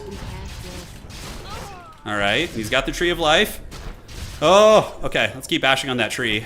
We gotta keep the pressure on. I have a lot of healthy hunts on their way back. He's gonna be back soon. We're gonna keep you here. You get on the tree here. Tier 2's on the way, so we're gonna have the heavily armored hunt soon. Oh! Yes! Night Elves OP! Oh, he's got good units though now. That's a problem. He has tier 2 and I'm still Unga here. We'll be tier 1 here in a moment, and then we need to get this. Alright. Oh my god, the Pit Lord? What the hell?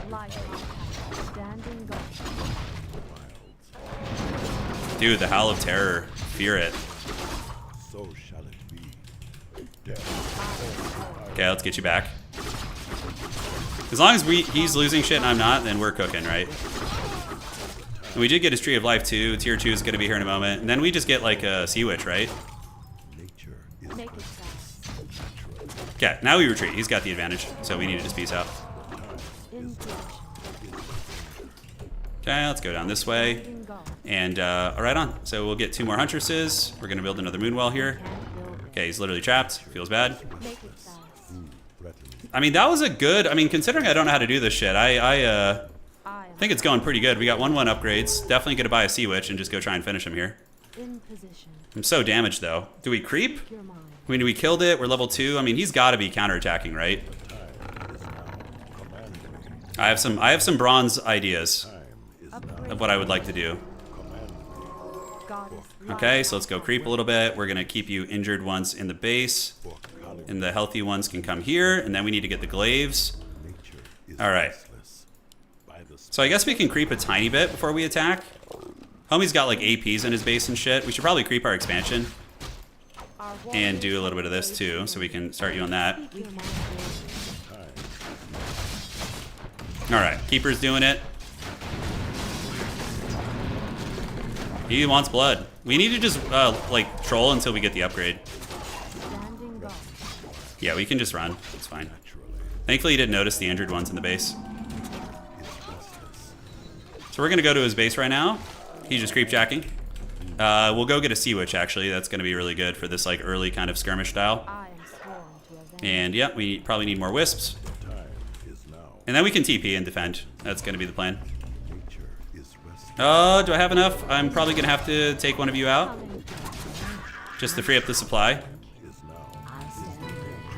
Our sacred I think he destroyed that tree I was building, by the way. I'm not sure. Oh shit, oh shit, oh shit, oh shit.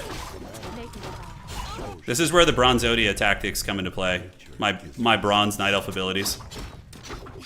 Create more meaning. Alright, so the Pit Lord's here. We'll attack from the other side. Well, We're gonna go ahead and engage. Let's pull you back, pull you back. Kill the big man, body block him if we can. Re-engage. Okay, and you guys do this. Focus him. Okay, let's get more Huntresses. Get you back in the base a little bit. There we go. And we should kill the big man here. Down he goes. Okay. Fight's looking pretty good. Make it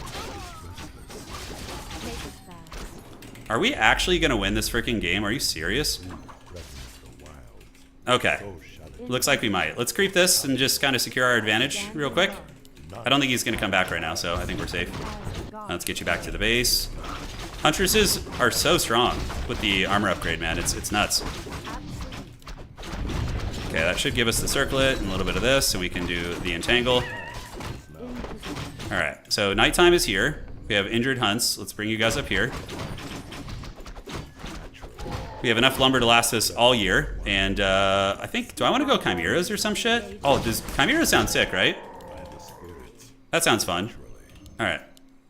Oh my god, the net. Goddess, light my path. All right. So we're gonna get our forces and we're gonna heal at the Moonwells. I am sworn to avenge. Can you heal at the Moonwells, please? Thank you. And a little bit of support going down. I'm gonna go pressure him because obviously we just had a nice little win and we killed the big boy. I could power creep, but I feel like he probably is gonna go bears and shit, you know? shall it be? The time Yeah, let's go make sure he's not expanding at least. Okay. I don't know what I'm doing, guys. I have no idea. I do have a TP, so we can get out of a stinky situation if we need to. I need to get the boots from the Sea Witch. It's usually pretty good. the time is now. Did he creep this? By the spirit, Homie did. So well played. nature is restless. I love boots on the Sea Witch. It's really nice because she's so freaking slow. So having that speed is really nice for like chasing and stuff. Okay. Can you guys come up here? Command me, Your Okay, building no will expansion. build complete. for Kalimdor. Naturally, nature. Nothing there. All's good. We can't build there. I guess we build that in front, and then we can start bonking on the base. All defilers. Well, So homie's going bears, obviously, right? That's what everyone does. It's like the easiest and strongest strategy for Night Elf. death to all defilers. Okay, so tier 2 is on the way. That's going to be finishing soon. If we can kill a couple Moonwells before he gets back, that's going to be really nice. That'll definitely slow him down a notch. Yeah, I'll just TP if shit goes south. Like, totally fine. So 2 Moonwells is pretty great. Let's see if we can get this down and call it a day. Our warriors have engaged the Still no enemy yet. Okay, there he goes. Oh, if we don't have to use the TP, that's even better. enemy. Make it fast. Nature is restless. Okay, Is now. let's keep the hunts cracking on. And that's going to be finishing soon. We see him there with Mongrathod and the gang. Is now. Command me. And now we need to get this tree building a bunch of freaking wisps, right? Is there danger? Yeah, got to keep those numbers going. In Yeah, so now we're going to go scout that, see if he's expanding there. We have the APs and whatnot, so let's do a little bit of this. Oh, sneaky, sneaky. Nope, not so sneaky. I walk in shadow. All right, so now we're just chilling, right? We just go creep this. We have some new huntresses. A sacred grove. Oh, we can't let that shit happen. That's for damn sure. If we just hold this, we just win, right? I swore revenge. Not in my house. Can't let him have that. Okay, Tree of Eternity's here. I don't think he's going to want to come over here again. Your building. So we're going to drop it like it's hot there. Insufficient gold. That's fake.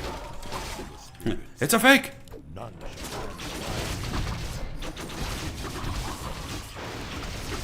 Be gone, Spawn of Darkness. Okay, he's sending in the fakes on me, which is pretty good. Okay, and then for you, let's build this, and for you, build this. We have the double mine going. He might have seen this. I'm not sure if he did.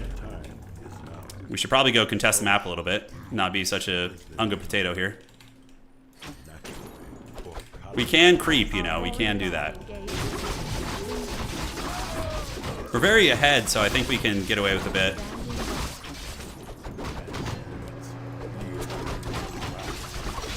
Not loving this position. I think I'm just gonna TP before I lose too much. Make it fast. That's one way to go go with upkeep there. Who threatens the wilds? Alright, so we have literally a gremlin chasing us here. We did get level 3 on the Sea Witch, so let's get that arrow upgrade. It is the Pit Lord. He's our fan favorite. You know, everybody loves the pity. Your building is complete. Yeah, and let's do a little bit of this too. Just really Helm's Deep that shit, you know?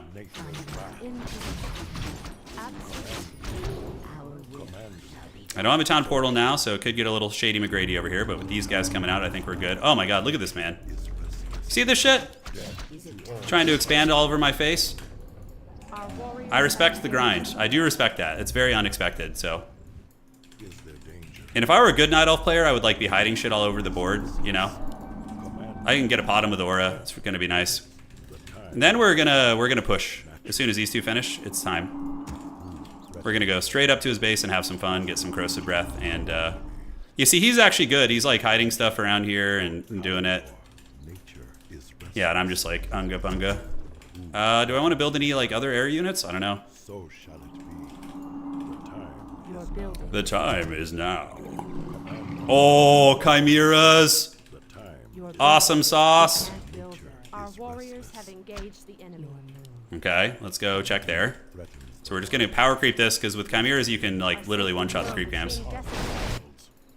Insufficient. Yeah, you see, it's just brutal damage. Because they have heavy armor and a stun. It's pretty good. Okay. Warriors of the night, assemble! We are poised to strike. Our warriors have engaged the enemy. Alright, so he's at my base, which is totally fine. We can gather up, Research finished. and we should be able to win the fight. Like, pretty well. His army's just a couple MGs and shit, and I have Kime, so... Should be a bit of a counter there. Ah, he did get my expansion, you dirty dog.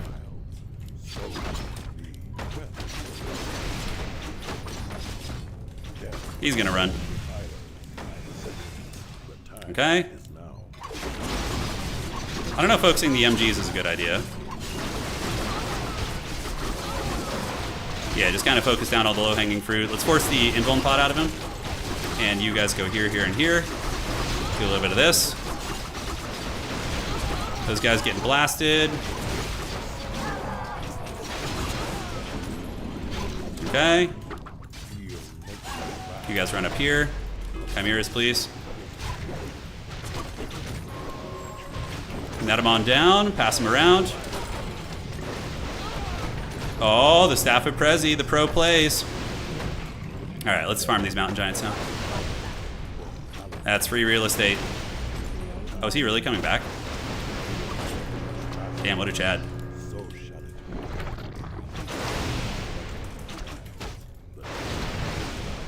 So fast. Okay, let's head to his expansion now. We're gonna need some meat for our army.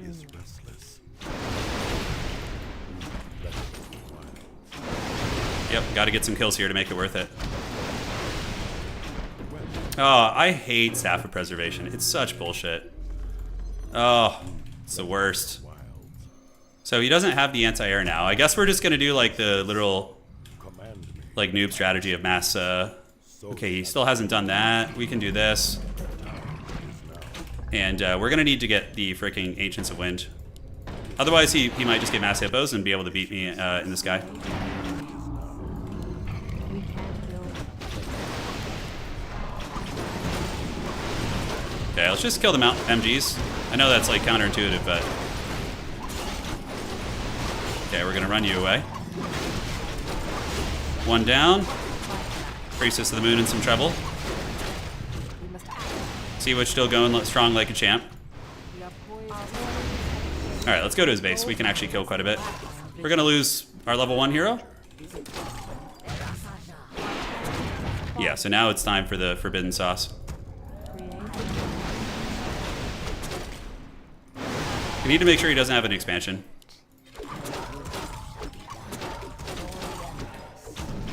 If he has an expo, we could actually lose this. Let's see if he does. If he does, I should be able to cheese it. Okay, no expansion. Your building is Okay, so let's get our keeper, do this, do that, get you guys coming out, and perfect. And you need to come back too. God is So as long as we keep this man off an expansion, I think we win. Well, there it is. All right, how are we looking? Yeah, you guys are chilling down here. Let's go ahead and set you up. We got 4 chimeras. It's not enough. We need more. Did we get the damage upgrade? Yeah, we could. Nature is A little bit of this, and when we get you guys, in case he goes hippos, we can tech switch into that, right? so shall it be. Warriors of the night. Warriors of the Night, assemble! like my power. All right, let's go make sure he's not expanding. Command me. He's checking here. There it is. He does have the Staff of Prezi. The time. He uses the invuln, which is fine. Just got to make sure we get the cancel. If only I had a snare. I should have saved the entangle. Is there danger? Okay, so now we just go make sure he's not expanded and we just cook. Nature is Yeah, we just feast. Kalendor. So we're checking the top side. He's gonna move his Tree of Life. He's out of money now. This guy's a legit 1550 Night Elf. Threatens So he's pretty good. Our warriors have engaged the enemy. now. Okay, we don't want to creep that for him. Don't make it easy. Building is complete. Command me. We need to go confront him at his expansion. Nature is restless. Clever girl. By the spirits. Okay, so we got 5,000 gold left here. Ooh, nice. Dust of Appearance. I'll take that. The time is now. Okay, where art thou? Speak I your am mind. vigilant. How many more shenanigans must we endure here? The time. Okay. God is like my power. Okay, you guys folks firing that shit down. When we do that, he's gonna be out of money. Thankfully, he's not paying attention. Too late. Too late, my time has come. Oh, it's almost as good as when the Warden gets karate chopped. Almost. Oh, feast, my chimeras, feast. Oh god, the Pit Lord's coming for my booty. Oh, gotta run. Okay, we lose a guy. Be gone, Sea Witch.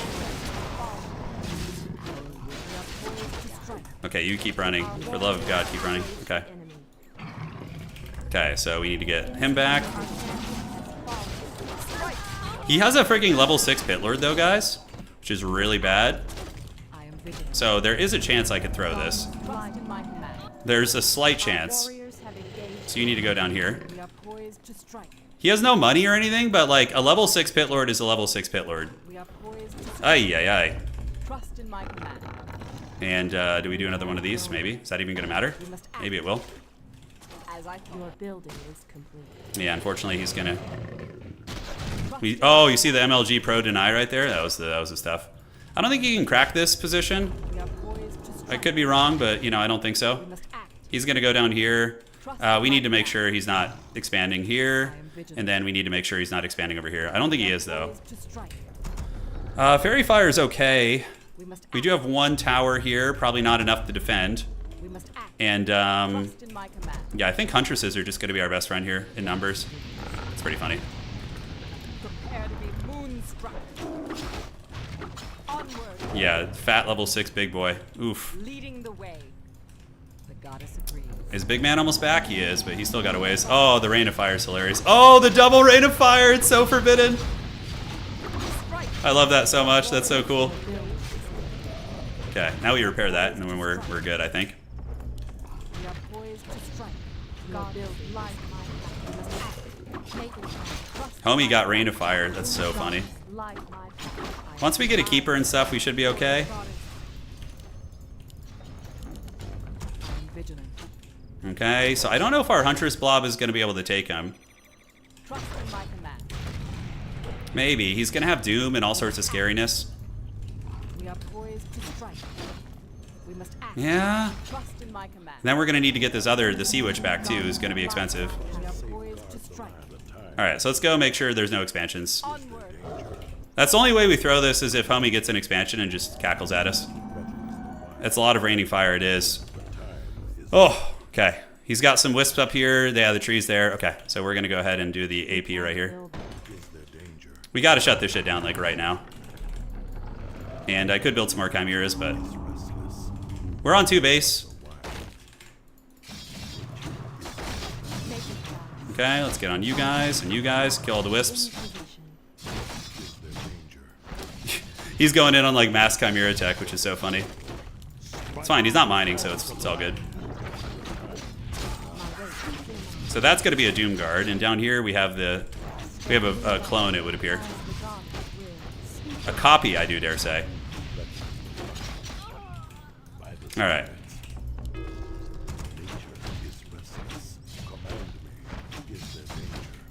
Okay, so we're gonna do this. We're gonna do that, and surrounding with hunts is a little bit trickier, right? Oh, oh, still got it.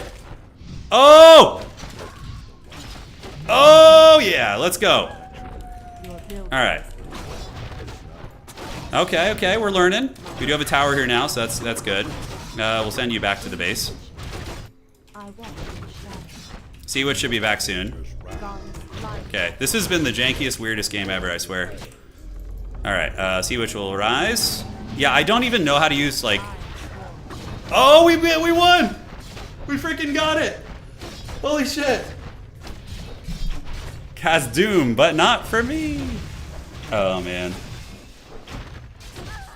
Okay, that was really funny. That guy was a 15... I would have struggled to beat that guy on my freaking undead. Oh, God. I would have legit struggled on the undead to win that match. I'll give you 5 subs if you. All right, I could be persuaded. Hey, Nelysium, thank you so much for the 5 gifted subs, and Sharp One also. Thank you.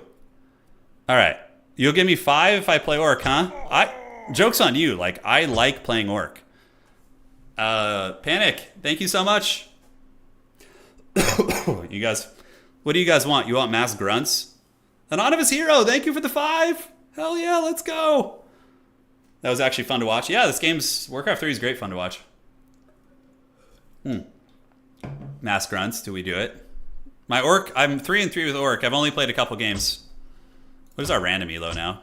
Dude, we're 1560 random. 4-1 with random. This is where we shine. Nothing beats our human MMR, though. Yeah. I've just been, like, struggling with undead. Just, like, stuck it here. I mean, everything with Orc is Ungabunga in this game. Do you want Stealth Blade Master? Do we do Stealth Blade? Is that what it's going to be? This is the last one, though, for real. My hand's going to fall off if I keep playing. All right. Let's get fine. Yeah, perfect. All right. Oh, Night Elf. Okay. Here we go, man. Okay. And we're going to build an altar here too, right? Let's have some fun. So what are we going to do standard? Let's do Mirror Image Blade Master. That guy's a huge Giga Chad, right? Sneaky Blade? Don't forget to like this guy. I love it. Is it 180 for a Rax? Yeah, it is. Okay. How about Mirror Image Blade? Okay, so we got 4 in here. I feel like the build order's off, but it's all good. He was a jukebox hero. Likewise. Soonish. Probs June. Okay. This guy is really a bro. He is. He's great. What does that mean? What he said. I know it means like something good or like champ or whatever, but like what is the actual meaning of it? I'm still learning. I don't know the Twitch speak very well. Yeah. It means like hype? Okay, got it, got it. What's the origin of that? Okay. So we're gonna go with Giga Chad Blade. Paid chatter. Will be a good duel. They are doing well. He's talking about our beginner tournament we got going, which is great. And let's get a grunt too. All right. Is this some Dark Lord I'm playing? Dude, I can't keep up with the typing because my old man hands. I can't keep up. He's too fast. Help me, I'm too weak. Resting pause. Yeah, I can't keep up there. He's too fast and too ferocious. So I don't know what I'm doing. I'm just gonna creep actually. I know like harassing is good, but yeah, we're gonna do a little bit of this for now. Okay. And I think, do we go the dreaded double grunt creep? I think so. So we're gonna go this. We're gonna go blade. We're gonna run in and then do that, and then wait for the purge. And so he purges and then we mirror image, right? Yeah, get them to do that. Okay, that's seems okay. Right? Yeah, because he's gonna purge it again, but we should have probably killed this minion first. There's a lot of like little nuances. It's all this stuff, you know? Take him down. Okay. I guess we'll build a war mill. I don't know if that's necessary. I mean, it's for headhunters, right? What the hell is this? God damn it, Bobby. Oh, he's gonna get a free kill there. Feels bad. Okay, we cancel that shit, and then where do we go from here? Okay, let's farm these guys a little bit, get a second grunts. I don't have a healing shop, which is really bad, so probably just gonna be forced attack, right? Yeah, if we can get a kill there, that's gonna be experience, right? Yeah, there we go. Okay, let's get you coming back here, do this, get you on that. And now you fight back here. Cool beans, let's do mirror image. Yeah, let's just go get the easy experience, you know? Do we want to do like a pillage build or something? Oh my god, did we do a pillage build? That seems pretty epic. Okay, so that one wore off just in time, which feels bad. And we're gonna do a shop out here. Nice. Okay, we did get the experience there for that, so that's good. Yeah, no, I know enough about orcs. I'm not a complete noob. I just he canceled my Voodoo Lounge, so obviously that was pretty good. Okay. I'm just glad he didn't have the entangle, you know? I feel like that one's always scary. Okay, we're going grunts because grunts are cool as hell and nobody ever gives them any love, so we're gonna build some grunty boys. Okay. Now we just power creep, right? Finger protection. Do a little bit of this. We're gonna get salves here in a moment, and we can go creep our expansion. Do we do an orc fast expansion? Is that something orcs ever do? That's probably terrible, right? I feel like that's just super newbie. Okay. Zug Zug. Alright, so this is gonna be a hard camp actually, considering how damaged we are. Okay, let's do a little bit of this.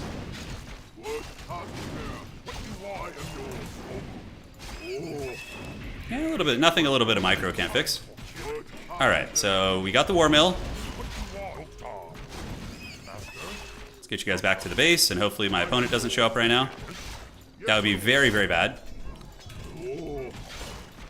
Well, yeah, we'd be alright. We'd be fine. That stag actually gave me some nerves right there when I saw that thing. I was like, oh, the stag is here. The stag are taking over. Dude, the orc fast expand. You know, like, I am an off-meta enjoyer, right? Maybe we do some off-meta stuff. He's gonna have entangle, though, so I have to be careful with, yeah, I think I'm gonna try some weird shit. So let's do this, this, and this. We're gonna go creep this. You guys come up here. And tier 2 is gonna be here in a minute. The stag is a keeper in disguise. Oh, he's going hunts, okay. So we need to get you guys back. I don't know how well my guys will do against Huntresses. Probably pretty terrible. So yeah, I don't know if I like this.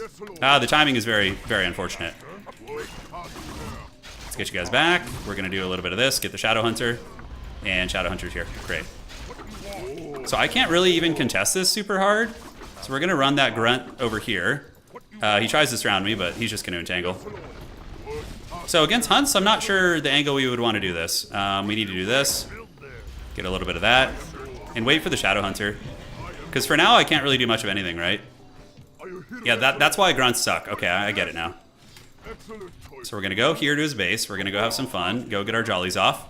This is going to be a hard one to come back from, 100%. But we're going to try. Let's get the fortified defenses also. They're coming. And we need to bring the Mirror Image Man back. So we basically just have to hold this aggression, right? I think I'm just dead. Okay. The Grunt power fantasy was short-lived.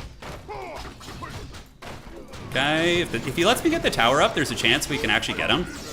Not get him, but survive this. Alright, so we're going to do the wards and start getting snake wards and shit. Okay. Oh, we're actually going to... He's going for my burrow? Yeah.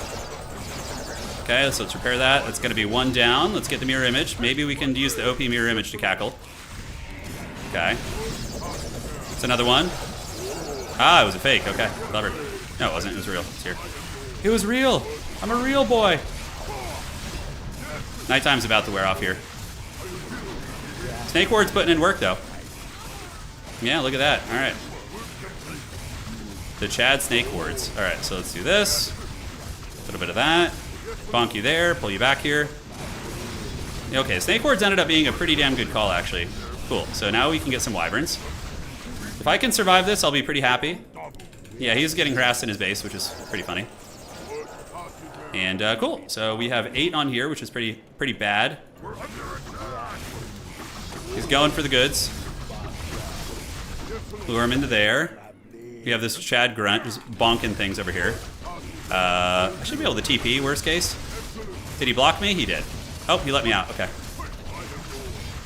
So back in you go. Where you stop, nobody knows. Okay, let's get you and get you on this and pull back the Blade Master. Drop another Snake Ward. Hopefully that guy can hunt down his dude there. And did he destroy my shop? He did. Okay. Oh, he wants it bad. Nope, we'll just TP. And are we going to get him? Nah, probably not. All right, let's call you back. All right, do I have any healing wards left? I do not. Are there enemies above? Speak, chieftain. All right, so we just need to spam Wyverns out now, basically. Okay, let's get you on this. Pull you back here. Get the Blade Master to go here and here. Get you on the burrows. Do that, and that siege equipment is going to go down. Excellent. It's going to be some damage right there. That one's going to hurt. But the man has wheels. Yeah, I need some sort of healing. Where can I get a shop? He's going to come with Archer soon. He's fully healed too. And it's going to be another one biting the dust there. As long as we don't lose any here. All right, awesome. Onward and upward. Yeah. Okay, can I possibly get back to the base? It's going to be hard to make a run by here. Oh, we need another burrow here. Have not been able to heal the blade in a while, so that feels pretty bad. Hopefully we can screen them out using these guys, and we're going to build this and build another Voodoo Lounge out here. Ah, shit. I was not paying attention. Sloppy, sloppy. If he makes any anti-air here, though, he should be fine, honestly. We just need to get over here to get some heals. Okay, so we're going to get the Blade Master to hold position right here by the towers. Get you guys going there. Yeah, archers are starting to appear. The turtle is on. We are in full turtle mode. And do we not have an altar? He destroyed our altar, didn't he? Son of a gun. All right. Let's buy shit from the shop while we still can. Okay, so we have another one coming out. Oh my god, am I going to get bonked here and lose that? Okay, so we get the potion, which is nice. We do have a little bit of a presence here. Let's get you guys back. Do that. Okay, I think once I get healed, I might be able to work some magic. Yeah, I did have heal wave, yeah. Unfortunately, I was a little bit slow in the draw. Okay. And we're only 4 on mine, which feels bad. Okay, so if we just snipe the archers, then he won't be able to deal with our Air Force. So that's kind of the plan. He does manage to get away there, which feels bad. And he is losing hunts to the base. Let's keep buying here. This army's pretty raggedy.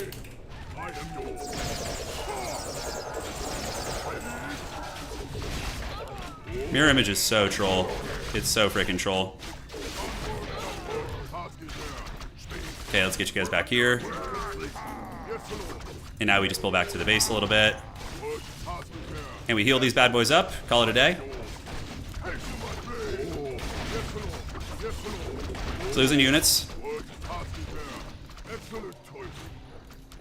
Yes, yes, and yes. And let's get that Shadow Hunter back now, which is going to be incredibly useful. Can we get those heals? Thank you. Okay. I'm surprised we're still in this game, honestly. We might be able to rat this one out, like, believe it or not. We may be able to pull some gremlin shit, but he does have the siege now, and he's like full siege engine. The positioning in the base is really awkward.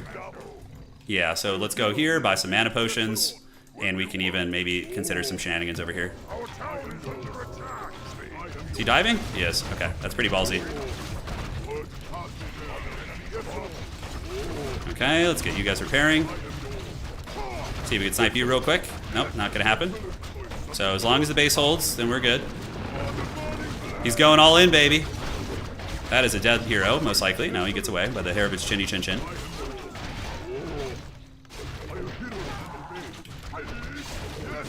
Okay, we get a level.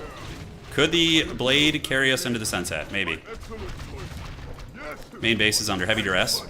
We are gonna need more mirror images now. Let's get a clarity potion, do this. Pop a mana pot so the images are a little bit stronger. And yeah, we're getting some damage. Micro back this guy. Maybe take some of the pressure off, we'll see. And yeah, we do get our homie out now, so that's good. So at least we got you back, which is gonna be nice. And healing wave.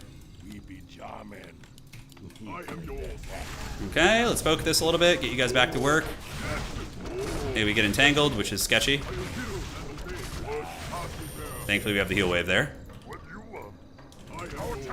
And the full gremlin mode defense continues.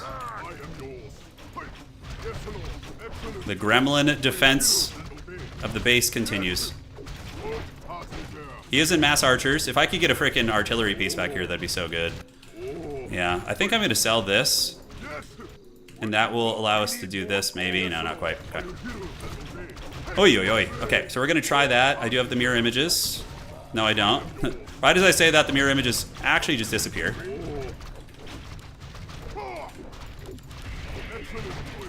Okay, so we need to get you guys in 3. That's going to be one less ancient to deal with, which is good. I mean, progress is progress, man. You know?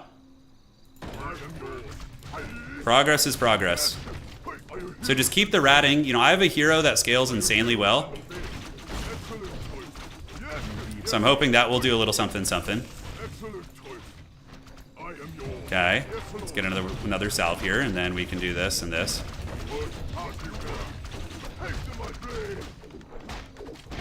Another one bites of dust. We do get some repairs going. We're gonna need to keep that economy going. We do have these guys to repair. Let's get you guys on the repairs. Bonk down another one there. I'm hoping he'll blunder his lord at some point, and I'll be able to like get a jump on him. His army looks kind of small, actually, believe it or not. Okay, so there's that, which is hilarious. Yeah, that's not that big of an army. So really, we just got to endure the 2 ancient protectors now, right? And then we're chilling. Okay. So let's get in there and see what we can do. Let's get the heals. I'm good with this. We got that going. Is he going to retreat, is the question, or is he going to stay the course? He probably is stacking into like hippos or something, right? I mean, I could go to his main base and cause a lot of havoc. I don't have a town portal though, so I don't know how much I like that play. Because then he all-ins my base and, you know, I lose shit. It's fine. We're just kind of buying time, essentially.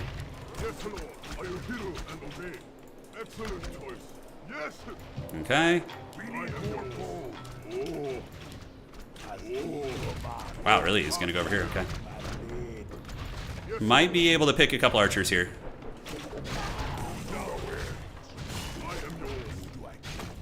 Okay, let's get you guys back here. Do this, that. The Chad Blade.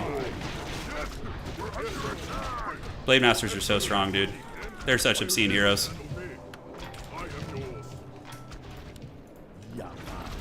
He does get a unit here, though. Feels bad. I was a little bit sloppy. Oh! Ah, so he's going for the anti-air units. Makes sense. Alright, so we're just gonna... We don't want to lure him to the expansion, obviously. That would be bad. So we're gonna creep around here. And we're gonna go to his base now. I don't think he's got the tools to really crack me. We need to make sure we're fully equipped on the mine. And you can do this too. Okay, so we'll keep fighting here. And then we're gonna need to build some production over here. Great, so we're gonna go head off reinforcements and just kind of stall for as long as we can. I think 2 Wyverns win this with the Shadow Hunter. Yeah, nice. So the base is enduring. Police are coming for my Chihuahua. Taste my blade. Alright, so let's do the mirror image. We're gonna do this. Start spamming snake words. Okay, he's TPing, which is nice. So now we can cackle pretty good. Now we just come kill these stupid APs, and then we're all good in the neighborhood. Just got to figure out what units to transition into, you know. All right. Oh, we still have this grunt, the long lost grunt. He's like Odysseus coming back from exile. Okay.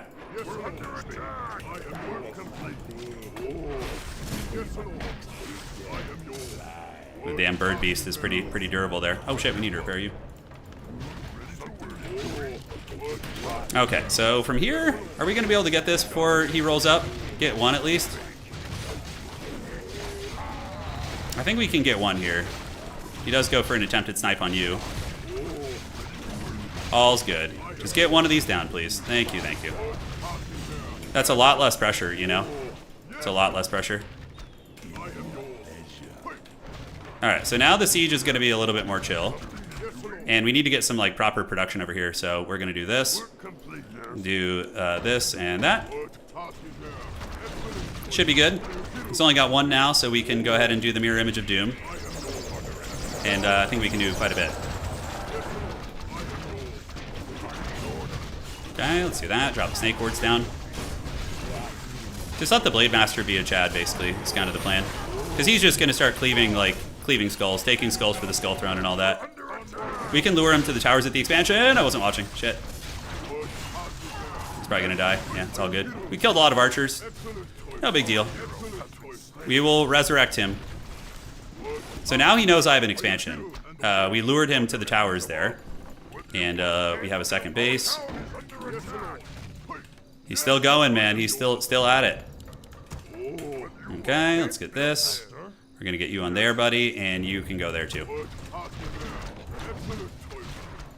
So now we can just basically item abuse on the Blade Master. You know, just do that and have like just the gnarliest blade. Just cackling it up. Force him back here, and then yeah, you guys are here. Perfect. We do a little burrow action. We'll start producing soon. Oh, I know I need units, but like when you're pinned in your base like that, you know, it's hard to produce. Might be the last time we can do that for a while. So we're gonna start on the he might have expanded actually. Let's go make sure he hasn't expanded. I don't think he can crack our base. Okay, he's building anti-air, which is fine. We need a little bit of that. I think that's gonna be fine. Let's go make sure homie's not expanded. And he's gonna be in for a rude awakening here at this base, that's for sure. It's very, very entrenched. We have 3 towers. And he doesn't have the APs here, right? So I can get a little bit crazier. Okay. I think he entangled the wrong one. Alright, so let's buy boots with a fur. Cool. So now we're really raid bossing it. Shadowhunter's there. We're gonna keep getting raiders. And no expansion from homie. That's good. That is most excellent. Okay, he's got a little army here. We'll attack from the other side. Put down a snake ward here. Okay. Is he gonna try and surround my witch doctor? Oh, that's hilarious. He actually does get the surround, but I do have some heals and stuff.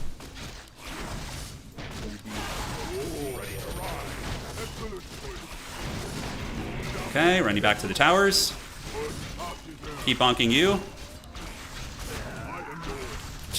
That's pretty funny, a little surround there. It's hilarious. Let's drop another snake ward. He's gonna die. Oh, I don't have ensnare yet. Shit, I like assumed raiders just came with ensnare, but I don't think they do. Yeah, so today I learned. Okay. Okay, so we need to not let these guys escape if we can avoid it. We're just gonna mass raiders and just start hammering the bases and stuff. Okay, and let's get the resurrect going. I'm so not used to orc heroes. Okay, you raiders keep going. He's on one base, so he's gonna be starved out, right? That's gonna be the play. Could take this time. No, he's expanding now. Okay. We gotta deny this shit. Ah, so he does have an expansion. Alright, so let's get the raiders. Come here.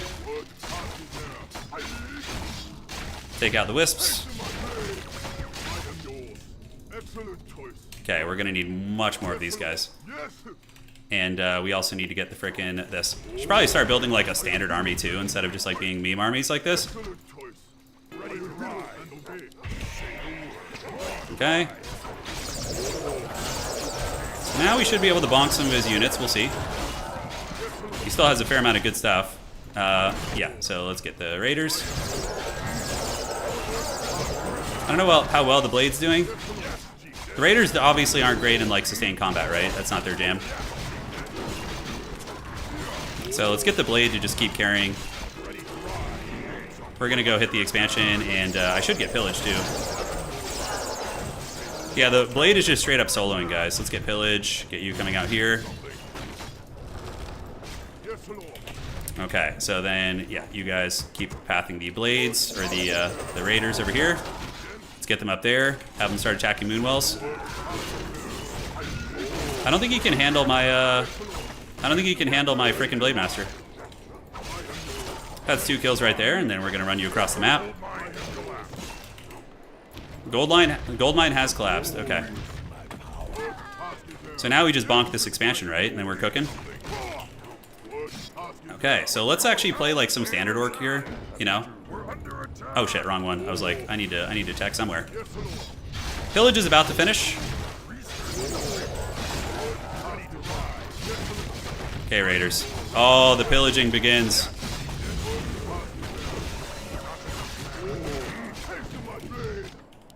It's time to go quietly into the Night Good Keeper. Or use your TP, that's fine too. Oh, we got it! How the hell did we win that shit? Oh. Oh my god, Blade Master OP. Well played to my opponent. That was a scrappy ass rat game, dude. Oh my god. I don't know how to play orc, man. Oh man, I gotta learn how to play orc better. I just like to make raiders, and I don't know, I guess the Blade Master's OP, so he carries. The orc is probably the weirdest for me. Their armies, like orc and night elf armies, feel weird. Undead and human I kind of understand, but yeah. That was good. Alright guys, I'm gonna go rest my hands. Hopefully you enjoyed it.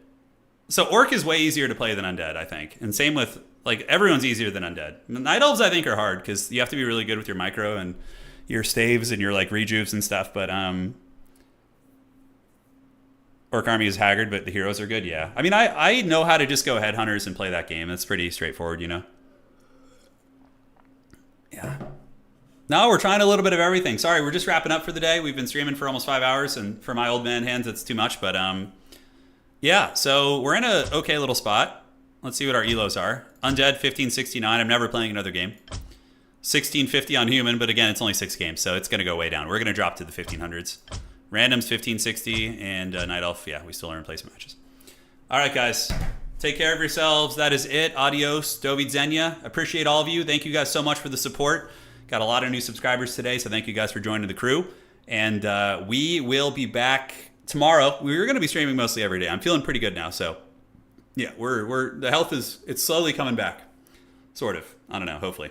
All right, guys. Adios. That's it. And congratulations to our tournament winner earlier, and hopefully you guys enjoyed the Warcraft 3 Encore. Adios. Do widzenia. I appreciate you all. Cheers.